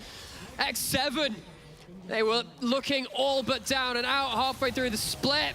But this time, chasing in for those final kills, chasing into that second place and catching up to Astralis at 9-5. The undefeated run with Viking continues, and they claw their way up the table. Do you believe in the late split redemption? It's not quite over yet. They run out of minions, and there's still half a turret HP to go. So X7, hold off on that death knell for now. It's been renewed for another season. Hold on to your seats. Wait till the next episode 8. That's when all the kills come in, apparently, in this big old timeline. Of course, there is 2 minutes until the next dragon spawns. Baron already up. They could very well be our battlegrounds, but it feels like actually it's been X7 punishing Astralis when they've been looking to position. Oh my god. Okay, finally get that. It's actually not as much as I thought, but I'm going to imagine most of that damage. So. I would have loved to see it after that dragon fight, see how much of it had come from specifically that fight. Attila. Oh no, Mr. President, the hero carry, he's caught. They're going to be able to try and do what they can. Attila throws down that ultimate, doing what he can. Does a lot of damage, there's still not enough. A shutdown going the way of Kiba. He starts off the kills, he'll finish them off here. Baron's alive, and the AD carry is dead for 43 seconds. Oh gosh, what a death to give up as well. He has been really the main character, dancing around, spear dancing around Astralis, but a hand reaches up from the floor. The fight's not done yet. Astralis looking to make this interesting. Senkux decides he wants the edge of the Vanguard's blade as this whole Ultimate Lost Chapter comes in. It's 1-for-1 with that edge on Vanguard. 1-for-1 in the kills as well, but the damage afterwards, it's so extreme. Yuumi plus Zoomies equals Doomies for Astralis. Absolutely everyone is murdered by JC. You can put him down in the laning phase. You can't put him down in the Baron pit as Temp finishes off the top laner and finishes off the game. Lee Sin try to recall, try to do something, but you can't deal with the level 17 Rise. It takes an extra episode or two, but X7 consigning Astralis to be level with X7 at 9 and 6. Ambition proved it best in 2018. Prove yourself and rise straight away in that Nexus death. Great stuff from Tempt. Great stuff from Chasey and Kasing to finish up that game. And it was a little bit of ambition, temptation onto the Baron, trying to look for a bit of avarice, trying to find that way back into the game.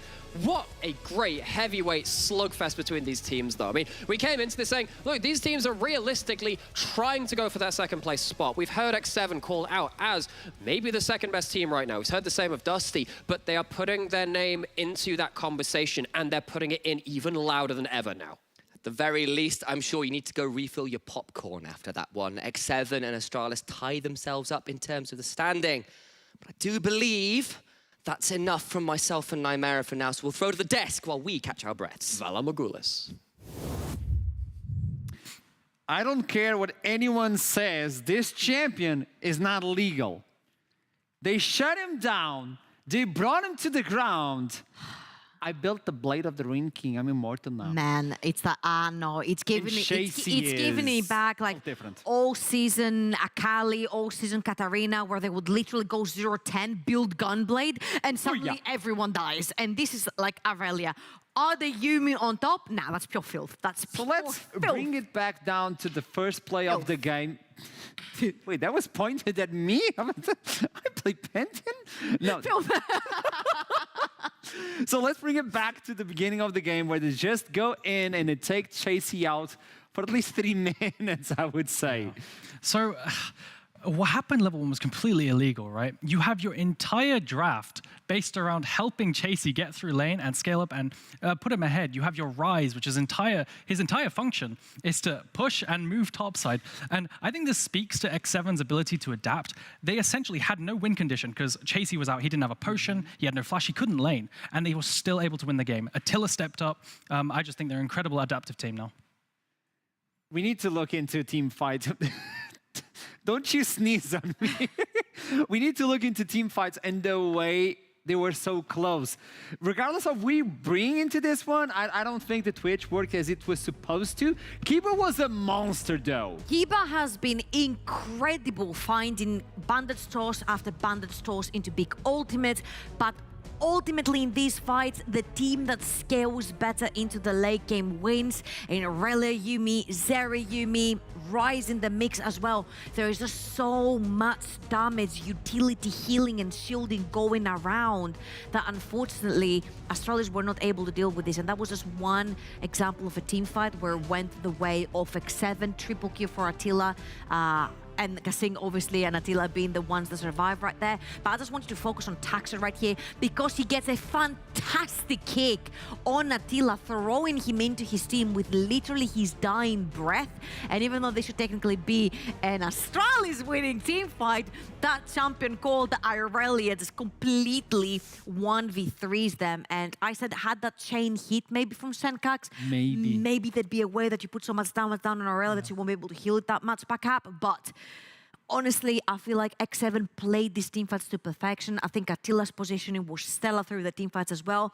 And every time we say it, if you put resources onto someone, that someone needs to give you something back. I think Attila and Kasing today gave them back the W. I need to make you the question of how good is Chasey? Even though a lot is to the champion, yes, it's true. You kept saying, if it was me, I would be dead 3 minutes ago. Yeah. So I do think that today wasn't the best test of how good the top laners were. There were a lot of stuff that were out of their control. I mean, it was his fault he checked a bush, but like, you know, that's not really a test of skill. That's more just unfortunate. I do think lucky. I do think he was allowed to scale because his team was so far ahead and bought him time to get back into the game. I think if that wasn't the case, he loses the game on his own. So this is a good showcase of how X7 are working right now with Viking in the jungle, but also with the Tilla smurfing on the Zeri. Welcome back to the interview. It seems like the team is in a really good shape right now. It seems like you really enjoy playing with the Zeri and the Yuumi. How despicable do you feel after playing with that champion? I mean, I really like Yuumi, right? You never really complain when someone hops on you, no? Like never. So, like these drafts, I think like we really actually outdrafted from my point of view. Like praise to my coach. I also criticize him a lot, like daily, because he actually is like special sometimes, you know. Like for example, when he does interviews. But yeah, like today he did a good job. So praise to Nias. I love you, by the way. I love you. I love you, by the way. You know what? Props to the call out for you, Attila. And it seems like Viking is just fitting in. It seems like the team is with a new mindset. People may say like this is the honeymoon effect for you guys regarding this team. But is it the honeymoon or is this X7 going to playoffs and maybe top 3, top 2? What do you mean, maybe top 3, top 2, by the way? I'm just baiting you in, man. I just want to hear you out as well, by the way. I'm hearing you. I just want to listen to that voice say what I know you're going to say. I'm just going to tell you this, okay? I'm going to tell you this right now. Okay. We're only defeatable by M&M, and hopefully they are not making playoffs. So I think we're actually good to go. We beat Vanir, we beat XL, we beat almost pretty every top team, right? So like right now we're looking way more consistent. Today was like a weird scrim game, honestly. It was like really chaotic, but it was a nice game as well. So I think right now we're actually on a good way to actually just go and win, because I think on best of 5 this team stands no chance at all. Like they, you know, right now it looks like 2019 LEC, like when everyone was banning Draven. Cool, like keep banning Draven, you know, like leave my teammates like these OP champions. I miss him so much. You know what he said, right? He said, "Thank God M&M are out of playoffs." Because this team 2-0 does, they're scary, you know. Attila, I want to ask, of course, with your sides in playoffs, what is the one team that you really fear that they could take away what you want to achieve, which obviously I assume is winning the NLC? Besides M&M, of course. Besides M&M, of course. They're not going to be there, unfortunately. Or fortunately for you.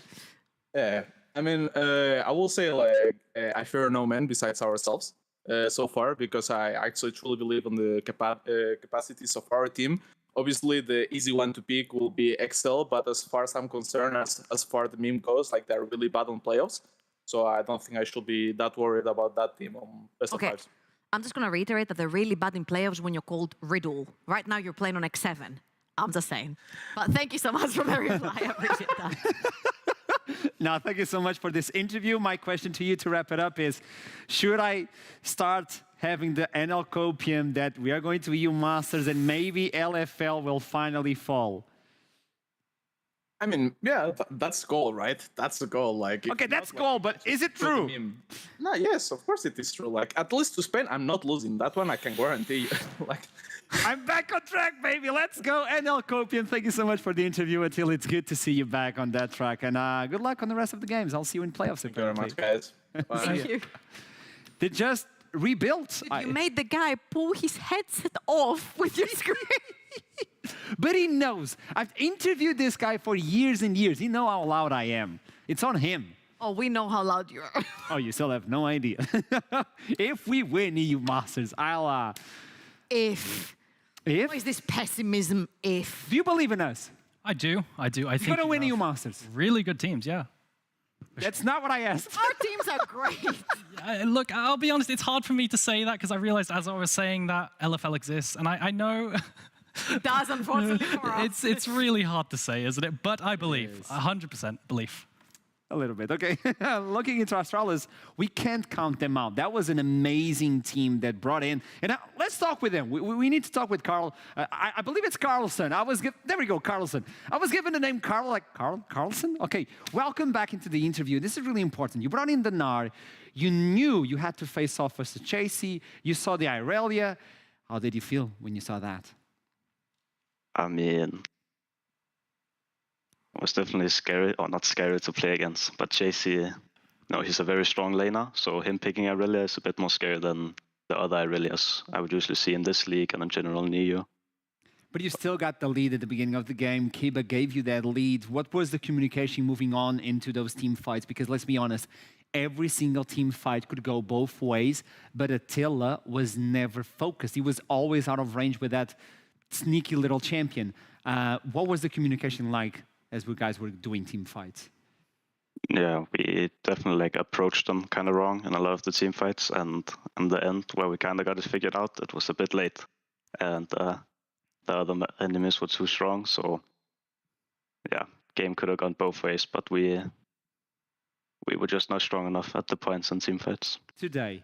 Not strong enough today.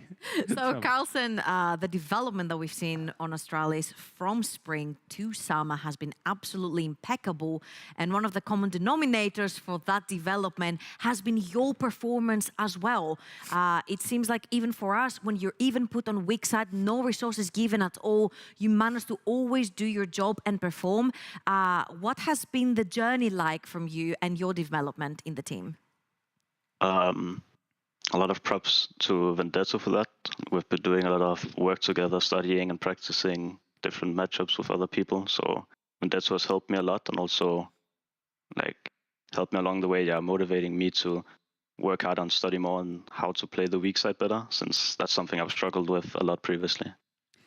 Big question, because you brought up this topic. Last split, when we were talking with Astralis, it was always on scrims. We did it. We couldn't bring it up onto the stage. Yeah. But today you told me, Carlson, that we found the answer, but it was too late. So you're evolving during the game. If this was a best of 5, would this be different?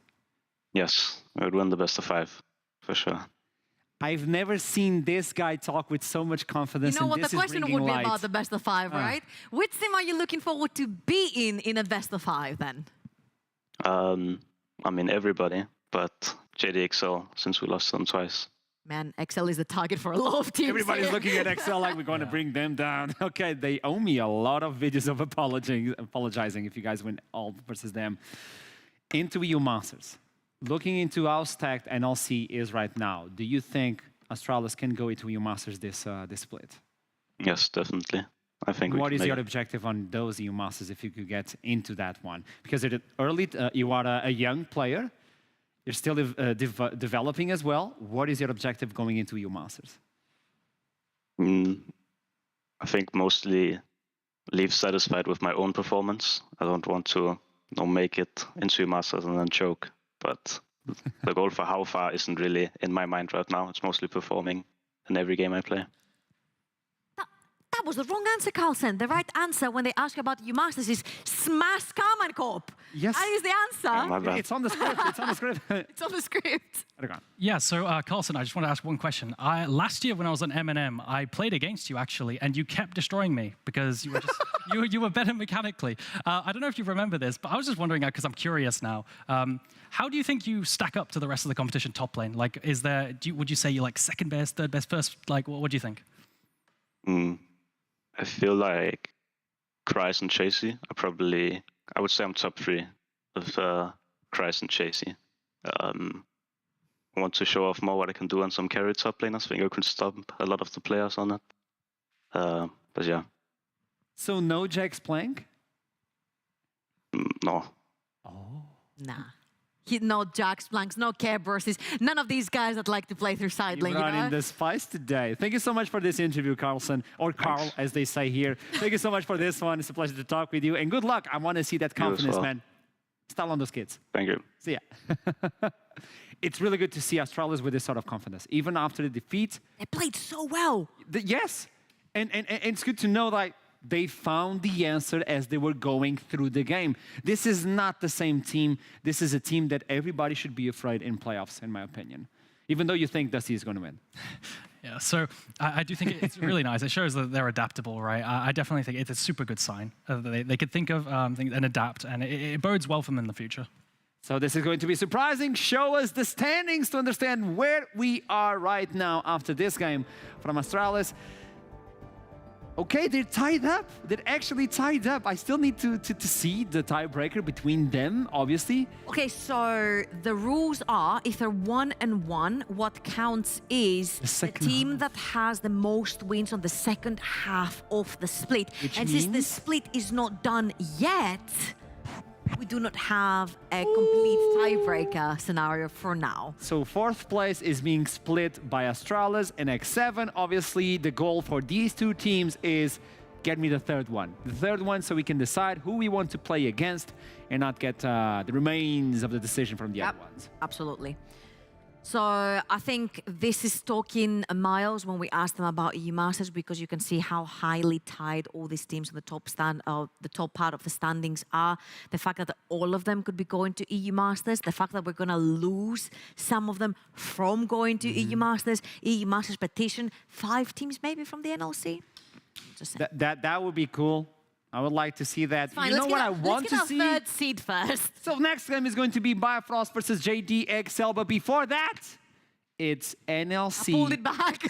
Social Clash. We go into the Social Clash yet again, one game before what I had anticipated, so this means I have no idea what the posts are today. But let me explain you the rules. So throughout the entire show day, our social crew and all that will see how the teams are doing on a social media, bring up those memes, those videos, and then rank them up. The first one is going to take 5 points, the second one 3 points, and the third one is going to take 1 point. And at the end, we're going to show you the standings. So let's start with NLC social media, where I have no idea what the posts are. So starting with the third one, it is Nuriki can't sleep, still too excited.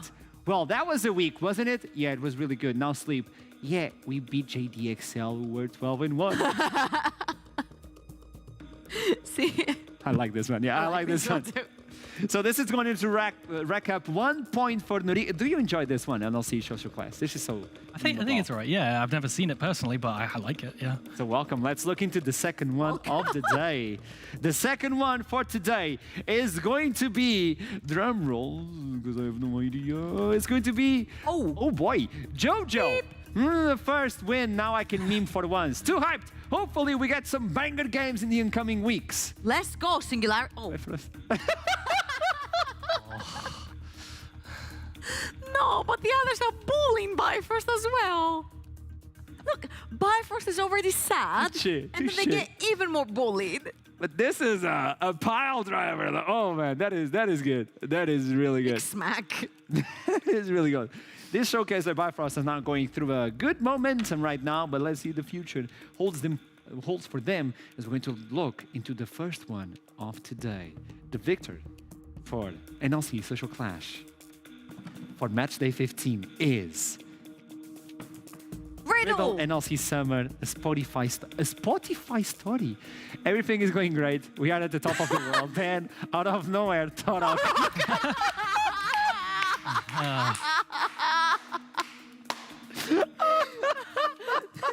We are shook soon enough. We are back on track. Oh, no. Out of nowhere, X7 creates. Holy moly, this keeps giving. Oh, still we fight at the top. It's so scary. Although we can do it, we believe. 23 songs. Wait, this is an entire album. You know what? You know, I would give Riddle the entire victory from now on. It doesn't matter what anyone else does. I think whoever does social media for Riddle deserves a raise. That was Absolutely. a lot that of is research. A banger. The fact that they found Torok in there in some way, that's so funny, man. Come on. It deserves first place 100%. It deserves first place 100%. Even though I even saw a video coming in from Vanir with an entire production of Pokemon versus Riddle, like really well done. Like this has to be. Do you remember the dog with the Doge with like the scared face? That'd kill me. So they're bringing a lot of content in Riddle. I mean, congratulations, you got this one, NLC Social Clash. So let's look into the standings for today. Shall we look into... There you go. There we go. Riddle with first 41 points. It's just banking on them. They're too good. X7 with 29, Vanir with 28, and look at Destiny over there. As many points as Singularity. They got one. This is important. Dusty as many wins in social class as Singularity has in the regular split. Not good enough. That means not good enough, Dusty. I would like to see a table of wins in the league compared to wins in the social class. Wait, production? Hold on, what's happening here? We have something special? Okay, can I have a camera, please? Can we? Thank you very much. In this league, you gotta make the wins first. Then when you get the wins, you get the playoffs. Then when you get the playoffs, you get the EU Masters. If I knew, I would have given you my gold chain. This was not the meme I was looking for. I put on this specially for Yakuza, for Nightmare, but it fits. It fit. I need a golden chain. I have one. You want? We can fix this. Oh, okay. If you can next game, I'll show up with it. Why is this so good? Don't shake. Also, you need to open a few buttons. Oh boy. Come on. There you go. It's open, but I'm not going to open it though. Maybe not too many for the TOS. Yes, I think we need to keep on with the stream, so I'm not going to do it. As we move on to the next game, I was done dirty. I'm hovering it. The button. You want to do it? Yeah. No, we still need to talk about the teams though. Taking it back. I'll give you the button, but we need to talk about Bifrost versus JDXL. Yes, sir. This was a lovely moment. Thank you. Two teams coming in from losses. Different sort of losses. On one side, Bifrost brought in early game. They brought in Volibear. They tried to go versus Singularity, got smashed. JDXL brought a new mid laner. It didn't quite work out for them, and they got smashed as well. As Timo says, for JDXL, Timo says something for JDXL. Yeah, 1-2 wins or dies. This is what Timo says on the new skin. What can we expect from this? You know, Venzer roasted me the other day because he was like, congrats, you got through an entire segment without mentioning level 3, and now you're doing it instead of me. So thank you very much for taking the weight off of my shoulders, Arsharam. But yeah, I feel like both of these teams lost to the bottom of the table teams. Bifrost losing to a 0-13 Singularity, and JDXL kindly giving some hopes over to Nuriki. I'm saying kindly, but I feel like Nuriki played so freaking well, and JDXL just did not show up. The bot lane was dying 2 versus 2. Dan couldn't make plays onto the map. Roscoe, unfortunately, did not have a good first game. And Cryos on the top side was actually choked out for the rest of the time. So it feels like Nuriki did not give them a chance. But always when you have junglers like, I don't know if you guys remember at the very start of the season when Dan was on the Nocturne and the team was falling behind, he had this avenue of bringing people back by catching on the side lanes. Right now the meta does not allow for such junglers, so it's just really difficult to find yourself back into the game, and the same thing happened for Bifrost. Yeah, so I really want Bifrost to settle on identity, right? So the biggest issue to me is every time I look at Bifrost's gameplay, their draft is completely different. So like on one hand, like a couple games ago, they'd have a full Belveth comp where they facilitate the Belveth. and then the next game, they're picking full bot side. And I just feel like they need to make it easy for themselves, right? They have such great players. If they just establish an identity, start practicing that, I think they'll shine and maybe get playoffs. I feel like this is a very prominent problem that Aragon also mentions, because I feel like Bifrost right now do not have an identity. It was very obvious to see their identity last split in spring, but it was all about Oddi into that bot lane, get him ahead, allow him to be the carry. Right now they've tried some strong sides for Shikari, they've tried some mid-jungle duo synergy, which haven't come into fruition yet. And every time they do tend to play around Oddi, Oddi is that moving gear in the early game that will get them the snowball victory. So I feel like you've got that little gold mine down the bot lane. We've always known Oddi to be, if not the best, one of the best AD carries that we have in the league. Play for them. Now, I think a lot of the problems that have haunted also Bifrost is a few of these early game ganks that have not gone their way, and especially right now with hard farming junglers, if you show yourself somewhere, you're probably losing 100 of your jungle. Also, if Bifrost wins today, maybe they can almost solidify their way into playoffs. So this is an important game for them. JDXL needs this one if they want to solidify their first seed or second seed regardless. Trouble? Oh, spot on, baby. Nicely done.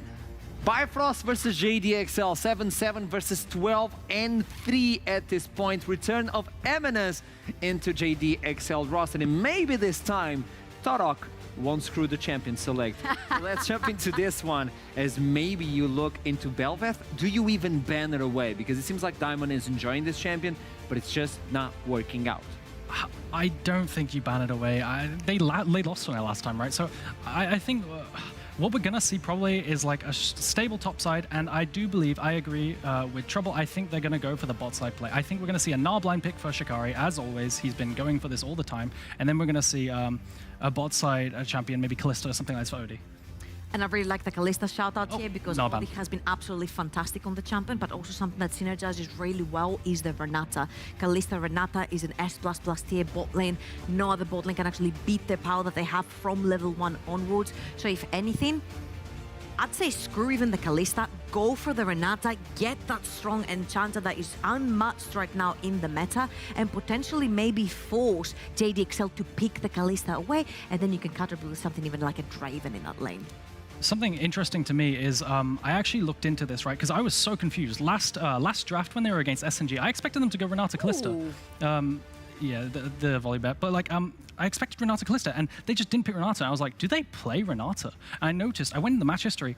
Highway has not played a game of Renata, and they haven't banned it away. So I was very confused. Maybe he doesn't play it, but then I looked at his OPGG, and he does. Oh, it's picked away now.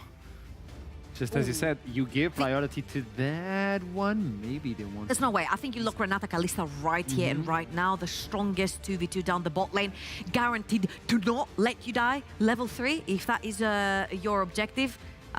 Sweet shout out over. This is the first from Dan. Wait. This is the first. I appreciate it. Thank you. And do you play Lee Sin? No, but I'm really sad I haven't seen a Renekton hover yet. Hopefully, hopefully, because that's my champion. SOS, bring a Renekton to hover. From Pantheon to... No, I'm just saying. You're giving them hints. Over Renekton, please. We need that. Okay, I think unfortunately for competitive integrity, the champion select is probably already done. So even if you're giving hints, maybe it's for the next games to come if teams are watching us. Just giving. We're just giving the hints away. Another Senna Tamkans. So usually this is probably the safest lane you can play against. The Renata Kalista level 1 guarantees you that you will not be dying, at least at level 3. But I still think level 1, that Renata Kalista can take you down. Now, of course, we haven't necessarily seen it being abused the way it is in the LPL, because the LPL will literally tower dive you level 2 with this combo. Do you farm as a Senna? Or do you play as a support?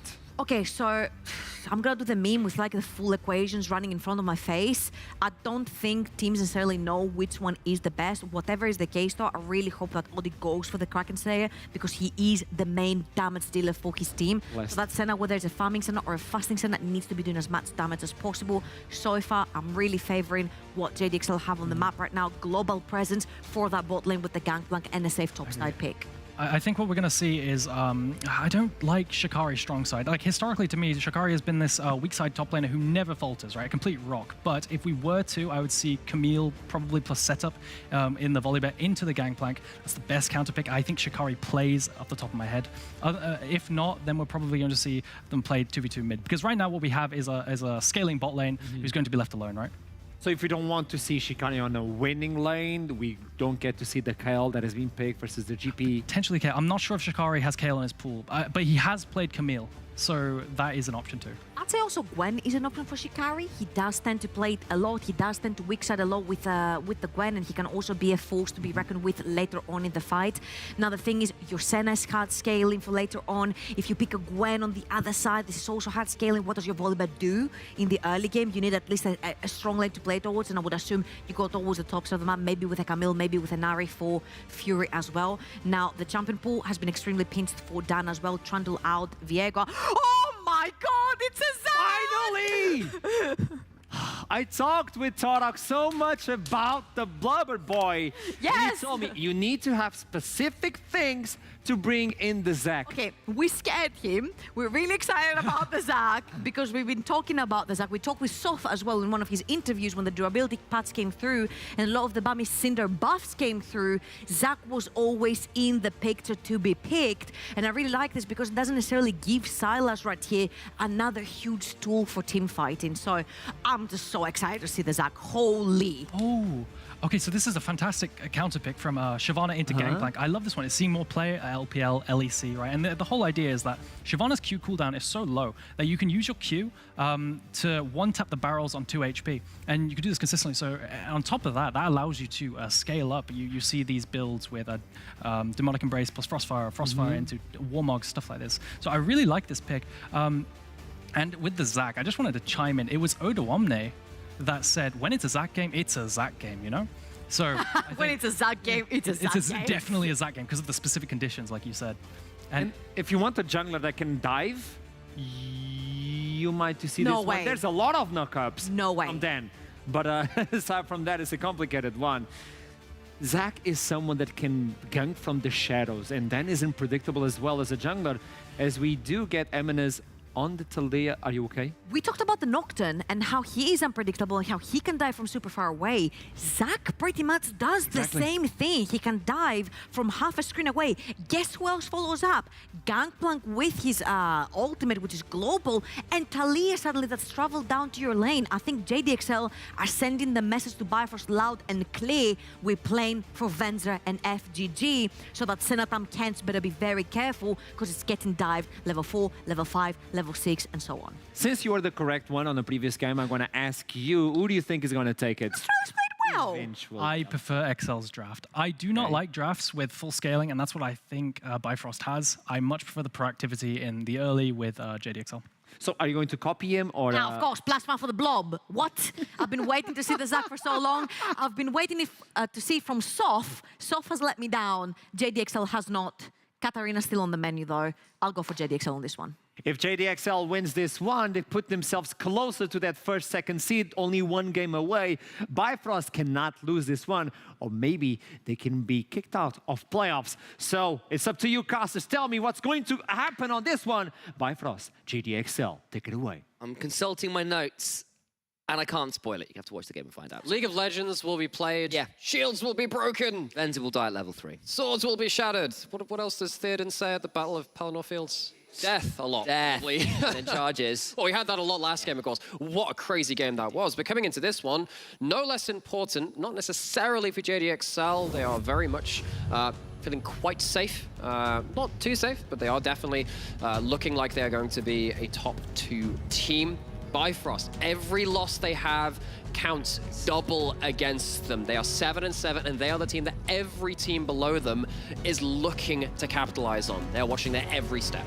Allow me a moment as we gallop onto the rift, or surf onto it in the case of Taliyah, to ruminate on XL's position this time last I was split. ruminating on the Rohirrim still, but we can do that. And one might be remiss for forgetting, of course, XL were in a very similar position and had a shocking last 2 weeks of play that saw them drop from first place all the way into third, which of course then led directly into their first round matchup where they fell out of playoffs to Riddle in a shock upset.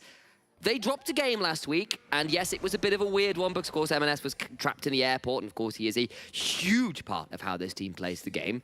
But even so, it was bluntly Nariki turning up and XL being a little bit outmatched and outdrafted. Different look this time around, and honestly, I quite like what they've got to play around bot side this game. But.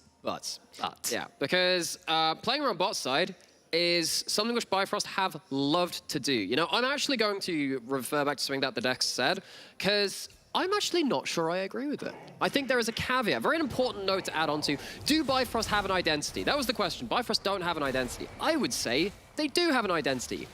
In the past tense, they did, for most of this split, play 3v3 bot side. They'd play, look at what JDXL picking, they would pick the Kalista Renata. They would pick the Nautilus or whatever, and they'd come down and gank it. Their jungler would be there at level 3 every game, most time be a Wukong, but you can see the difference already. Bifrost really did love playing towards that early bot side aggression, and JDXL picked it away from them. But as you can see, burning the flash early, taking some damage early, JDXL, even though they have the tools to play bot side themselves, not doing the best at it right now. And if Bifrost while it's not them being aggressive bots, I've got the tools to play defensively bot side pretty well. Double teleport, the ability to steal away the Weaver's Wall, that Gangplank ultimate for Fury on the Sylas, who is an old school Sylas player as well. You've got the Volibear as well, one of the better counter gankers and early brawlers in the jungle. And while the last Volibear performance wasn't as exceptional as we might have liked, we know that Bifrost, when Diamond is on early agency junglers, has been willing and ready to play around his bot 2v2 and to see whether XL can put the storm down enough to punish Bifrost down there. Now, of course, last time Bifrost played, they played against Singularity. They That did. was also, I believe, Diamondprox's first Volibear game. It was. So he hadn't played it before. He'd been shying away from it and going towards the Wukong. Now the Wukong's been nerfed and obviously banned away a lot, specifically from the team because they loved it so much. He's had to go towards that Volibear. And last time against Singularity, they got their very first win this split. They went from 0-13 to 1-13. And Bifrost kind of had to go lick their wounds after that one because that was a very sore defeat from them.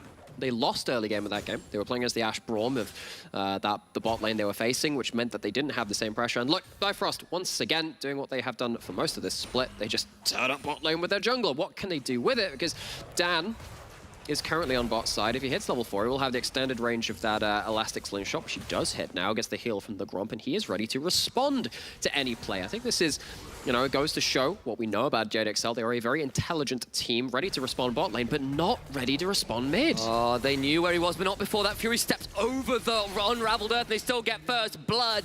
Mid-jungle synergy be damned. Diamond just roams up the river, and that is an easy kill onto the mid laner of JDXL. Sweeps between the two lanes, just looking for an opportunity, and he finds one in mid. JDXL He gets second was scuttle as just well. saying, hey, this team, really intelligent, knows where to be on the map. Dan, such an incredible player this split too, but they've read the bot lane play, but mid lane just misses the memo. M&S pushed way too far up, and when you are getting mid prio, that's normally great for your junglers, not really great for a Zac. Zac doesn't do much at level 3, level 4, especially against a Volibear. You don't want to be playing that. You don't want to be looking for duels. And MS is just in the wrong place, wrong time, wrong wave position, goes down for first blood. And honestly, you could see he was leaning to the other side of the lane. He knew where Diamond was. It just wasn't respectful enough, and he does get punished and burns the flash having done it. Of course, Fury down his as well. Means there's some room for Dan to try and come in there himself later on, but I think as your Bifrost, you're very happy with that. I think for the most part you are. So, Bifrost walk away with a quick sucker punch to JDXL. They are fine in their solo lanes. Diamondprox using that early dueling advantage of Volibear to get some advantages. You were talking about the double scuttle, talking about that gank. The question is, what more can you do with it? Because JDXL, I'm a little worried for them now, because they have this Kalista lane. Haven't really managed to do much with it. Because I'm going to take an extended point on this, because it looks like junglers... Well, we got some reset from the bot side, and the junglers aren't looking to fight, but You don't have a time because Kryze has to flash away as he face checks a Volibear, and now you have the extended time. Go. Hey, Bifrost, JDXL, you gonna let me talk now? Okay, well, the thing is, I feel like, particularly the LEC, is actually not playing that well around Kalista. I actually thought Bifrost were an incredible Kalista team on the whole. You see him in the brush there, buddy. You are literally, he's just... What? You saw him Don't you just die here? It's going to get bloody close. Can't quite make it happen. And Kryze gets to back away, does have the teleport, so shouldn't lose too much from this. What the heck? He sees them on the wards. I mean, he's buying up a lot of time. Actually doesn't use the extra summoner. This is going to slow push back towards Bifrost as well, so Kryze's going to lose a couple more minions for it. But on the whole, European teams are not really getting the most out of, and this includes the ERL teams too, although it is better at an ERL level than the LEC team, LEC level. Most of the time when you have a Kalista, you want to send all resources bot. The enemy team knows you're going to send resources bot, everyone knows it, but you do it anyway because it's so good for the game. You get to stack up waves, you get to deny farm, get dive kills, deny an enemy quadrant of the jungle, you name it. But sometimes teams haven't really managed to do enough with that. And in this game, JDXL, they are only sat at a 10 CS lead in the bot lane. They actually haven't managed to do anything. Of course, he picked Zac. Zac is great in the late game, but in the early game, you aren't going to get too much. You don't get to use it as an early game ganker for this bot lane. And I wonder if JDXL's comp, actually with that in mind, is pulling in a couple of directions. It takes away the early game strength of Kalista to maybe let the Zac get into the game, but I'm worried because when I see a Kalista not doing much against enemy bot lanes, not tower diving, not denying enemy jungle quadrants, it doesn't get a bit impress nervous. me. And I know that's something you've had that conversation you've had with me a lot, because to you, it should be people facilitating the Kalista, not the Kalista facilitating other people. And that is always risk. Diamond's going to come in mid. They're going to miss the abscond abduct, but they're still going to keep chasing forwards. Not going to quite land, and Dan was around the corner anyway to potentially punish that. So attempt on mid lane again, but they can't quite get in range this time. And the punishment for the delayed back at the top side was, of course, the Dragon taking a Raptor camp as well. So there's at least that to JDXL, and that evens up the CS in the jungle, which had been going towards Diamond's favor, but he's got a fair amount of his own quadrants to clear right now. And we'll kind of check in with that a little later. His top side is a slight lead to Cries, but nothing too much to write home about. And now that Shyvana's hit level 6, 7 even, and has Dragon's Descent available, is in a dangerous position as Fury does end up taking Naya. Needs to be actually in a lot of worry here. No flash, will not quite fall down to 18 HP. Close run stuff. M&S here. The damage check doesn't quite work out. No Cries, flash. And there's a Dragon's Descent, and that's looking like there ain't no St. George in the top side. They'll get that one. Fury survives the cannon barrage as Dan went looking for the kill onto the Silas. He'll steal away the Raptors for the second time, but I think the kill onto the Gangplank is more than worthwhile. What a disjointed early game. Fury's actually staying under turret. He knows Dan is here. Oh, he's caught out. He's so caught out. Don't know about this one. Tomish damage! Fury turns it around. Solo kill onto the solo kill king. M&S just doesn't count the cooldowns, doesn't space correctly. You know you can walk up and sit at the edge of your Q range, and he gets too close. What a mechanical misplay by M&S. We are not used to that. And we know that this guy can sometimes be a little bit streaky, but that is not what you need to see in Cries with no flash, a long way up. That's him throwing down the cannon barrage, and it's the sign to go. So, starts off with this top side play, but this is just a whole comedy of errors from JDXL. Top lane gets hit by the volley bear.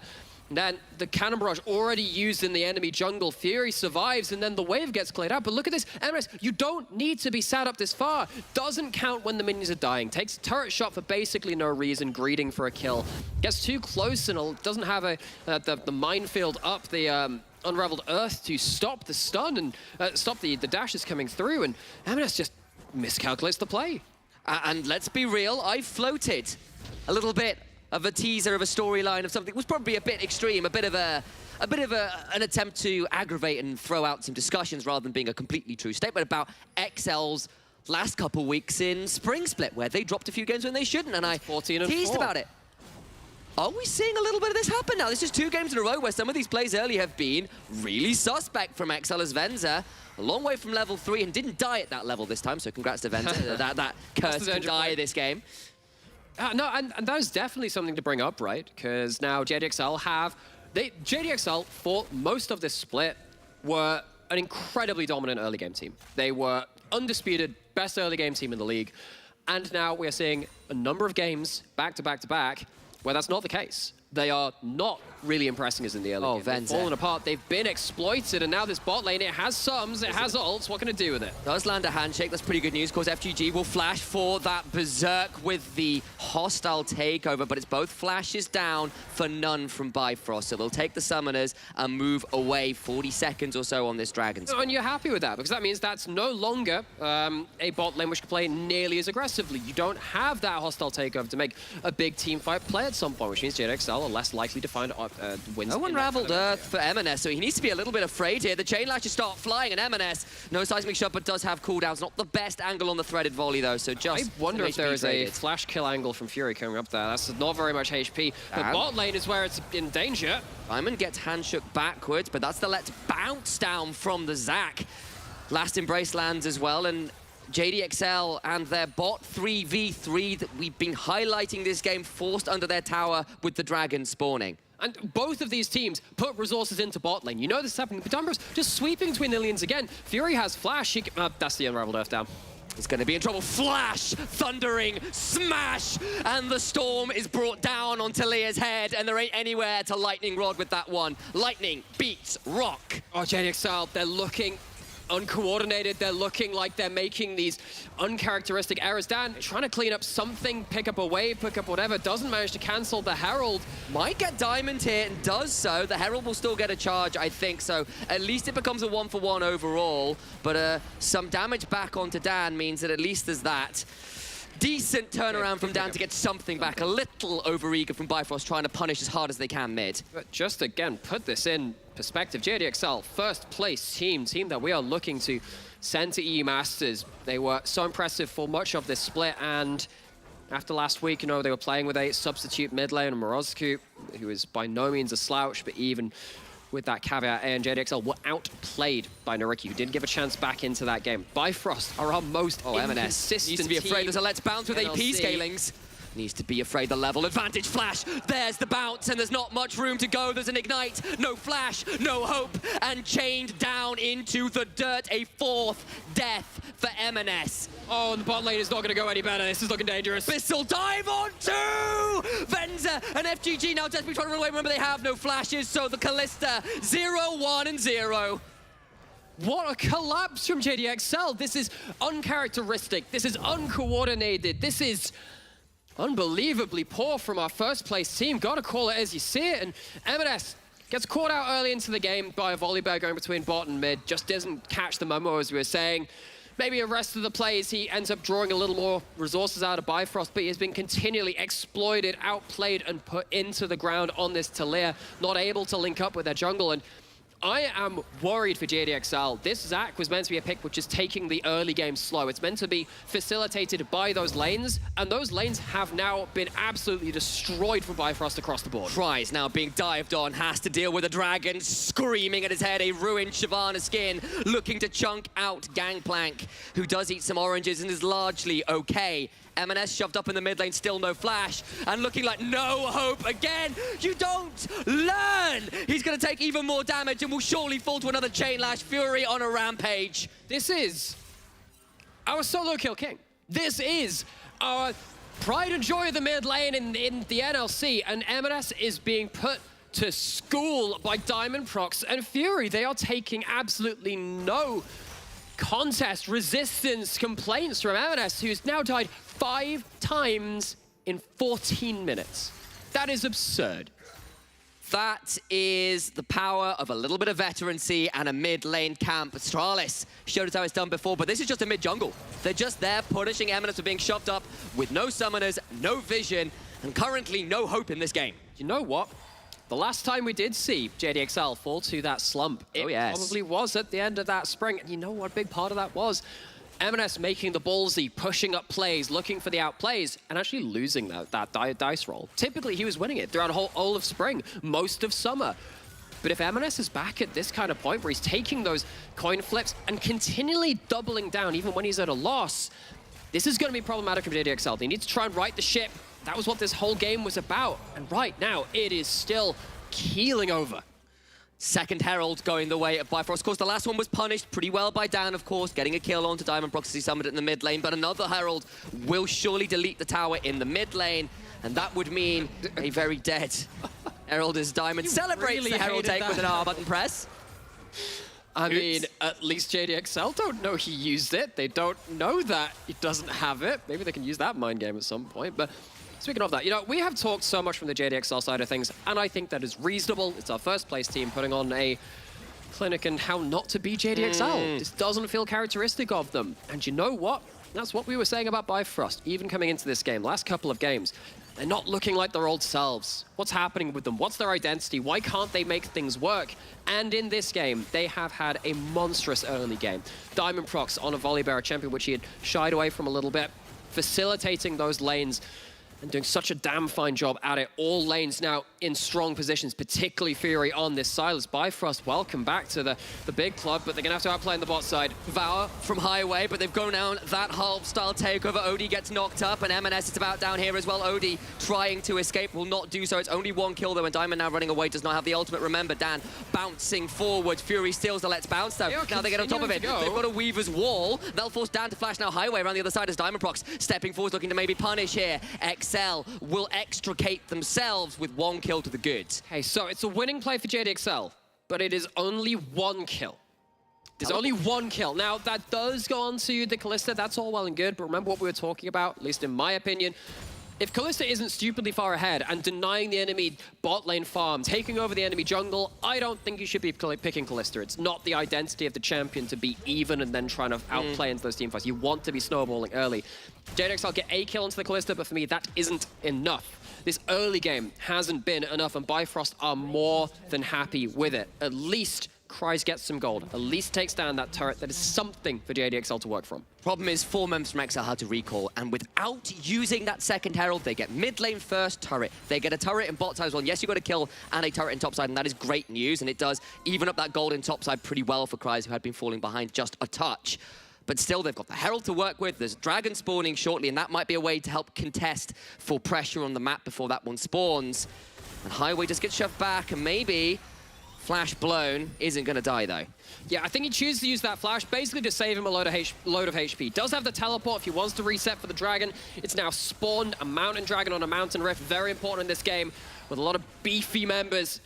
JDXL have first entry to the river. They don't have the Callista ultimate, importantly, though. Watch how that happens. Watch how this first big team fight happens. That's a big test for Bifrost. Their initiations recently have left a lot to be desired. Okay, so this will be our first proper 5v5 of the game. Diamond looking to maybe summon that Herald in mid lane, but that will allow a window here for the dragon to potentially be started. Chainlash will start it up from across the wall, and Fury looking for a flank. No ultimate stolen yet, but can look for one now. Steals away the hostile takeover. Out it comes, boiling across the rift. Lands onto 2! Renata is gone, but on this side, Odie is left out to try, but a Devour will keep him alive for now. The Gangplank will steal away Highway, but Odie flashing away. Dan goes bouncing in, will not quite secure the kill, but Kryze and Venture to the backside, looking to turn this one out. Fury dominating, gets a hold of M&S, but look at Odie, still alive, finally falls. Shikari is a dragon, crawling alive. Venza trading out with Diamond full of spears, but he will surely die, but not quite in the pit. Fury and Shikari get the dragon, though. Oh, it's an absolute mess. Bifrost maybe looking for a stronger team fight victory than that one, given the gold lead. Venz is overstayed in bot side. He'll have to say goodbye to his life with only 100 HP to his name. Fury made a mess of the team fight, will make a mess of the AD carry to top it off. Rammus is okay, but Venza is not. He got the kill on Diamond, though that was damn close. And Fury, this member we've seen be so quiet over the last few games, now 8-0-1. It was a messy fight, but it was one that Bifrost come out on top of. But the thing which is confusing to me, JDXL see that Renata ult charging up and flying at them. Why do you go in at that point? Feels like a very mistimed engage, and they just about muddled through it with M&S managing to clue into the actual engage, but this becomes so scrappy, so messy, that of course the Silas is going to be the one that really wins out through that, especially the amount of gold that they have. Look at the solo laners go from Bifrost.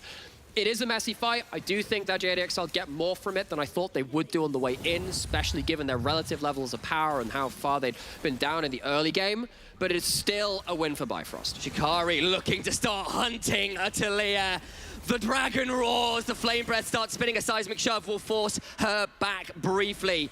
But another E landing, continuing to hunt for more, but even with the twin breaths around, not enough to quite chase down the Talia this time around. And the thing is, it just forces M&S away from the side lane. Has that ultimate, can join it, whatever fight they want, but if they're half HP, less likely to do so. And Shyvana doesn't really care that much about ult cooldown if they are currently hitting waves and just auto-attacking. Reminder that for Shyvana, she does gain Fury stacks over time. That is, of course, when that reaches full, she gets the ult. She also gets it from auto-attacking. If you're in a side lane, you're auto-attacking like Shikari's doing there. You can already see that's a quarter of the cooldown back. He's fine to trade his ult for poke and uses it on a lot of cooldowns. Gone for the Warmogs as well here. Really happy to trade that ult HP for the trades. It's off cooldown so quickly, and then just heal straight back up when you're back in your standard human form, build up that Fury and be ready to go straight away again. And yes, Venz hit that 2 items, but last fight he spent the entire time running away from Diamond Brox, not hitting anybody else. And you need to get more out of this Callista. You're at 0-6-2 Talia in the mid lane. You're really looking at this Gangplank and hoping that he, with the 2 items, can make something happen in these fights. Yeah, 0-6-2 for M&S. You know, don't want to harp too much on it. Obviously having a very poor game, but M&S, we've come to expect so much from this player. This is normally the rock, the playmaker, the explosive play of JDXL. They're looking for an engage right now. Power comes through. That's Fury going golden. The cannon barrage comes out, but Fury with the stolen Let's Bounce gets taken up with the hostile takeover. 1 dead already. That's Diamond Prox. And actually XL win this fight. Jungler and mid laner dead alongside the support. Shikari wasn't there. XL pounce and the Baron's alive. That's an awesome engage from JDXL. Cut off one flank of escape with that Weaver's Wall. That's the biggest area that they could have gone through. Force them into the choke point. That's where your comp is strong. Throw in the spears, throw in the rocks. JDXL, they set themselves behind in the early game, but what a teamfight engage was that to bring them back. Incredible stuff. The hostile takeover, the let's bounce, the fate's call, it all layers up, and there ain't no healing through that amount of CC and death. Oh, what? We were throwing a lot of questions towards M&S, and why wouldn't you, right? When you're 0-6-2, anyone would have questions on them. But that is a great combo between him and Dan. Just force them into the right kind of right choke point, cries, barrels, ultimate, everyone firing into this very condensed space. JDXL find a miracle way to get that kind of team fight. That's a lovely engage. And I think really Bifrost probably ought to have left their support out for dead there. You don't want to fight in that choke point, and they get really punished for it. Still, you know, in a gold lead right now, it's only 1,000 or so, and of course their Baron will allow JDXL to try and recoup some of their losses, but Bifrost by no means out. And in fact, do think they scaled pretty well this game, of course, but that was a needed turnaround for XL, who were becoming desperately far to being out of this game. Now Fury in trouble on the side lane. Okay, so what can they do with the stuns? Actually managed to tag him with that. I don't know what they still want this. He's still got stopwatch and of course the ability to steal an ult or two, so be forced away from defending this tier 1, but nothing else really popped. No, it means that he's not there to defend the tower. Bifrost responded in the mid lane, but remember they have the global of the Weaver's Wall almost on, well actually no, it is available, it's just you can't cast it while you're in combat, which I was confused with M&S's little time. Right, like, that's a very low cooldown for that. Forgot about that change. So Bifrost getting some vision control in the river, dragon spawning. They've managed to prioritize that high weight, flashing away from the engage. Stretching strikes land, he's now going to get rooted out and will surely fall, dies, 35 seconds, but he has got teleport, so can rejoin this fight.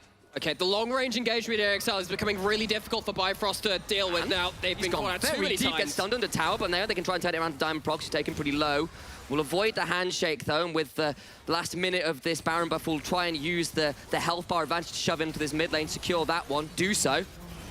Fury looking for ults to steal, probably looking for that hostile takeover again. See how much flash threat he had with that around that one dragon fight.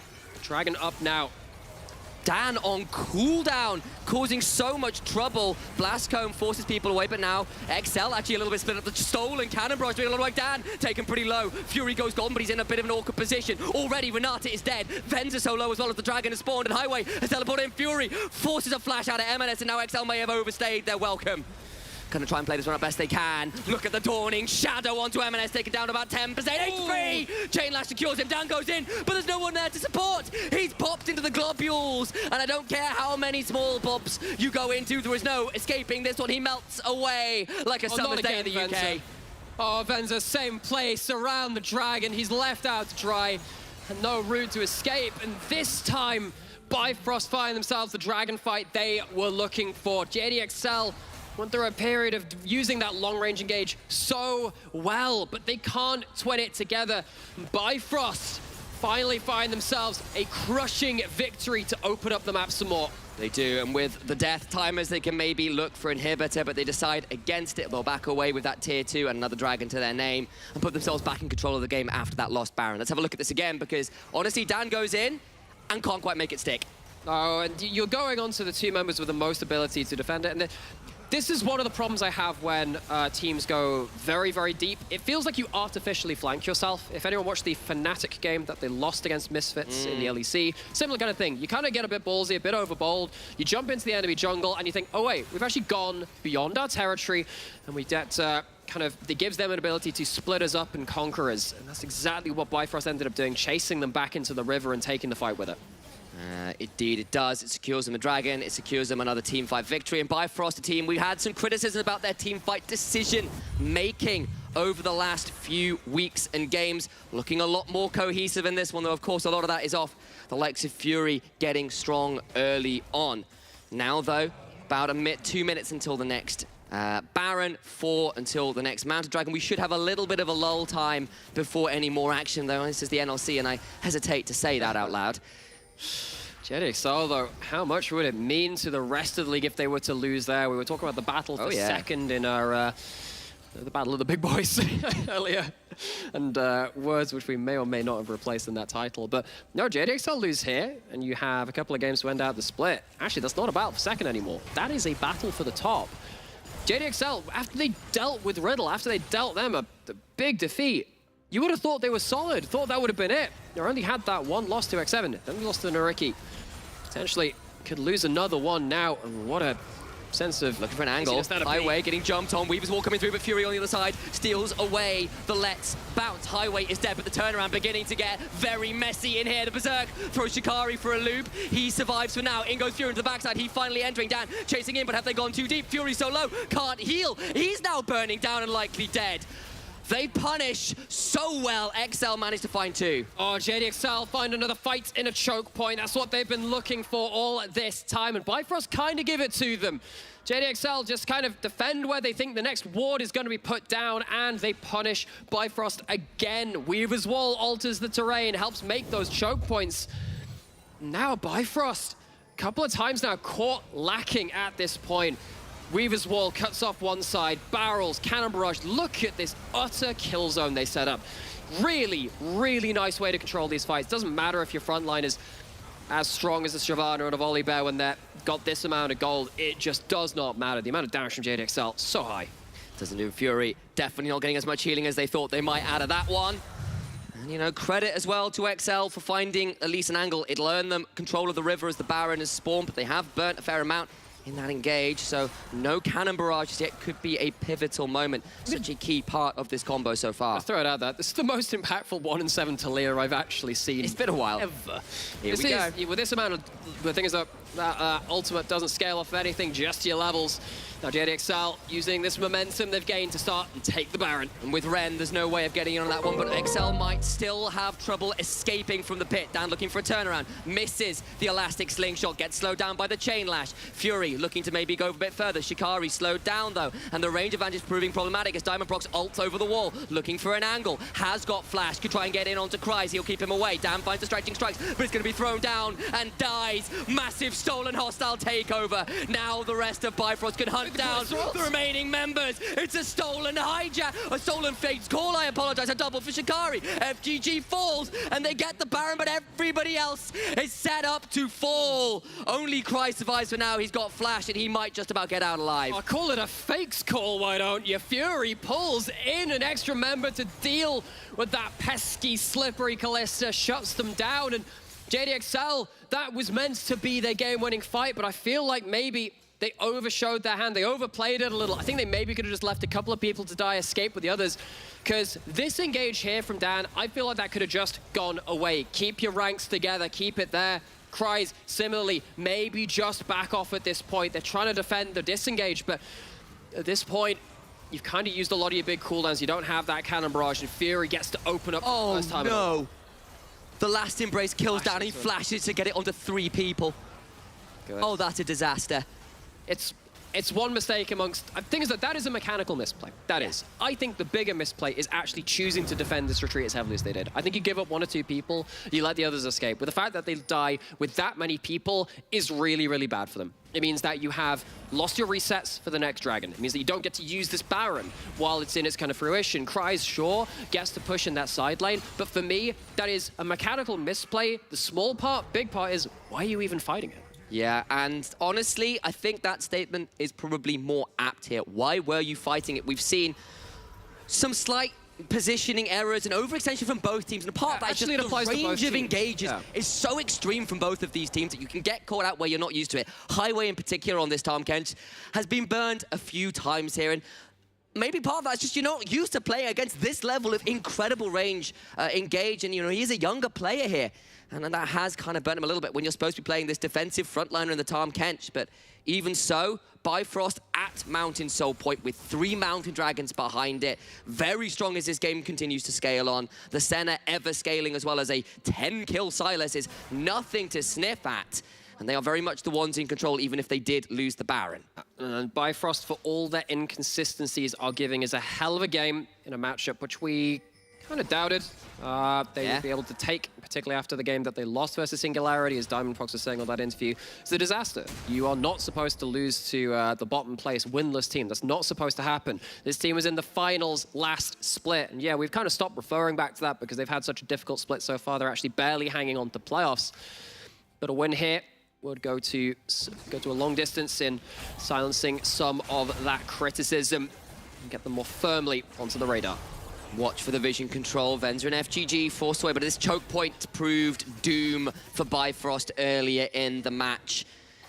They've done a lot of work with this Renata, with this cannon barrage from Cries, but now they must hold the line for the next 5 minutes. Dan off vision in the Raptor pit. It's an old school Zac combo. Gets in onto 2, but I don't know whether that's going to be enough. The turnaround is pretty good from Bifrost. They get a massive root into that Dawning Shadow. Over the wall comes Shikari, throwing down the fire and the Fury. They steal away the cannon barrage, and now they throw it down in turn. M&S left out in that massive rain of bullets. Odie gets it with a flash forward and the piercing darkness to put him into the dirt. FGG flashes forward for the hostile takeover. They'll turn it around onto Diamond Prox, who goes down, but it's still 2 dead. It's still more. A triple for Odie. Can he make it even more? I just don't know. Cries and Dan remaining, and Bifrost melt through the remains of XL, and suddenly they are looking down the straight. Have a teleport coming up in a couple of seconds. The Fury going back to base, topping up an HP. Literally, they have a barrel chain to work with and a little bit of Zac damage. How can they defend this? They've got to hold on, or XL are about to face down the barrel of another defeat. Cries faces the Abyssal dive, and the Abyss stares back. Dan gets dived on. Bifrost are back, baby. XL fall. Bifrost trying to get into that net even for the first time. 8 and 7, and JDXL, they were sitting pretty for a little while in first place. Taking another loss, that is getting precarious at the top. Suddenly, everyone else outside of playoffs gets more nervous. The bar gets raised, and all those teams in second place look up at XL stumbling and rub their hands in glee. There are a couple of ears perked up now, because suddenly it's not just about, can we get second? It's, oh yeah, we win the regular split. JDXL failed to do that in spring, got caught napping, and of course, with X7 kind of falling down a little bit, it was Bifrost who ended up taking that first place. Now, they can't make it to that point realistically at this point, but they can certainly make those bottom 4 teams frown a little harder as their job gets even more difficult. Absolutely. A reminder of XL's foibles in Springs, a reminder of Bifrost's former glories. But to take us even deeper into that game, we have the analyst desk, so they can take it from here. And with this victory, Bifrost are almost secured for playoffs as the 6th seed, at least for them. But JDXL keep faltering, keep going down. And with this game, I might even say they might not even get into first, second seed. JDXL, what a charity event, giving the Riki their chances and then taking them away by giving Bifrost their playoffs. You know the meme of JDXL, giveth. JDXL, taketh. No, this time is only giveth and giveth. They only give. But they also taketh the Riki's chances that they give. It is true, but we need to dive into this one. We gotta give props to Diamond on this game. Don't talk about dives and waves, because Diamond went straight up with the volley bet in a different mindset that he brought in on the previous days. He went in just to give the lanes a lot of advantage, and he secured them. This was a different sort of Diamond Prox playing for the team. I definitely do think it was a case of Diamond Prox covering for his laners early, but I think the biggest theme of this game was that the scaling team composition won early game. It's so weird. And we're not allowed to do that. What do you mean, sorry? That is not legal. Yeah, exactly. It's so odd. And then when you try to come back into the game, how are you supposed to win as the early game composition when you're not allowed to stack enough Drakes, you're not allowed to build enough of a lead, and all your solo lanes are essentially, well, I don't want to say running it, but not having the best games. you can say running it. Yeah. I think so many things went right for Bifrost and so many things went wrong for XL. So when it comes to having Diamond Prox or one of the junglers that he can make impact in the early game, because we know this guy will gank you with Belveth, level 2 and level 3, and might be not as successful. On Volibear is going to be successful. That's what the champion was built for. He goes mid, he goes mid, he goes mid, he goes mid. M&S still doesn't get the gist that Diamond Prox goes mid and dies 5 times in laning phase. Now the recipient of all of these kills was Fury onto a Sylas that wants to scale into the later stages of the game. What happens when the Sylas snowballs 5 kills in a row and gets a super early Everfrost? You're damn screwed, especially if you're playing Kalista into that Sylas that wants to be slowing you down and freezing you into place. So I felt like the bot lane was doomed because you have in a mid laner that's only purpose of being picked, the Talia, is so they can roam bot side. You're picking Gangplank flank for a safe weak side, just so you can ult bot side. You're picking Zac so you can have access towards bot side with long lane ganks and snowball that Kalista. When one of these pieces falls completely apart and dive in bot side, then the whole plan kind of falls apart. Your Kalista is never going to win into a Senate and Ken. It's one of the safest lanes. The Zac is not a snowballing champion. We've seen Dan turning it around on Shyvanas, on Nocturnes, on aggressive picks, on Rek'Sais even. You can't do the same on This is Zac. not one of them. And even though I'll give props to Kryze because he really did try with these barrels and the chains and the ultimates, it just was not enough. And this was one of the better quote-unquote team fights for JDXL, but at this point, Fury onto his Sylas, he's an absolute beast. This Shyvana is roaming the river with 2 items so difficult to kill. So I do think the best opportunities JDXL had were those fights in the mid game where they were in chokeholds, right? So you had your this fight, which is a very narrow corridor, as well as near the Wraiths. All these fights with all the AoE on the side of JDXL, with the Gangplank ulti, with the Renata ulti, around these chokeholds, and the Talia rocks on the floor. I definitely do think those fights were actually really good. But if they weren't so far behind, they probably would have rolled, they would have got Nashes, and it would have been much cleaner. Before we jump into the interview, I'm going to say it. I know you're a coach. Probably you will back me up on this one. But it's really complicated when you see a champion like Talia being picked for the mid lane, where you need to use the poke and just rotate. You have that passive. You need to do it across the map. And you're forcing fights all the time versus someone that is looking to assassinate you. This is not Eminence or the Eminence we got to know before. I'm going to say it. It has to be said. I think this is Eminence. If we look back at playoffs, he kept on trying to go for the solo kills, like he always does. Exactly. And it feels like we had a little bit of a chat, and you told me something about. So yeah, this guy looks tilted. Yeah. So I don't know. He just seemed tilted. So what people do when they're tilted, typically, I notice as my coaching clients, is they just keep trying to prove they're better than the laner. They keep trying to kill their laner over and over again, and that's what it looked like Eminence was doing. Even though it was so silly, right? He was 0-3-0. Why would you be able to kill him now? It doesn't make any sense. But he kept going for it and just kept dying. We need to understand into what level can Eminence get, because mechanical, he can be a god, but you need to. Or he can take one tower shot and die. That is another one as we jump into the interview today with Highway on the bot side after this amazing victory versus JDXL.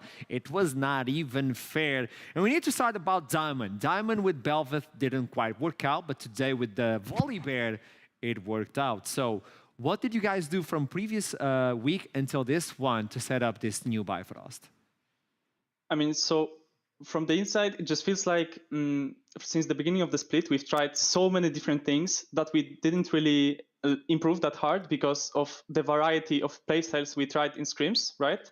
And we just tried everything, you know, Lucian, Nami, Kalista, Senna, you know, there's like legit everything you can play, we tried to play, and we thought we would be able to basically make every single playstyle perfect.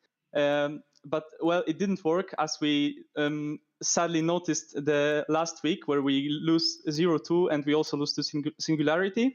So basically the conclusion was to stop trying and to play everything and just focus on one or two things and just make them, you know, like basically back old Bifrost, right? And then we actually haven't lost like a single map in scrims the last 2 weeks. And so maybe, you know, maybe we are back, and I'm very happy for it. Welcome back, Bifrost. I was just about to say the same thing. Welcome back. We've missed you, by the way, here at NLC. Another big question is, I know Fury is an emotional guy. When in defeat, he suffers a lot. We all know this. But in victory, he's quite vocal and quite happy. How were the comms when Fury was styling on Eminence in the mid lane? I mean, I don't know. I guess he seemed happy. He was like, usually he's not that vocal, and he was actually very vocal this game. Like, he was able to lead everything, even though we made some mistakes. But I think it's mostly because I made some mistakes. It's like I didn't realize that like when you play fasting Tampkench, your job is to be front lane, right? And like this game, I exactly thought that would be my job. But then, like, you know, Zac jumps in. Also, sometimes I play Fog, and then they randomly throw three blue trinkets at me, and then Zac jumps. It's like it was a bit awkward to play TK this game, but I guess, I mean, I had to learn. And then the moment I start respecting the Zac permanently and playing more like this TK support, then we just win the fights. But when it comes to the Fury, I mean, obviously he was very vocal throughout the game, and yeah, he hard carried. It was mid gap. Mid gap. Now we'll look into the rest of the split. This victory puts you guys so close to securing that last spot for playoffs. You only need 1 or 2 games maximum, depending on Nuriki and Vanir's schedule moving on from today. How are you feeling? What do you feel are your chances? And if you do make playoffs, is this new Bifrost a Bifrost to fear, or you guys are still shaky? I mean, since the beginning of the split, we've been doing really good in scrims, but like it seemed like we just our mental got a bit, affected throughout like the recent, events, and then I think since the beginning also like the playoffs were not the goal. The goal is EU Masters, and that's still the goal. So yeah, we're gonna go for it, and we're gonna go to go as high as possible in the playoffs, and like in EU Masters. Hey. In order to get to EU Masters, you need to make playoffs and you need to be high ranked because we only have 2 seeds that I know of. So congratulations. Welcome back, Bifrost, I say. And good luck on this one, Highway. You guys did amazingly today. Have a nice one. Okay. Bye-bye, guys. See ya. Bye-bye. Bye. Bye. Double wave. We like double wave. Mid-diff. That's Mid-diff. all I'm keeping right here because I feel like, man, I've missed Fury on Silas, on Akali, on LeBlanc, on Ari, on things that he can take control. He can take 1 or 2 or 3 kills, and then his teams know they can rely on him to snowball his victory, and he did just that. He didn't get 1, he didn't get 2, he didn't get 3, he got 5, but that was the catalyst of Excel's downfall. The guy on Silas and on Akali, he's just a different beast. I'm super happy because at the start he said we needed to stop pretending we could play everything and to establish said that, right? You identity. set that up. Yes. Exact same thing I said. I 100% believed that, and I'm really glad they fixed themselves. Yeah. And also, we can go back to the meme where you have someone saying, okay, I like this, but this I like more, which is Fury on Control Mages. It's good. Yeah, you did good, but Assassin Fury, oh boy. Yeah. This is what we want. put him this right is what we here. need. Welcome back, Fury. Now to the other side, GDXL are now facing a situation. We were looking into this team to be top 1, top 2 minimum throughout what they presented to us throughout the entire split. Nowadays, this could be a team that could fall to 3rd place like they did in Spring Split. Is the curse coming back? I don't think it's a curse. I think we need to be extremely realistic. I think a lot of the time I felt like Excel were a little bit ahead of the meta, and they were bringing in like sassy picks again, like the Nocturne, the Vanas, and all that stuff. And they were catching people off guard, and it was working for them. I think at this point their weaknesses have been exposed. Last week versus Nuriki, obviously you had a new mid laner. We've seen Morsko at EU Masters, and unfortunately didn't work for him on the Silas. Now coming back into having MNS, it felt even worse. It feels like, yes, Morsko didn't do much necessarily, but it felt like MNS not only didn't he not do well, he actually harmed the team by dying so many times because somebody was the recipient of these kills. So it feels like mid lane is a constant weakness for JDXL. If it's not Venzer dying level 3, at least then, he learns how to turn this around. Then he takes control of the lane later on. We know it's a meme. Obviously, we don't mean to put any weight on the guy. But I feel like the weakness in mid lane remains for JDXL, and when your middle piece of the map is falling apart, the rest of the map is going to follow suit. I'm going to say, Venzer to me is like a Super Saiyan. When he dies, he gets stronger. It's part of the meta. That's why I want to talk with him, because he's waiting on the other side of the interview. Welcome back. You're the Super Saiyan, my dude, but you didn't die this game. You did wait, good. wait, why am I here? I didn't know there was interviews after Game 5 of scrims. Why am I here? Just to suffer? Just to suffer. Let's talk about this one. I know this is a rough one, by the way, Venzer. We need to stop making bets, by the way. It's going south. It's going south, man. I need to understand this champion. No more bets. I need to understand this champion select. We see Eminence on a different sort of champion coming in with the Talia to probably try and rotate to the bot side. You have the GP to play with the ultimate towards you. Was the plan focus on the bot side? Was this how the champion select worked for you guys? I mean, yeah, pretty much. Like when you're drafting like really Kalista, you're kind of going into the game with like, okay, we play to bot lane. We have like mid push. We have a jungle champ that's good at diving. Like we had a plan, but we didn't really get to play it. And that's the thing. You were always behind on this game. It was really hard to play from lanes that they were not supposed to lose. You were supposed to be the one winning the early game. As soon as things go south, what was the plan B? I mean, it was a bit of like, I mean, it was basically just okay, like come bot lane and hope enemies in, and they did sometimes, and we got some fights. But yeah, I mean, with how this game went, like with our comp, like we really had no business being in this game after early. Now we jump into the big question. We're looking to playoffs. You guys were about to secure seed 1, seed 2. It seems like things are going south right now. Is this the curse from previous split where you get third place at the last day and you won't get through the first part of playoffs because the team is not secured? There is no curse. Curse doesn't exist. It doesn't exist? No. Tell me something. Let me remind we break you. any curse. Only the level 3 dev curse exists, and I'm even breaking that one, so I can break any curse. Yeah, and if you remember, Venzer and FTG made it further than JDXL in playoffs. So if anything, they're holding the buff in the bot lane.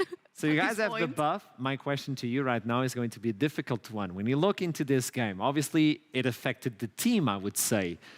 In the best of 5 scenario, can we expect JDXL to stay at top? Because from what we saw throughout the entire summer split, I was constantly saying, this team on the best of 5, they do even better than they're doing on the best of 1. Is this a reality right now? I mean, I haven't really played the best of 5 yet, so I can't tell you. On scrims, did you play best of 5? No, it's only best of 3, 3-0 stomp. Bye-bye. For both sides? Jokes aside, yeah. I think we're going to be fine in best of 5s. Like, I think unlucky games happen, right? Like, this was a very unlucky game. And okay. Yeah, it snowballed out of control fast, and it just kept going worse. But we managed to pull it back later with some fights that we honestly should not be winning. But yeah, if we played like slightly better, even with how early game went, even with like our early game focused comp, kinda like we can. I mean, we're gonna be fine in best of 5s. Don't you worry about us. Okay, last question, Trouble. I just want to ask, you've put obviously the background with the sponsors behind you, but now we cannot see where your cat is in the room. Yeah, I mean that is very unfortunate. Cats and green screens do not go well together. All right then. You know what? I thought you were gonna pull her up from the lap again, and I'm gonna be like, no, you seem like a villain. I'm sorry. That's okay, Venza. I tried it. It looks really weird. It looks really weird. The cat with the green screen looks weird? Yes, it looks super weird. She's like phasing in and out. It's like she's not real. like my arms right now, you know, you see? The almighty cat. Now, thank you so much for this one, Vincent. Best of luck throughout the rest of the split. Let's see how you guys fared up until the end of it. Thank you so much. Have a nice one. Goodbye. Goodbye. He's a Super Saiyan, man. He's a Super Saiyan. That's all I'm going to say. So, obviously, a bad day for them, but it's about recovering. First day coming in, MNS, after the little break they had with Marksu. So, it's about setting up for the future. And the future is standings. I need to look into standings and understand what's the difference. Still 2 games away. Wait. Is this correct? Because I thought JDX... That is correct. They had 13 wins, 2 losses. And 2 losses now. 2 losses? No, I think they got 3 losses. Because I got 2 videos of apologies. It should be 12 and 3, yes. 12 and 3. I was bad at math, but not that much. Our production is sneaking in victories to Excel. They're biased. Okay, I'm getting information. I apologize. Our Sharam, should be 12 and 3. There you go. It's fixed. Our production is biased, by the way. So 1 game away for Riddle and Dusty. And the way Dusty are looking, oh boy. The difference is ZXL already have the 2-0 over Riddle, but over Dusty, it changed the situation because I do not think they've played their second round robin it's versus going to Dusty. be Eminence versus Vakland. Yeah, we talked about that. Dusty is on an uphill battle right now where they're literally stomping whoever is in their way. So if we're talking it goes to 1-1 and Dusty pull the victory over Excel, they will most likely have more victories at the latter half of the split. That's the spicy stuff. Let's look into the last game of the day. It's going to be Nuriki versus M&M. 2 teams at the bottom of the table. Nuriki needs to win this one if they want to keep fighting for playoffs. M&M cannot afford to lose if they want to run away from relegations. If M&M wins today, they're going to put Nuriki in a place where they might face relegations instead of playoffs. The jump difference we might make out of this. So, Trouble, I'm going to look into you right now. Trouble, I'm looking into you. Okay. And I want to understand on this matchup from your eyes as a coach, what would you do on both sides? On both sides? That's a big question. Okay, so let's say I was coaching M&M, I would first of all incorporate more scaling into the comp. So when I look at M&M's drafts in the past few games, they've been drafting triple low scaling, high priority early games, but then they've been messing the comps up, like the execution. It feels to me like they can't quite pull these like compositions off, and they need a bit more scaling as a leeway in case they mess up, right? They're drafting Jarv and then dying early. It's completely illegal stuff. And as for Nariki, I think the exact same thing, actually. I think Nariki should, and this sounds really harsh to say, I think Nariki should draft scaling and let MNM beat themselves, because they are kind of messing up their own compositions. That is a take I was not expecting to get. So, Trouble, I want to look into you, and I want you to talk to me. Okay. Me and you right now. I thought you were going to say Aragon. I'm looking into you. Aragon. We're looking at Trouble to understand the bot lane. Between both bot lines, I need to understand what can we expect from these guys. Okay, I think I might be a little bit biased because Azita and Mishigu are two of my favorite bot laners in the league altogether. I think especially for Mishigu, he's gone so underappreciated. And I know we have a lot of talent pool when it comes to the marksmen in the NLC, but I feel like this guy bringing in Ziggs, bringing in Enchanters, bringing in the mages, bringing in the hyper carries, the AD carries in the early, the hyper scaling ones in the late game, the Ezreals to stay safe and play weak side. I feel this guy has gone above and beyond to cater for his team whatever they need, and he will always deliver. And the same thing goes for Azita. We've spoken highly of Azita season after season, spring and now summer. This guy said, you know what, I really like my Jinx and Aphelios, it's a really cool meta, but now I want to transition, I want to play for the early game. And that's where he brought in the Lucian, that's where he brought in his Kalista. And his Kalista, might I say, looks really, really freaking scary. I think it's B1 pickable, and it makes it work. Now that you know how it works, Aragon, I would like you to start the champion select. Did it start? It starts. Wi-Fi? With a delay. There you go. go. There you go. He's already known how to have Wi-Fi. I love it. MNM versus Listen, Nariki. we're in Germany, the internet's not that great. terrible. Yes. Yes. Nariki versus MNM, 3-11 for MNM, Nariki 5 and 9. Let's jump into this one. Soft versus Lulas, by the way, the new jungler for Nariki. Portuguese, by the way. Portuguese. We have Attila, we have Lulas, we have Arsharam. Slow. Did you just mention your own name? We have 3 Portuguese guys. We have Jackson, we have Vladdy, we have Troubling. How did that sound? Sound bad. It sounded bad. Exactly. That's what I'm saying. Lulas. They banned the Draven. This is fantastic. Okay, so I actually was going to just about to say, but it's unfortunate they banned it already. Somebody's saying here. I wanted them to ban Draven because you get the double whammy of banning out Comfort for Mishigu. He's been really prioritizing the Draven recently, and also you open up the Kalista pick. Kalista doesn't really like Draven so much, and banning it opens this up. Now, I expected to see MNM match by banning Kalista as well, but they haven't. So maybe MNM first pick Kalista. I was about to say either that or they have something up their sleeve. We have seen also the Ash Brom a lot of the times picked into the Kalista just as a neutralizer, but that means that the rest of your map needs to actually carry. They're going to take it away from Azita. Now we need to see Mishigu make it work, right? Because Azita, one of the best. Banderas. You got the call out. You got the call out. Love this guy. You've been here for like 5 hours and you already have call-outs. I'm just saying. Do you know how long it took for somebody to hover Katarina? I'm just saying. An entire season. All I'll say is I played against Banderas in solo queue recently, and I kind of did beat him on Renekton. So. Oh, so you traumatized him. Just show you Renekton and now I love him. He's my boy. So you traumatized him into hovering your champion. Cool. He's not afraid. But Renata, though, we're talking about security. What else can you bring with Renata as an AD? I just really like the takeaway away from the Kalista. Renata Kalista, one of the strongest. I keep sounding like a broken record, but there is nothing that beats Renata Kalista level 1, level 2, and level 3. It's nothing? Strong, nothing. And you can pair it up with whatever ADC you want, the Renata, because she's one of the strongest bot laners anyway. Now, Kalista can go very well with Amumu. We mentioned the combo. You just take him, you throw him into the fight, he butt hits people into CC Lockdown Heaven. And then now you've mentioned it as well. Yeah. It's something that is very blind pickable. They need to ban away Swain from Chimera, or maybe we have an amazing Wumbo combo. Wumbo combo. Wumbo combo. I knew you were going to talk about that. So, we talk about the Putrifier. Look, I love Chimera. He's also my friend. I've got a lot of friends on both teams. I'm so happy with this game. But now make you pick a side in the end. I know it's tragic. You didn't say shout out to Yusuf. I did at the start. All right, fine. But no, I do think Chimera has been struggling on a lot of picks outside of Swain. Something I haven't noticed, and analysts say, is that he is best on bird champions.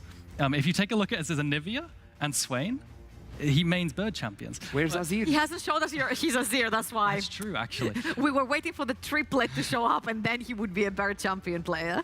But I do think he needs the right matchup. He's been liking Swain into Corki, so maybe if they pick Corki, he can pick Swain into it. But it looks like they're going to be target banning Banderas with the Fiora. They're not going to remove away the Swain, so they're setting themselves against this massive AoE. Maybe they have something prepared as well for Nuriki.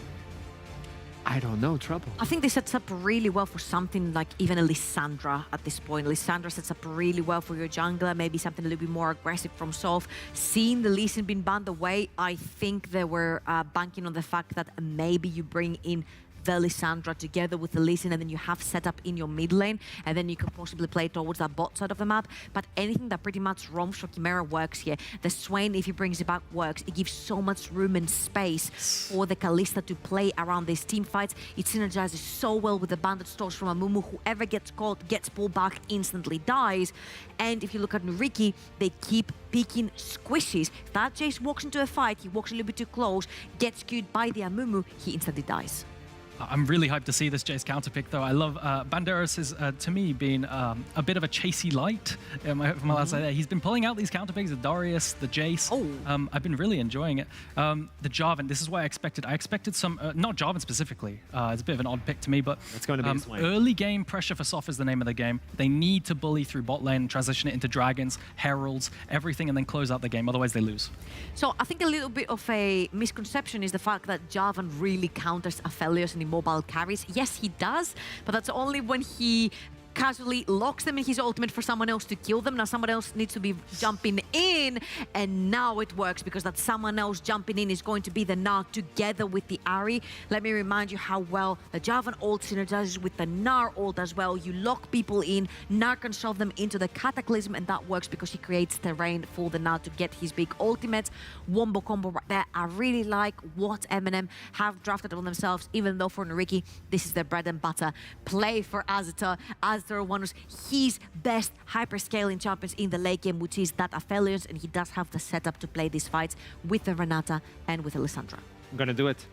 Pick a side. I'm really concerned about the timer that MNM have put themselves on, considering the gameplay in the past few games. I'm going to give it to Nuriki. Nuriki, okay. What about you? I'm siding with MNM right here. I just love the draft. It's play all about bota. You've got great mid-jungle synergy. You've got great weak side top lane on the top. Now with Jarvan Ultimate works so well later on when you have so many mobile carries just sitting there like ducks for Nuriki. You hit them, Ahri jumps in. I hope he builds Ludens. I hope he gets the Meadows. I hope he gets the ring. Wait, I hope he gets the ring and the Meadows. And then the Meadows. Okay, I was so confused right now. I'm just going to let you know that if you win now on the prediction, you win today. And if you win today. So this is going to be an interesting... All on the line? It depends on you. It depends on you. As we got the Fox, which is not a bird, in the mid lane. And we got two casters, beautiful two casters, last game of the day. Match day 15, initialized Nightmare. How are you doing? The Fox is not a bird. I hope Georgia knows what she's done by bringing the book and the ring up, because now I have to deal with this, which is neither a fox nor a bird nor any other particular word. Well, there are words, but all of them are probably inappropriate for broadcast. I feel like I should become a poet now. Oh, really? Yeah, like... Do tell, I did a lot of that in undergrad. One ring to snowball them all, one ring This is an ARAM. Shush, you, okay. Well, one ring to, I don't know, build AP and in the darkness. Look, I'm not a good poet. Maybe I should stop this.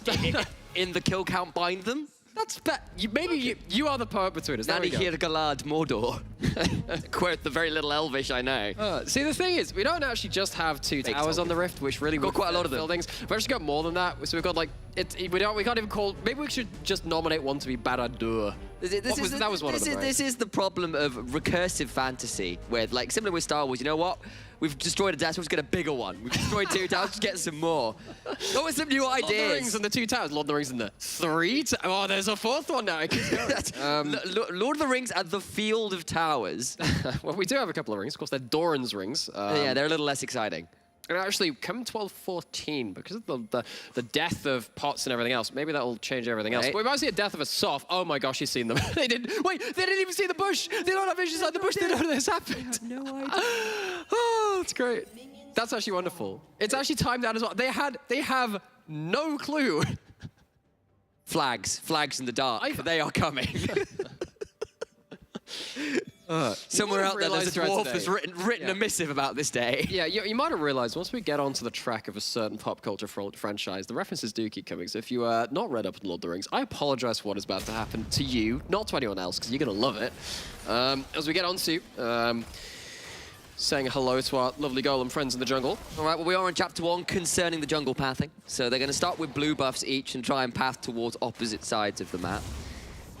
You know what? No, we're not. So, I've chosen to disengage from this line of thought. So we have Aphelios Renata, who don't really want to fight at level 1. Renata is there to make sure Aphelios has a level 1 presence, because he's half a champion at that point. Level 2, he gets very, very scary, of course, with his ultimate, his different abilities unlocking for both of his guns. He only has the phase right now to change between his 2 weapons, whereas Aphelios and Mimi, they are just looking for a weakness in either of these 2. They have wave control, and this is what makes both of those champions so dangerous. M&M, of course, do have an early game comp, and they do need to find some advantages in that point of the game. If the game does kind of slow down, you're playing into an Aphelios, you're playing into the Renata ult and Jace having range advantage, you can find yourself in a bit of a tricky situation around those objectives later on. Bit of a side note, what chroma is that for Ari? That is... So, funny enough there, I have myself a skin tier list for Ari. Oh, do you? I do know that, actually. 60 plus cosmetics in there, and that is the Foxfire chroma, and that's actually the Ariversary chroma. So that's actually the colors of the South Korean flag. But it's the Foxfire skin. So actually every skin which Ari has a chroma in the red, white, and blue colors. That's really cool. There you go. Foxfire, of course, being in the S+ best. Of course, it is your favorite. So top things back off with the skin tier list. Trades back and forth there with the electrocute to both mid laners. I know, obviously in MSI, we saw this one kind of end up being relatively Lissandra favored, though I know you've said you can play this one out pretty well as Ari, though it requires a certain amount of aggressive trade. Well, so the thing for me is, on an individual level, you take electrocute on both these sides. Ari can actually go both ways. You get an extra Q in from the side of Lissandra. Things get a bit awkward if you miss the Q. Another couple of autos get traded from the Ari. These trades snowball very, very quickly because both of these champions are actually very squishy. You can see both sides have popped both pots already. They're trading very, very hard. Chimera actually doing a fairly good job of hitting those edge of those Qs. Aero has the teleport. Chimera doesn't. Of course, they opted in for that cleanse. I actually think this game probably... this is one of those games I would have actually advocated for if you really wanted to. Spellbook plus cooldown boots, because it allows you to get as many cleanses as possible. That's one way to play it very safely, right? You're always going to have value in that game. And it means that Lissandra's main value of, oh, I shut down the Ari, doesn't really happen. Can you shut down bot lane though? Lulis is here, of course. Remember, debut game for him on this Noriki roster in the NLC.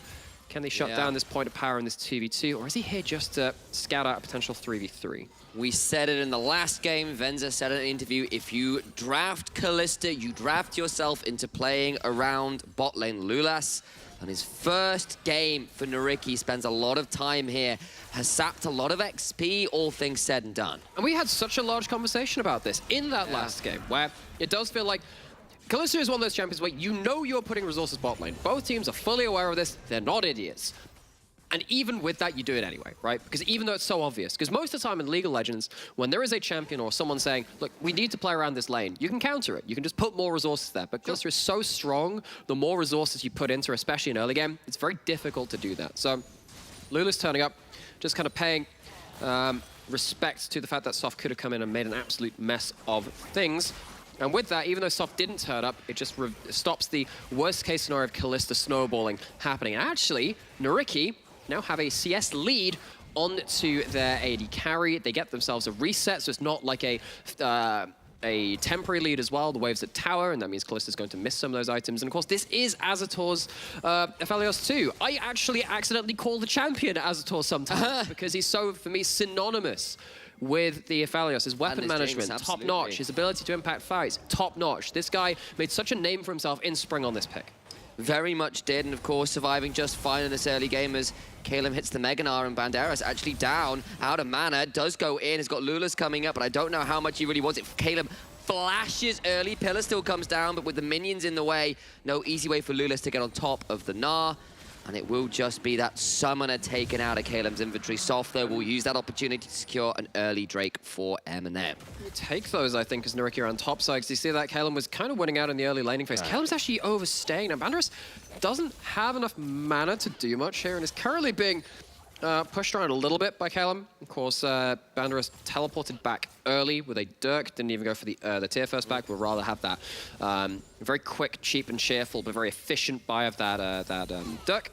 Calem, however, getting ahead in CS, getting ahead in trades, and still has the teleport to get back to lane when he wants to. He manages to get his back in without even using that summoner. And Calem's a player we've actually had a lot of praise for. It's been a lot of damage. Of course, he's died a fair amount for his team as well, but he's been very impactful. His Gangplank in particular. We've got a few phenomenal Gangplank players currently in the league, but Calem has put his name right up there. And yes, there haven't been as many wins for M&M as we would have liked, but there have been half of so many games that have been phenomenal that just haven't come to fruition for this team. So let's just put this in context again. We kind of had some taglines for a couple of the games. It helps us kind of decide what we're talking about in the game in terms of like, oh, the battle of the ceiling versus the battle of finding their feet, blah, blah, blah, battle of the other things too. But this one really is two teams who looked better than their game score. Nariki have had great games for about half a game. M&M have had that arguably even more so. As you're saying, you get 15 minutes of great gameplay from M&M, then about 15 minutes of them looking lost and not really looking like they have a direction and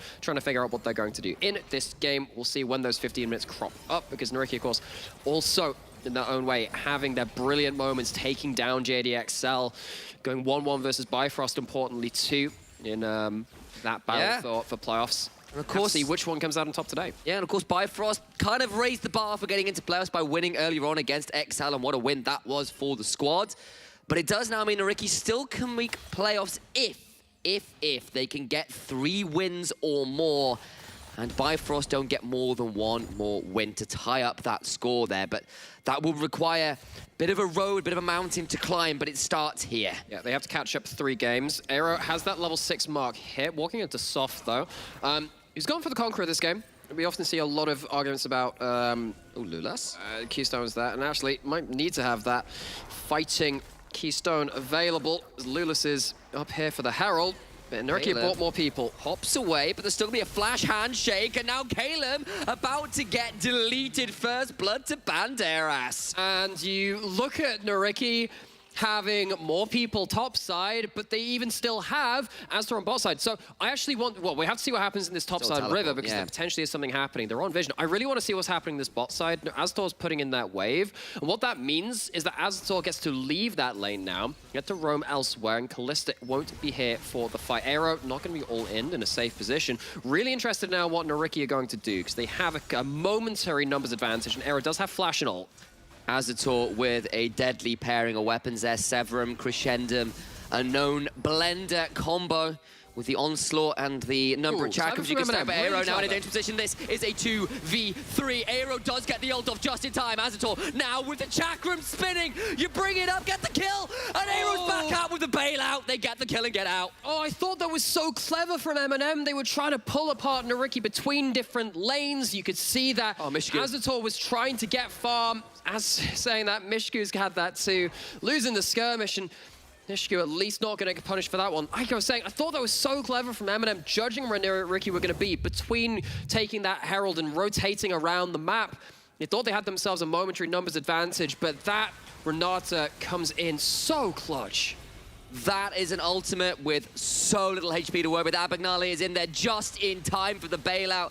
They get the heal, and Soft only just escaped as well, because of course, look at Azator with the whirlwind of blades surrounding him. Whirling Dervish. I mean, so for those of you that don't know, there was a buff a while ago to Crescendum's Moonlight Vigil, the ultimate, which meant that when you do hit targets, you get more chakrams at the start of it. So particularly in early game, if you hit that Crescendum ultimate, you become effectively like Ashe with the Q running. It's absolutely insane in terms of the extra amount of shots flying through, except they're not arrows, they're like full chakram extra damage coming through. Loads of DPS, puts it down immediately, and once again showing why this champion, to us on the NLC Div 1, has been related so much to Nuriki's bot laner. And of course, the last time we saw Soft on the Jarvan, it was when M&M were inches away from securing victory, and unfortunately he couldn't quite find the cataclysms in that game. Actually, unfortunately, their opposition escapes me momentarily. I had it in my head, and I've brain farted briefly, so I have to go quickly look that one up. But I remember it being incredibly close. It came right down to the wire, but couldn't quite close it home. Yep. And that was, again, I feel so bad for Eminem, because I actually feel like that was, again, quite intelligent, trying to pick off Nuriki when they were rotating around. They have so much target access between a Moo Qs and flashes, and then, of course, their mid-jungle duo, which can reach targets from pretty much anywhere within the screen that they're on, and they just didn't quite manage to capitalize on it. They couldn't quite manage to get a hold of their target, and suddenly what could have been a great snowball opportunity kind of falls away from them. It was versus Riddle, is what it was. It was Kalem's gangplank in that one, looking pretty sublime into an enemy Kale. It was looking really good. Camera was back on the Swain, which we've had so much praise for. Couldn't quite close it out, so I need to see a little bit of redemption from Soph here, who's wasn't finding the best engages in that last time out with the Jarvan. This time Neely makes it work, but can't quite secure the kill onto Aeros, Lissandra, and unfortunately they lose a kill in that attempted trade. They just got outplayed a little bit. Hands on the keyboard in favor of Nuriki in that one. Of course, M&M have themselves a mythical creature already on their roster. They have a Chimera in the mid lane. Yes. What they really are looking for It's got a fox is, head, a raven's head, and something else. What other champions do they play? No, well, I mean, it's actually for Chimera, it's just loads of bird champions. That's actually the Chimera. Does Ari count? Oh, you know what? I don't want to think about my main champion in that way. I will now disengage from that thought. But what they're really looking for is something called a Hecatoncheir. Now, if anyone out there is a fan of Greek mythology, this was an elder creature, like before the time of the Titans and stuff, known as a 100-handed one. That's what they're looking for. They're looking for More hand hands diff. They're looking for more hands diff. Find yourself a Hecatoncheir. Who is the Hecatoncheir in your life? That's the question I want to ask you today. Hang on, did you just ask a statement of people who is the Hecatoncheir in their life? Look, all right, hang on, Sam. people at home, people of Twitch chat, hear ye. Look for the people with the best hands. They may well be a mythological Greek creature hiding in I knew there was something different about them. It's like the Salem witch hunts, but for like modern day League of Legends. I don't know. Feel a bit worried about that. Shredder is actually on vision here, sitting around. Of course, does have the Fates call it a deadly combo here. Well, the 3v3, but Sentinel. It was actually a very intelligent Sentinel from Mishku. You know, we talked about Aztop and his Aphelios and how important that has been to him. Mishku has been a player who's kind of played a bit of everything, though, on the other side of it. Ooh, close from Chimera, though. Speaking of Chimera, looked at him a little bit. I think that might be some Magic Pen in the build. I think that's some Sork Shoes, and looking at that blasting one, I think we're going to get quite a bursty Ahri here. Have the Electrocute, got the Cleanse in there already, and I think that's quite important, because if you are going for those similar kind of picks we saw around that Herald, and you want to single out a champion very quickly into it, I think having a Ludens and just saying, look, Mumi's going to put someone down, this Jarvan is going to sell someone out, you can see how important it is. Actually, with Shredder here, let's see if they can maybe find themselves a burst combo. Looking potentially for a fight, lots of people coming to the occasion. 3v3 with the outside chance of Kalem joining down there in the river to make it a 4v3, but the Herald gets its charge off. We've got 2 minutes until the Dragon, and actually with the wave shoved in, Kalem will just about turn up in time to collect that one as well, so... It's always such a heart-stopping moment when you are flag dragging around a Trundle to just go, I've had my dash cancelled. That was fun. Doesn't happen there, but it was so close. More extreme language. Was to the same effect. I've got to call it out as well, of course. Camera not only building towards some pen, has got himself the One Ring in inventory as well. Yes. Sauron very pleased. The One Ring of library power. With library access. With you, endless amounts of reading are at your fingertips. Dark Lord of Silence in the library. Not to like harp on too much that failed play around Harold, but that could have been such a good start to that snowball, because you already had that inventory at that point, but of course, both of these teams, it feels like actually both these teams in a very snowball situation. When you have a Lissandra who can deal with many squishy champions on M&M, and no, Jarvan is not very tanky. Most junglers aren't nowadays. Similar can be said of Nuriki. Basically, no one is a tank in this game. First target into the fray is going to have an absolutely harsh time of it, so that snowball means even more. Don't know whether there's going to be the flag available quite yet, so Soph in a slightly tricky position, but no real ability to continue to dive on top of him. Nuriki up a fair amount of gold, of course. The early objectives in terms of the Dragons going M&M's way. If they consume, I don't know if there's a word there. Ensure they get to the next Drake. They'll be at Soul Point. Consume the Dragon. Consume the Dragon. Yes, the Nunu's on the ridge, yes. Why does the enemy team not just simply consume the other? To quote Futurama, slightly paraphrased, but there we go. All the while, several crescendo in the bot side. Per se 8, in fact. First tower secured by Nuriki down there as We've a been tour. going through the references today, haven't we? Random pop culture references we have said. All the same, though, it is Nariki who take this moment to take command of the map and continue to extend their gold lead. And M&M, I do need to see them start making plays soon, because actually at the minute they're kind of bleeding out just slowly in these incremental ways. It does feel like it will come down to the first mistake. When you're looking at that vision for where that is going to come about. You can see actually wards over the river on both sides. Nariki mainly have theirs on the top side jungle, not that helpful around this dragon, whereas M&M have a couple around the river, and that should help them choose their target first. Watch for those Umimi Qs, watch for that Jarvan engage. First target in, first target picked out is going to get deleted. So Kalista will be onto the dragon, so Ren Secure will be a part of this, and M&M looking to secure Soul Point. Nariki don't want to contest, so the win condition is on the board, and it's a Luden's Ari by the by. There we go. So, as we kind of say, yep, this is so great, right? Because I can sit here and say, this is the logical build to do, and people would still build Everfrost and like Morel and Omicron or something. Yes, Tempt, I'm looking at you. Tempt is such a good player, just build, whatever. Lots of conversations had about that. Lots of great players. I still disagree with their builds. I'm sure many people have had that before, but now it's happening to my main champion. I actually care about it. Yeah, I never cared until it happened to me. No one cared until what I built until I put on the Fox. But with this, this game is about killing the first target. It is about deleting the first target into the fray. And that happens for both sides. Of course, you see that Luden's for Aero as well. Hasn't built up those boots yet. Don't know whether he'll be going to even more pen. But look at this in the side lane. I mean, we'll see how much Aero can do. This is going to be a very dead Ari very quickly if they pull the trigger. There's a cleanse there, so Cameron needs to be a little afraid straight away now, bursting, but there's a Ring of Frost afterwards. A Charm afterwards means that Aero will get the ultimate as well, so Kemra down some fairly big ticket cooldowns. And that's really important now, because M&M were trying to slot into a 1-3-1 side laning style of play. Can't do that without ult and cleanse on Chimera. So that down, M&M will now have to reassess what they're doing with their lanes. Aero gets to control bot side. There is a moment, though, when Nariki can all in hit. Thinking about it, don't pull the trigger, though, and M&M have not really made a lot of proactive plays outside of that one attempt to catch out Aero early on, as now Caleb down in the mini-nart in a spot of Bother. Banderas trading very heavily. The teleport coming through the defend there, Jace. Maybe just looking to reassess some of these lane setups. Fate's Call burned as well. M&M do walk out, but... It's a lot of respect on both sides, actually. Early teleport, early Kalista ultimate. I think that's the right choice. Now Nishigu just about hops away from that potential danger there, but both these teams, again, not willing to be the first team to get picked off. That's kind of what we've been talked about a lot in the last couple of minutes. Look for that vision control into that first amount of huge pile on damage. But, you know, we talk about gameplay a lot. Let's go back to what it means for both these teams. We are closing in on the last 2 weeks of play. There's relegation.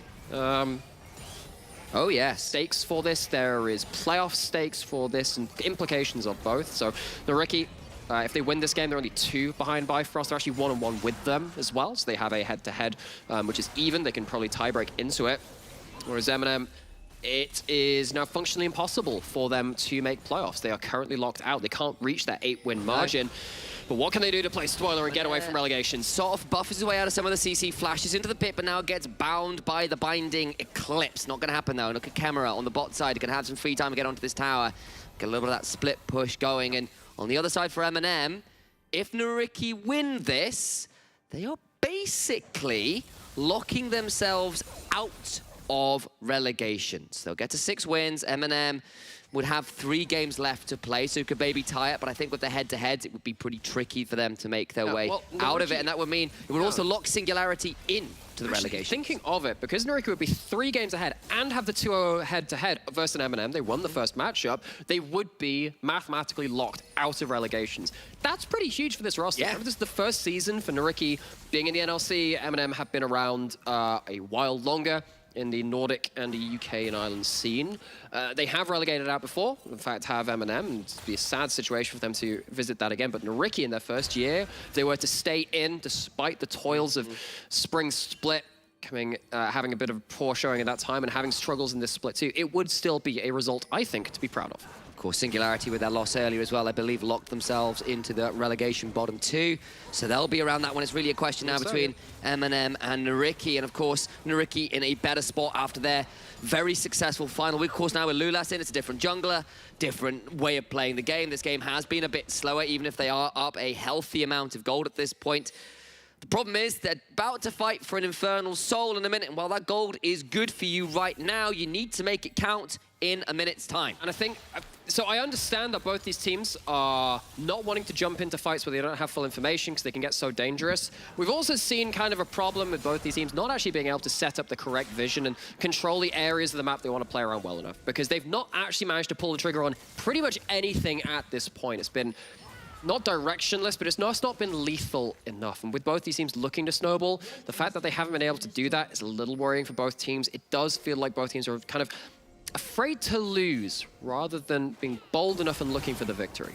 Gone 21 minutes on the clock, and M&M finally secured themselves a tower. That's great news for them, but with the Dragon spawning in 20 seconds, see what the angle is. Camera over the wall, misses the charm, but Aero has to self-hunt. Now he's in a difficult position. Can he escape? Look for the second charm. Flash away from the Orb of Deception. Aero is now out of this fight. Again, Noriki's defensive vision is working really, really well for them. Lissandro's down, Ariel's down, big proactive tools down. Does that open up a window for these AD carries to start doing the carrying now that these mid laners don't have nearly as much threat? Camera, of course, does a lot of work to chunk out both the mid and support, but Azator with some close-range weaponry, not the easiest for him to get in. Banderas will have to do the lion's share of the work. Glacial Path thrown out, but not taken. Dragging out to 4,000 HP, Caleb into the wall, gets onto Lulas, flashes away, Soft goes in, but he's taken so very low, goes golden. Abagnale follows suit, now inside the Cataclysm. Soft trying to escape his way back out. Abagnale staying alive, but on the other side, and 2 already for Noriki, who are wiping this team fight. There comes the Calibrum when it's needed, and Soft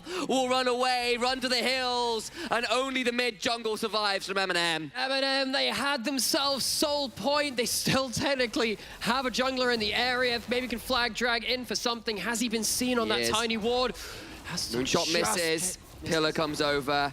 Shock Blast not going to be quite enough, but Azator is hunting him down, has Flash, should be able to secure this. Flashes forwards, but Smite afterwards makes that a Flash wasted. Flash wasted, but it is still Dragon to the side of Noriki. It's not going to be soul picked up by M&M. And again, this is like the second half of the fight, right? Because actually large amounts of the cooldowns you want to go in with have been used from both sides, because you don't have the ability to go in for that big bursty combo with the Ahri at this point, not with your ultimate missing. And it really feels like the AD carries were unlocked to do what they will, and Aztor always has the right guns for the equation. Had Caliber and Crescendum, rifle, turrets. He absolutely shreds M&M through. Yeah, and unfortunately didn't get a lot out of Mishigu in that fight. Was Azator 2-0-2. Gets everything he wanted on that one, gets to utilize the weapons he built up, and it's a beautiful switch out to the Calibrum at the end as well. The man's weapon management is one of the best in the NLC, on full display in that fight now. 2 items complete. Banderas happily transformed on the Muramana as well, so Noriki well and truly in the full power of their comp. So what I'm really looking for from M&M next is something that they've kind of struggled with so far, probably because Noriki have been very good at removing vision.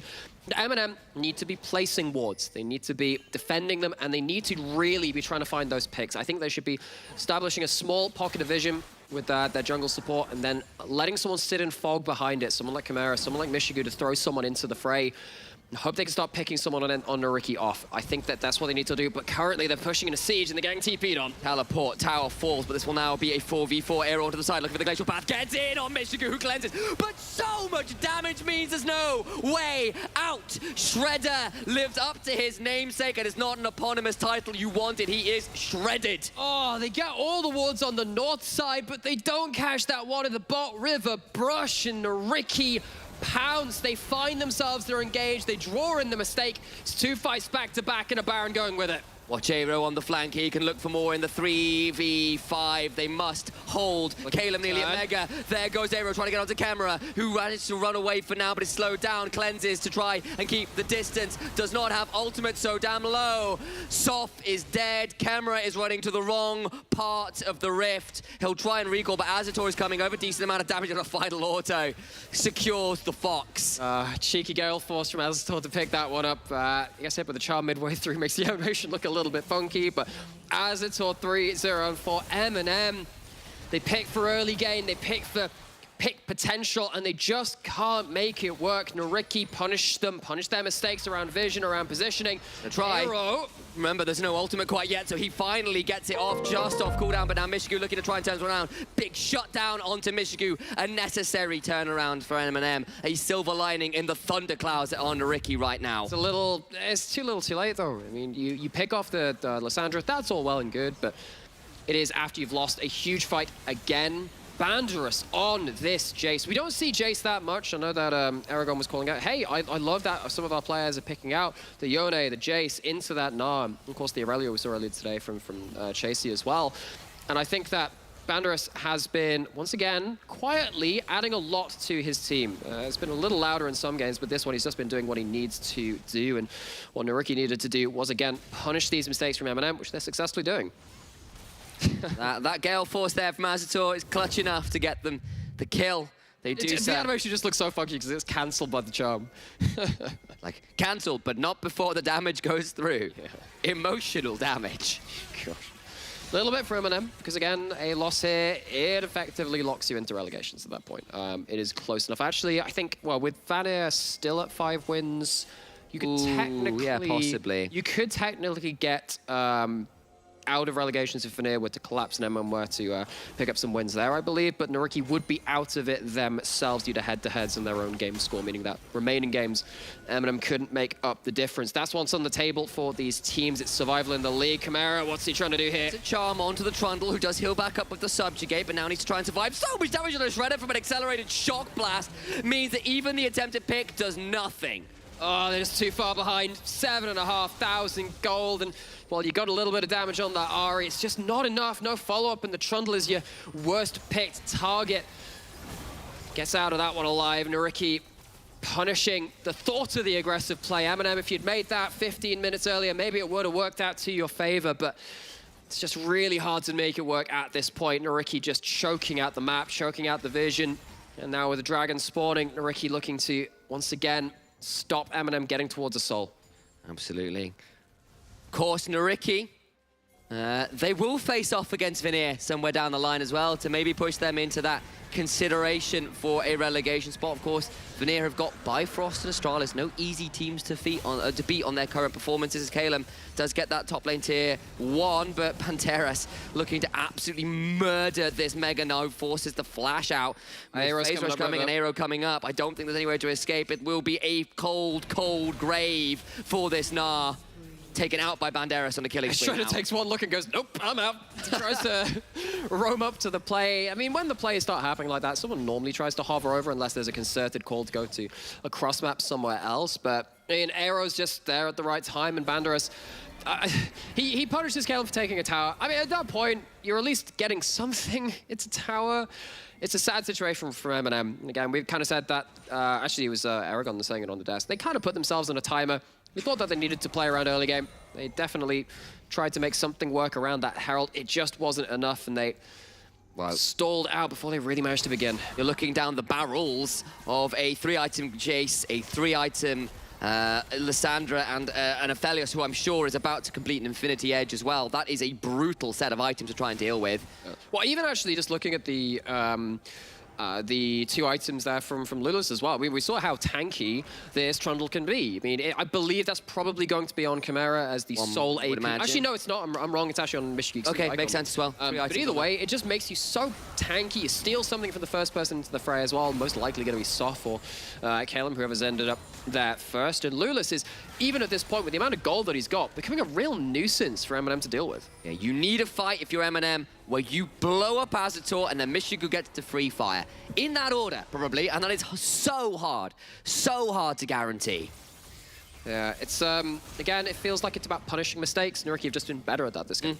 Vision control, as you called out earlier. Someone's been walking over wards, when someone's been pushing up too far in a lane, whatever, you name it. Naruki have been the ones to punish more often than not. M&M have not found as much success at it. As I say that, though, potential of it happening Trying to go in, Soft jumps onto Banderas, but he's still got a stopwatch. Throw out the hostile takeover. Soft gets hammer blown straight into the river, and Lulus is there to try and eat up the Jarvan, who does get over the wall, but a glacial path forced to flash out from Soft. I mean, credit to M&M trying to find some way back in by, again, doing what we've been saying all game, trying to punish someone overstepping, punish those mistakes, but mistakes have been aplenty in this game from themselves, and they're just too far behind to capitalize. I mean, at least they don't lose any lives. They get a stopwatch out of Banderas' chase. They get the flash off of Aero, so there's at least something there, even if it didn't look pretty. You do burn a few of those tools. The stopwatch in particular, though, is immediately transformed into a Guardian Angel, so I don't feel that Banderas feels too hard done by burning that cooldown. Absolutely not. And also, I mean, it gives you the legendary passive, the mythic passive, rather, from yeah, of course. A little more percentage pen on that, gonna hit a little harder. Just makes all your other items a little more valuable. So... It's the Infinity Edge as well. Infinity Edge from Aztor. There you go. Yeah. Critical carry mass hit by Aztor. Zoom in on that guy. Yeah, that guy's powerful. With Infernum and Gravitum as well, that's not the best, I was saying that like in a metaphorical sense, but I'm glad the observers are listening. Observers are paying attention, that's great news. As Calum really wishes we'd zoom away from that. That was brutal to witness. Avert thine gaze! It's like, you can crush my body, but you can never crush my spirit. Banderas, second Q in hammer form. Ah, my spirit! Yeah, oh, dear me. Abandon your designs, lowly tarnished. You're not allowed to be at a side lane. Who the hell do you think you are? Banderas doing his best Elden Ring boss impression in this game. Truly a monster. I can't quote that one, I haven't played it. You really ought to, it's very good. I hear it's very good. I've been a victor of many bullet hell games myself. It's not quite the same as the Souls-like, but I could give it a shot.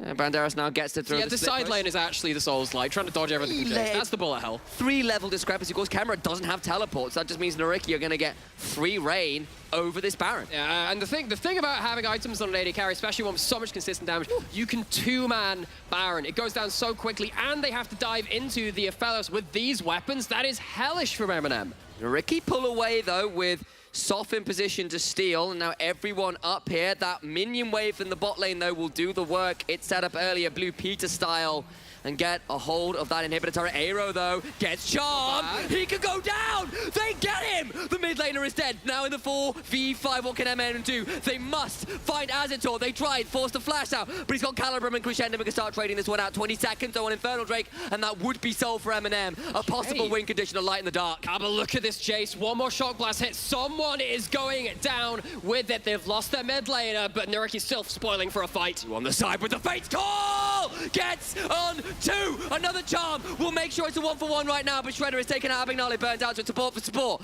The Moonlight Vigil goes wide, and now still the man advantage for Eminem, but they must secure this dragon. Can they do it without dying? A charm onto Lulas will mean he's still going to be in the pit. Secured! Infernal Soul, but look who's dead! Camera is down in Michigu with an Infernal, with the Immortal Shield Bow. Popped, must try and escape. Soft will die. Calum and Lulas must escape somehow, some way. It's late enough into the game, they might just die. Calum nearly at Meganar, not quite there, over the wall, staying alive. Now Lulas in danger, but look at the teleports into the base. Nurikis want to corral them, keep them away, because they'll just end the game. Oh, and M&M, they finally find a few burst combos. They make it interesting, but it's far too little. Well done. Far too late. Nariki calling in the cavalry to the Nexus. A 2v2. They've got Infernal Soul, but that is a support and a top laner versus the two solo laners. Aero taken low with the Ignite. Goes Golden State alive. Gonna keep playing this one as best they can. Banderas in, but he's gonna get Katen up with the cost of the Sad Mummy. Nariki not like this, a bit of M&M magic to end the game. They'll kill off Aero. Coming back now is Banderas. Must get out of here alive. Oh, I think Banderas might just be able to do it with that gate of his accelerating camera. Not up in time. The game goes on, but it is still kind of broken open. You've lost yourself an inhibitor. How much realistically can this Infernal Soul do? M&M, it helps them increase their burst window. Hell, they managed to take out Aero with that burst combo. That's where it really started. This is again, halfway through the fight. You've already lost the Lissandra. What really makes this interesting is, again, Michigu sliding off a vision, getting into active range. This Kalista has been a factor in a fight for pretty much the first time this game. Michigu really struggling to get into the right position, dodging away from Trundle Pillars, away from the damage threats, but even with that, it's just not enough. They do get the Infernal Soul, though, and they stave off the end of the game. They're on to the Baron. They want to take this mini victory and run with it. Render's getting stacked, but Banderas, look at this poke. The Jace is doing so much. So low. They're going to get a charm to Abignale, though. Don't secure a kill, though. Handshake away. M&M back off. So dangerous there. M&M trying to use that threat of the Kalista secure, force Nuriki's hand, maybe get them to engage into them. It's not something that they've managed to really pull off this game. M&M have to be fighting on the aggressive foot. Eyes on the bot lane, though. That minion wave begins to trundle its way in. Remember the down Nexus tower. Baron started by Nariki. Soft healed up on the Gromp. Error's not been seen. He's going to try him over the flank. Does not take the glacial path. It was sad though with the Banshees on too. Could have actually tanked up the charm, flashed in, made things really dangerous for M&M, but they don't choose to split their call. They choose to stay on the Baron, not look for the fight. They secure it, they're rewarded for it. They're going to reset on some members, teleport back into the stacked wave, see if they can put this game to bed. Do you believe in M&M? They pulled off a miracle to hold on to this game for a few moments more, but Nariki still get the Baron. Nariki still very deadly this late into the game, and Nariki begin to shove in on the top side. Charm onto Lulis.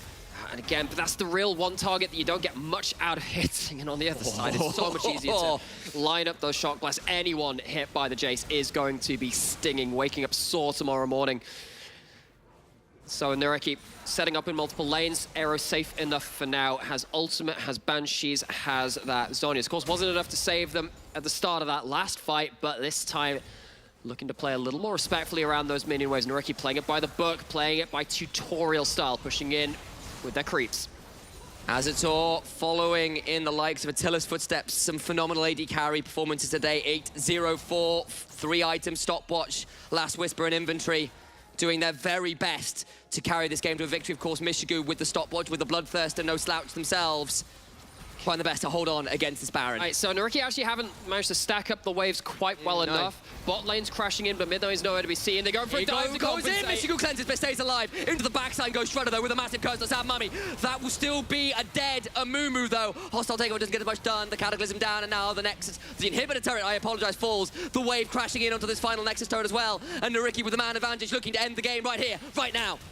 Oh, that's the flash shot, it misses. Trying to catch out just one target, but M&M not able to land anything in defense of their base. Turrets shredded, only one left alive across the entire map. The Nexus is exposed to Charm! Gets a hold of Aero, who plays on bailout but needs to stay alive. Soft goes down, but it's not gonna keep Aero alive, who now falls, but the Nexus exposed. Lulas onto it! Lulas with the victory! And Nariki cleaning up to 6 wins! Nariki now safe from relegations. This is a team which in spring we had a lot of questions about. They were clearly a bottom 2 team. This team is going to struggle at the end of the year. Come in summer, they make a couple of changes, especially towards that top side of the map, and another change later into that jungle. Lulas coming in. The team finally starts to capitalize on some wins against, this time, in another struggling team in M&M, but they're keeping themselves alive, and they're keeping themselves, again, just within range of Bifrost if they slip up again. You began to wonder, didn't you? When the Infernal Soul came down, when they held on to one of those Nexus towers, you began to wonder, but it wasn't enough. And Nariki, they've got a little dicey in that late game, still come up with the win, get themselves out of relegations, and Nariki moved to 3 wins in a row. But that's enough from us for the day. The desk will take it from here to clean up what's left of our performance and broadcast. See you. Thank you so much. And we return to the post-show after Nariki make it through, and they still have some hopes towards those playoffs. M&M are now looking to the battle of relegations. It is a rough one. M&M tried yet again to go for the early game, just doesn't work out. And Nariki were the best team today. You want to take it or shall I take it? Because, man, you can go ahead. You put Azator on an Aphelios, you put Azator on a Jinx, you make sure he gets protected through that laning phase. This guy does not miss in the mid to late game fights. Yeah, so I'll say it. I think M&M need to reevaluate how they want to play. I don't think these early game drafts with no scaling are working out for them. They keep doing it. Past 3 drafts, they've had 0 scaling, and then they mess up the early game. I mean, some of it is unfortunate, right? For example, the Lissandra play. But I think they need a bit of leeway in their drafts. They're not quite pulling it off, and I want them to reconsider maybe playing towards a different lane. It's something of they have an identity, but that identity is just not linking with the team. It is a weird one. On Nuriki's side, though, yet again, you got Banderas on the top side. You give him enough time, and it just develops into something that you cannot handle with. Man, I just remember it was like towards the late game, there was a fight where Banderas is chasing Caleb. Banderas is in... Okay, it's not this one. I'm going to explain what happened straight after that one, because I'm pretty sure this is like a game-winning fight right here for Nariki. And you see how decisive that Lissandra Claw was into all of these champion setups. So well for your team to follow up on kills like this.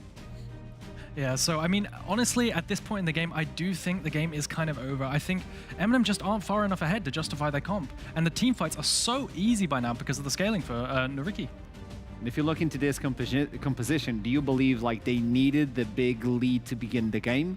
I think at the very bare minimum, they couldn't be behind, which they were. That you just cannot go behind drafting like this. You need to have all the dragons, which they did. Granted, they did a good job stacking dragons. But they also needed the kills to back it up. And are they playing for multiple lanes instead of playing just for one, like X7 did before? Like you have a lot of carries and you're trying to get all those carries online instead of just working for one? I feel like they had favorable lanes. The Jace matchup into the Gnar is a cheesy counter pick. It is. The Lissandra is meant to be a neutralizer into the Ahri. You can make, you can have a lot of setup for your jungler to come into the lane, and also you had Azure again onto the Aphelios with all the safety of the picks that you've drafted around him. I think it was a recipe for success. Certainly from the draft, I really liked what Eminem were bringing because it was a fun draft to watch and a very early game proactive draft. But all in all, when it came to Nuriki, it was very Nuriki-esque. It was control mid, counter pick top, get Azure on a scaling pick. Ta-da! And I like the way that they just don't get baited into fights if they just don't need them. We see other teams just getting baited into those fights like, oh, you're teasing me. And they go instantly versus them. This is a team that knows when to fight and how to fight accordingly. So this is a team that can still make it to playoffs. Yeah, exactly. I was really impressed actually with the fact that they gave up the first 3 dragons. Like you said, super disciplined. Giving up the first 3 dragons, instead cross-mapping on those turrets. I just think they knew their win condition and they played to it. So regarding this team, we still have to understand versus them and Vanir after the victory from Bifrost. So it's still those 3 teams looking to grab the last seat into playoffs. Looking into all of them today, which team do you believe, I'm going to start with you, Trouble, will make playoffs? I think it's going to have to be Bifrost. He saw something like lit up when we're talking to High, where he's like, we're done trying different styles. We don't have to be a multi-dimensional team. If we do one thing so darn good, no one will be able to beat us in our own game. And I bought into the confidence, and I bought into the last 2 games that they've played. One game that they've played, not the Singularity one. Okay, yeah. But this looked pretty clean. And against a team like JDXL, props to them. We're going to move on because I believe we have the interviewer ready with us. And from what I heard, it was, oh, it's from Nuriki. I thought it was Lulas jumping into the interview, but welcome to the show. How are you feeling? Thank you. I'm feeling very well, but Lulas wasn't. That's why I'm stepping in. He had some health issues today. Oh, okay. I hope he's fine at least, and that's really important. Even with health issues, you guys still managed to take it away from Eminem, and it seemed like the team is working together with Lulas. And this is a question that I had for him that I can do it just for you. The idea that he steps in, it's really hard to get a jungler that is a facilitator to the team, walking in so late into the split. How are things going with Lulas, Crims, and even communication, and how are you guys bonding? I mean, things are going pretty well, I would say. He's natural in the role that we needed. That's the main reason why we picked him up instantly. It was because he was the right person at the right time, and it just fit him perfectly. Plus Portuguese buff. Amen. You know it.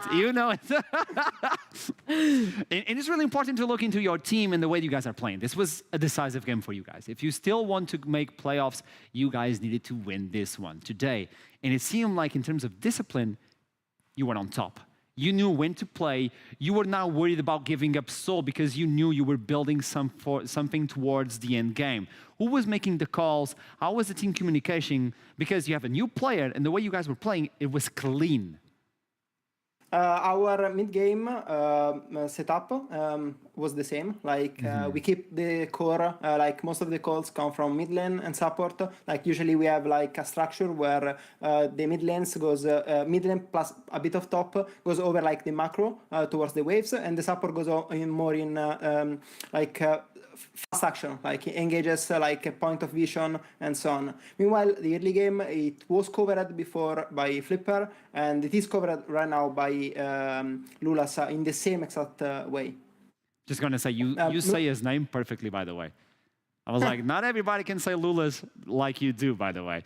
It's really important now to look into the final question, from me at least, is playoffs. Bifrost stepped up their game today. Vanir are kind of shaky, so this means this could be your take for Nuriki. But looking into the new Bifrost, how can you guys get the last place? I mean, like, I would say we could definitely like win against Bifrost right now. Like, if we will match them, like, I don't think it will be like much of an issues. They look clean today, but I would say it was mostly JDXL looking shaky. Like MNS going like that, you can't win a game out of it. So you still think there's a possibility for you guys to make playoffs. Regardless of that, you step away from relegations. If I'm not mistaken, it's going to be really rough. Yes, yeah. 100% sure. 100% sure you got out of relegations, but now it's more about playoffs. So you still believe you can make playoffs? Yeah, definitely. Like, obviously, like, it's not completely in our hands. Like, we do believe that we can win every single game from now on.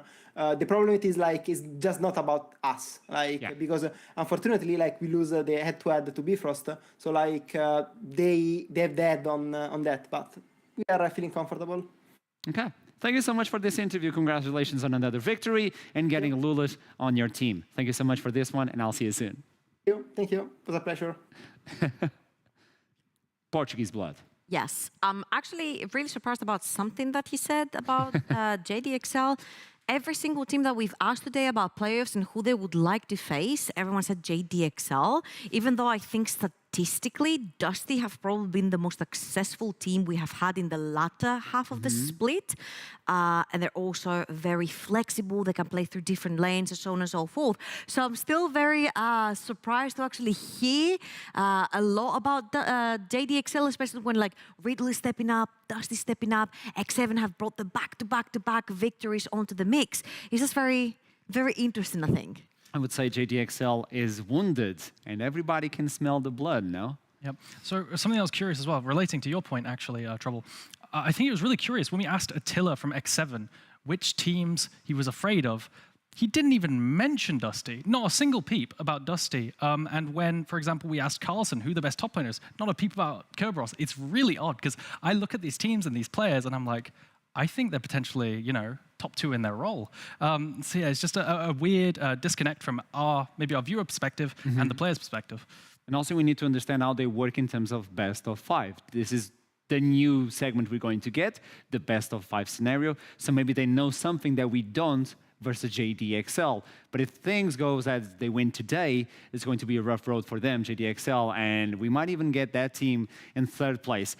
This happened on Spring Splits. I can see it back. My copium is... You know what? What if we bring someone in who did hype the Zac to talk to us about the Zac? What do you think? I would love that. I would love that too. I don't understand. As we move on to the next interview, it is with Eminem. I believe it is with Soft. Exactly, that's what I'm saying. There he is. Welcome back to the show. Welcome. He hyped up the blob. He hyped up the blob and he let someone else pick it first. Soft, what's happening? I'm sorry, guys. I'm sorry. It's my verse. I mean, he played it fine. It was a good Zac game, I feel like. But yeah, I mean, Bifrost came out with a win. They looked clean today, so yeah, props to them. Tell me something. So it was a good game from Dan on the Zac, but can you do it better? Man, what the hell? You're putting me on the spot. I mean, I would go Conqueror. He went Aftershock, right? But he was into 4 melees. Yeah, he was in his 4 melees, and if he took Conk, it would have been way better. But I think other than that, he was fine on it. Yeah. So. Okay. We got it from the Zac master, you know? Yeah. Exactly. I need to talk to you about another thing. After this defeat versus Noriki, it seems you guys are running towards relegations. This is a tough position to be in. What is the mindset right now? I mean, I don't think obviously we're sad about it, but we also recognize our own shortcomings, all right? We have work to do, basically. So I think we're just going to put our heads down and work for relegations. You know, Eminem are a great org. They're great owners. They've always treated us well. So, you know, the last thing we want to do is potentially not see them in NLC again next split, right? So, you know, we're just going to keep our heads down and keep working to the end of the split. And in November, we're you know, going to not relegate, basically. Okay. So, yeah, that's all we can do at this point. Well, Soph, it's really great to see, in general, like from both Singularity and Eminem, you know, heading towards this bottom spots that it's very clear what your goal is. It's like, it's fine, it was a bad season, whatever, we're going to stay strong, get through the relegation phase. I want to ask you now something, since you have played against these players before, you have been in the NLC before. I want you to give me your top 2 in the NLC for semifinals. Semifinals. Wait, top 2, as in like 2 teams for... Yeah, like playoffs, EU Masters top 2, yeah. Okay, I actually think X7 are a lot better now with Viking as a jungle. I think MC is really good, but on previous lineups of MC, you could tell that they played through him with the Nidalee and stuff. But Tempt isn't a massive AD mid player, so I think they really needed a jungler that's more team orientated, and Viking does that really well for them, I feel like. So I actually think they're going to be really good. I think XL will still make it, even though they look shaky at the moment. I think they'll be fine, and I think that the 3rd place or potentially the 2nd place is Dusty, basically. I think Dusty are really good right now. I think their matchup into X7 is actually in X7's favor, in my opinion. I think Backland has looked insane split, but I think Tempt is obviously a really, really good mid laner and can probably keep Backland toned down in mid. So I think the 2nd spot is going towards X7 or Dusty, but I think the 1st spot is XL for sure, in my opinion. What is going on, man? XL lose to Bifrost, XL lose to Nariki, and still everyone says XL. I gotta back my boy FGG, you know? Like, I can't... I love that guy. Of course you do. Yeah. Of course you do. I don't like to go really analytical. I don't like to bring it big questions, but I gotta do this one, Soph. Okay, ready? Yeah, go on. Okay, you got in... Oh, there you go. Oh. You got in the cow blanket. Oh, you like it? What is this? I need to understand, what is this? Is this something... Yeah. They're pictures of me and my girlfriend, like past memories, you know? Yeah. Oh my god, wait. What else is it gonna be? They're just pictures, though. I have no idea. To me, it's like 5-6 pixels at top, so I have no idea. And I love those, by the way. I love those. This is very nice. You like the cover? Yeah, I like it. I know. Thank you guys. Thank you guys. Last question for you. Meta. Do you enjoy the meta right now? I think jungle meta is weird. I think every jungler kept getting nerfs every patch, but the thing is that the meta wasn't actually changing. You're still seeing Wukong, you're still seeing like Volibear or Viego even sometimes, but they've all been nerfed. So you're still playing the exact same champs in jungle, but just worse. They're just weaker. So jungle's weird right now, to be honest. I think junglers that pull up the Lilia and the AP junglers are brave, because I think AD mids are not in the best spot, but Dusty are really good at that, right? So props to them.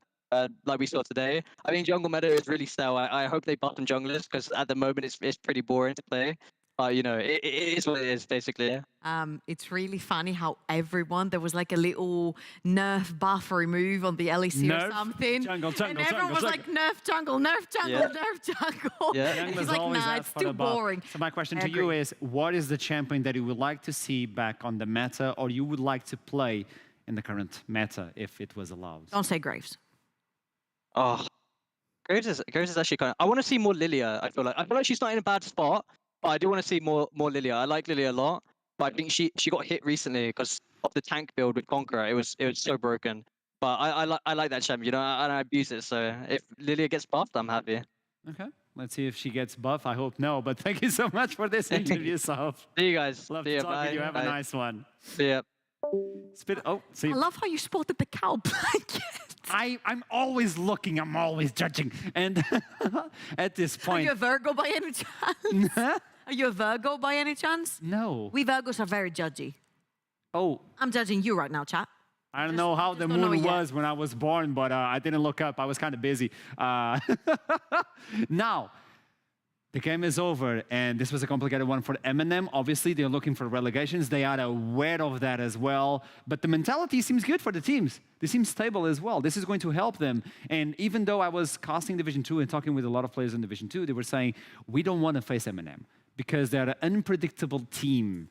Man, the thing about M&M is like they're the best of the worst teams. Like, I don't know how to put it the best, but they've literally lost 3 games back to back to back against top of the table teams out of their own mistakes. So the skill is there, the macro is there, the plan is there. It's just sometimes executional mistakes that really hinder their performance and take away their Ws. And I will say, I played on a team with Soph. It was my first ERL team, right? And this man has like mental of steel. He won't crack. So even though we had a rough end to our split, he kept trying, kept trying to find a way to win. Perfect team player.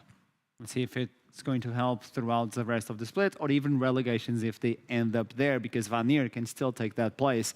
Moving on, we need to see that play that caught our eyes and we're like, this cannot be possible. With the play of the day by MasterCard.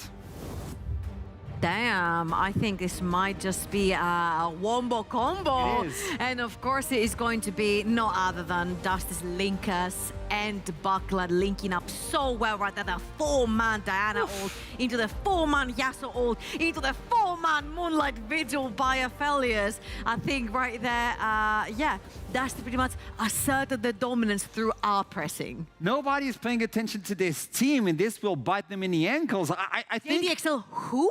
Who? Dusty. You were selling them really high when we started the show today. Yeah, I have watched a disturbing amount of NLC in the past 4 days, and I keep seeing Dusty outplay in situations where they just should not. The quality of their skirmishing and fighting, I just think they're a fantastic team. So well-rounded, amazing win conditions through their laners who are fantastic. Every single one of them is so good mechanically. I just think they're amazing. And we keep talking about that, but so might as well show you how the standings are right now, so you can understand where Dusty are. They're right behind Riddle with the same score. So one victory will not only put them above Riddle, but at the same spot as JDXL. For the first time, JDXL might lose that first place. And at the bottom, we have the 6-9 for Noriki, still 2 games away from Bifrost. They're looking really good. Outside of that, these entire teams are locked in for playoffs. We just need to decide Bifrost and Noriki. To be very clear here, for Noriki to reach Bifrost, Noriki have to win all 3 games, and Bifrost have to lose all 3 games. Therefore, Noriki take the 6th place and Bifrost fall 7th. Now, if the case is that they tie with each other, I'm not sure what the head-to-head looks like there, but this is like worst-case scenario, right? What you need here to happen is, we heard it also from the interview with Noriki, Bifrost, unfortunately, for Noriki, need to lose all 3 games, which means that it's not in Noriki's hands. All that is in Noriki's hands is to win the rest of the 3 games that have remaining this split. Final thoughts for you on the standings? Yeah, final thoughts between Bifrost and Noriki. I am not convinced, this might sound like Flame, but I'm not convinced in Bifrost just through a win against JDXL. Okay. This might sound like Flame towards Excel, but I do think they were having either an off day or something went wrong. Happy game. Yeah, happy game. I am actually much more faithful still to Noriki. I think they look way more consistent right now. So Dusty will win the summer splits, Yes. and Noriki will make playoffs. Yeah. I like this guy. What? Hey, it's about power. Dusty first or second? I think first. We'll see. Something is going to happen, and something will happen as well right now. It is the return Dun, dun, dun, dun. of Pick. Ben. We have the graphic as well. Dodge, you got the graphic as well. Okay, you know what the funny thing is? I'm happy. We have a fantastic producer today filling in for our main producer. He's like, how about we bring back the game? And I'm like, you know what they say in Greece? In Greece we say, when the mouse is not present, the mice have a party. So we brought it back for your eyes only. We're sneaking it in from our producer. So enjoy. It's really cool because when we were talking in the green room, it came in like, what about Pick Ben Dodge? And everybody, wait. We've heard about that name ages ago. So how does this game work? He was a legend. You guys can participate as well on the chat. So we're going to show a play, and you either have to pick it, ban it, or dodge. You just need to type in your answer. And what does this mean? It was an amazing play. I would like to pick it. I would like to see more of that on my solo queue. Oh, I didn't like that. I would probably dodge it if I saw it again. I'm uninstalling League of Legends. I don't want to see that play anymore in my life. So you can participate as well, and we're going to do it at the same time. So as soon as we see the play, we're going to pick a card. We don't show it to each other. And on the count of 3, okay. Bam. Okay, ready? Sounds good. Ready, Trouble? Yep. Let's revisit old times with the first play of the Pick Ben Dodge on the post game. What? Oh, we have sound effects as well. Kevo. We do. Zaremba. Oh my god, I love this circus music, by the way. Stefan. Oh, I remember what the... Oh, no. Oy. Oh, I know. Oh. From the skies. Boom. Oh, no. Oh, no. No. Oy.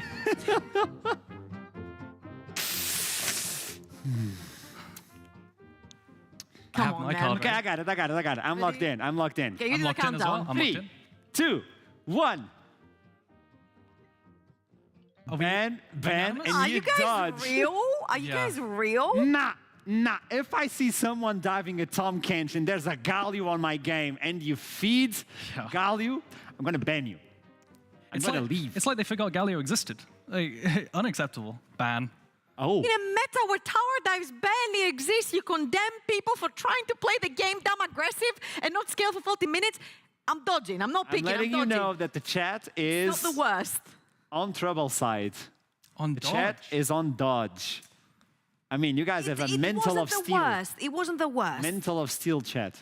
I dig it. I never FF. I never tilt. Never? I never FF. No. I always do. Second play of the day. Let's see what we have for Big Ben Dodge.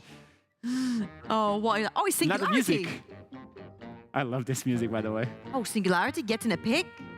Mikey sings. It's a new skin for Seraphine. Let's not hear this ever again. It's fine. Oh, you. You do sound like M-Test now, by the way.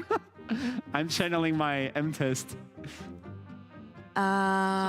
Whose perspective are we on? Are we? Okay, decide on the perspective. You choose. Okay. What perspective do you want to see?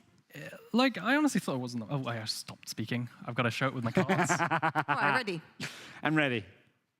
1, 2, 3. Pick. Oh boy. I'm picking Singularity. Yeah, me too. For having the guts to go in there and get that pick on the Nautilus. And even though they lost, they played a valiant game, they had a valiant effort, S+. I changed my mind. You sold. Was my speech good? Yeah, it was actually good. I think considering how far behind they were, you know, I'll take the team fight that they did get in the end. You know what? And the chat is on your side again. Pick. Damn. So hey, maybe I'm signed in all of my profiles. You don't know that. What is happening? How many plays do we have? I think we have 2 more. So, third play of the day. Chat, get ready for the third one. And bring me that music. Oh, no, it's from the last game. All right. Oh, okay. I know what to do. Oh, I know what to do. Brilliant. Ricky. Ah. We have families. This is more take him out to dinner first. Than, Oi. Cham goes wide.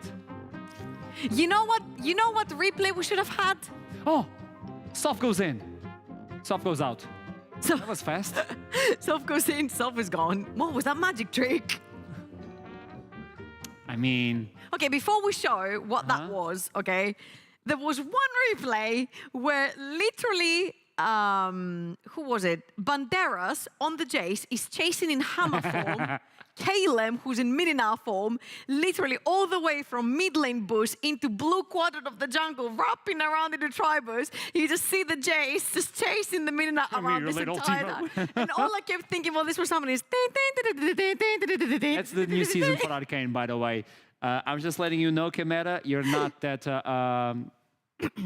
charming, I guess, because you know what? It didn't work. So I'm going to...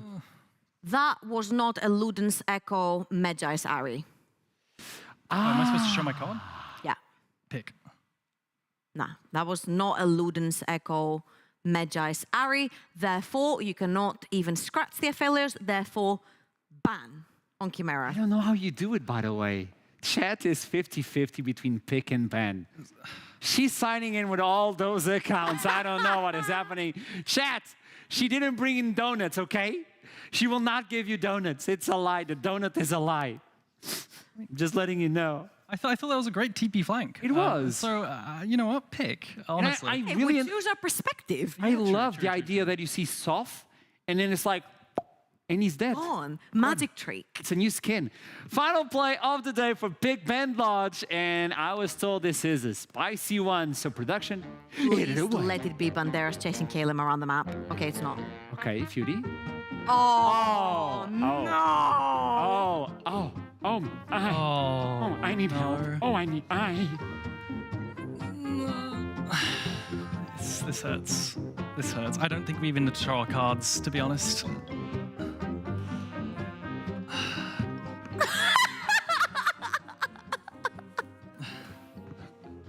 I mean, is it safe now? It's safe. You can come out. Is it safe? Don't worry. MNS is not gonna grief your games, don't worry.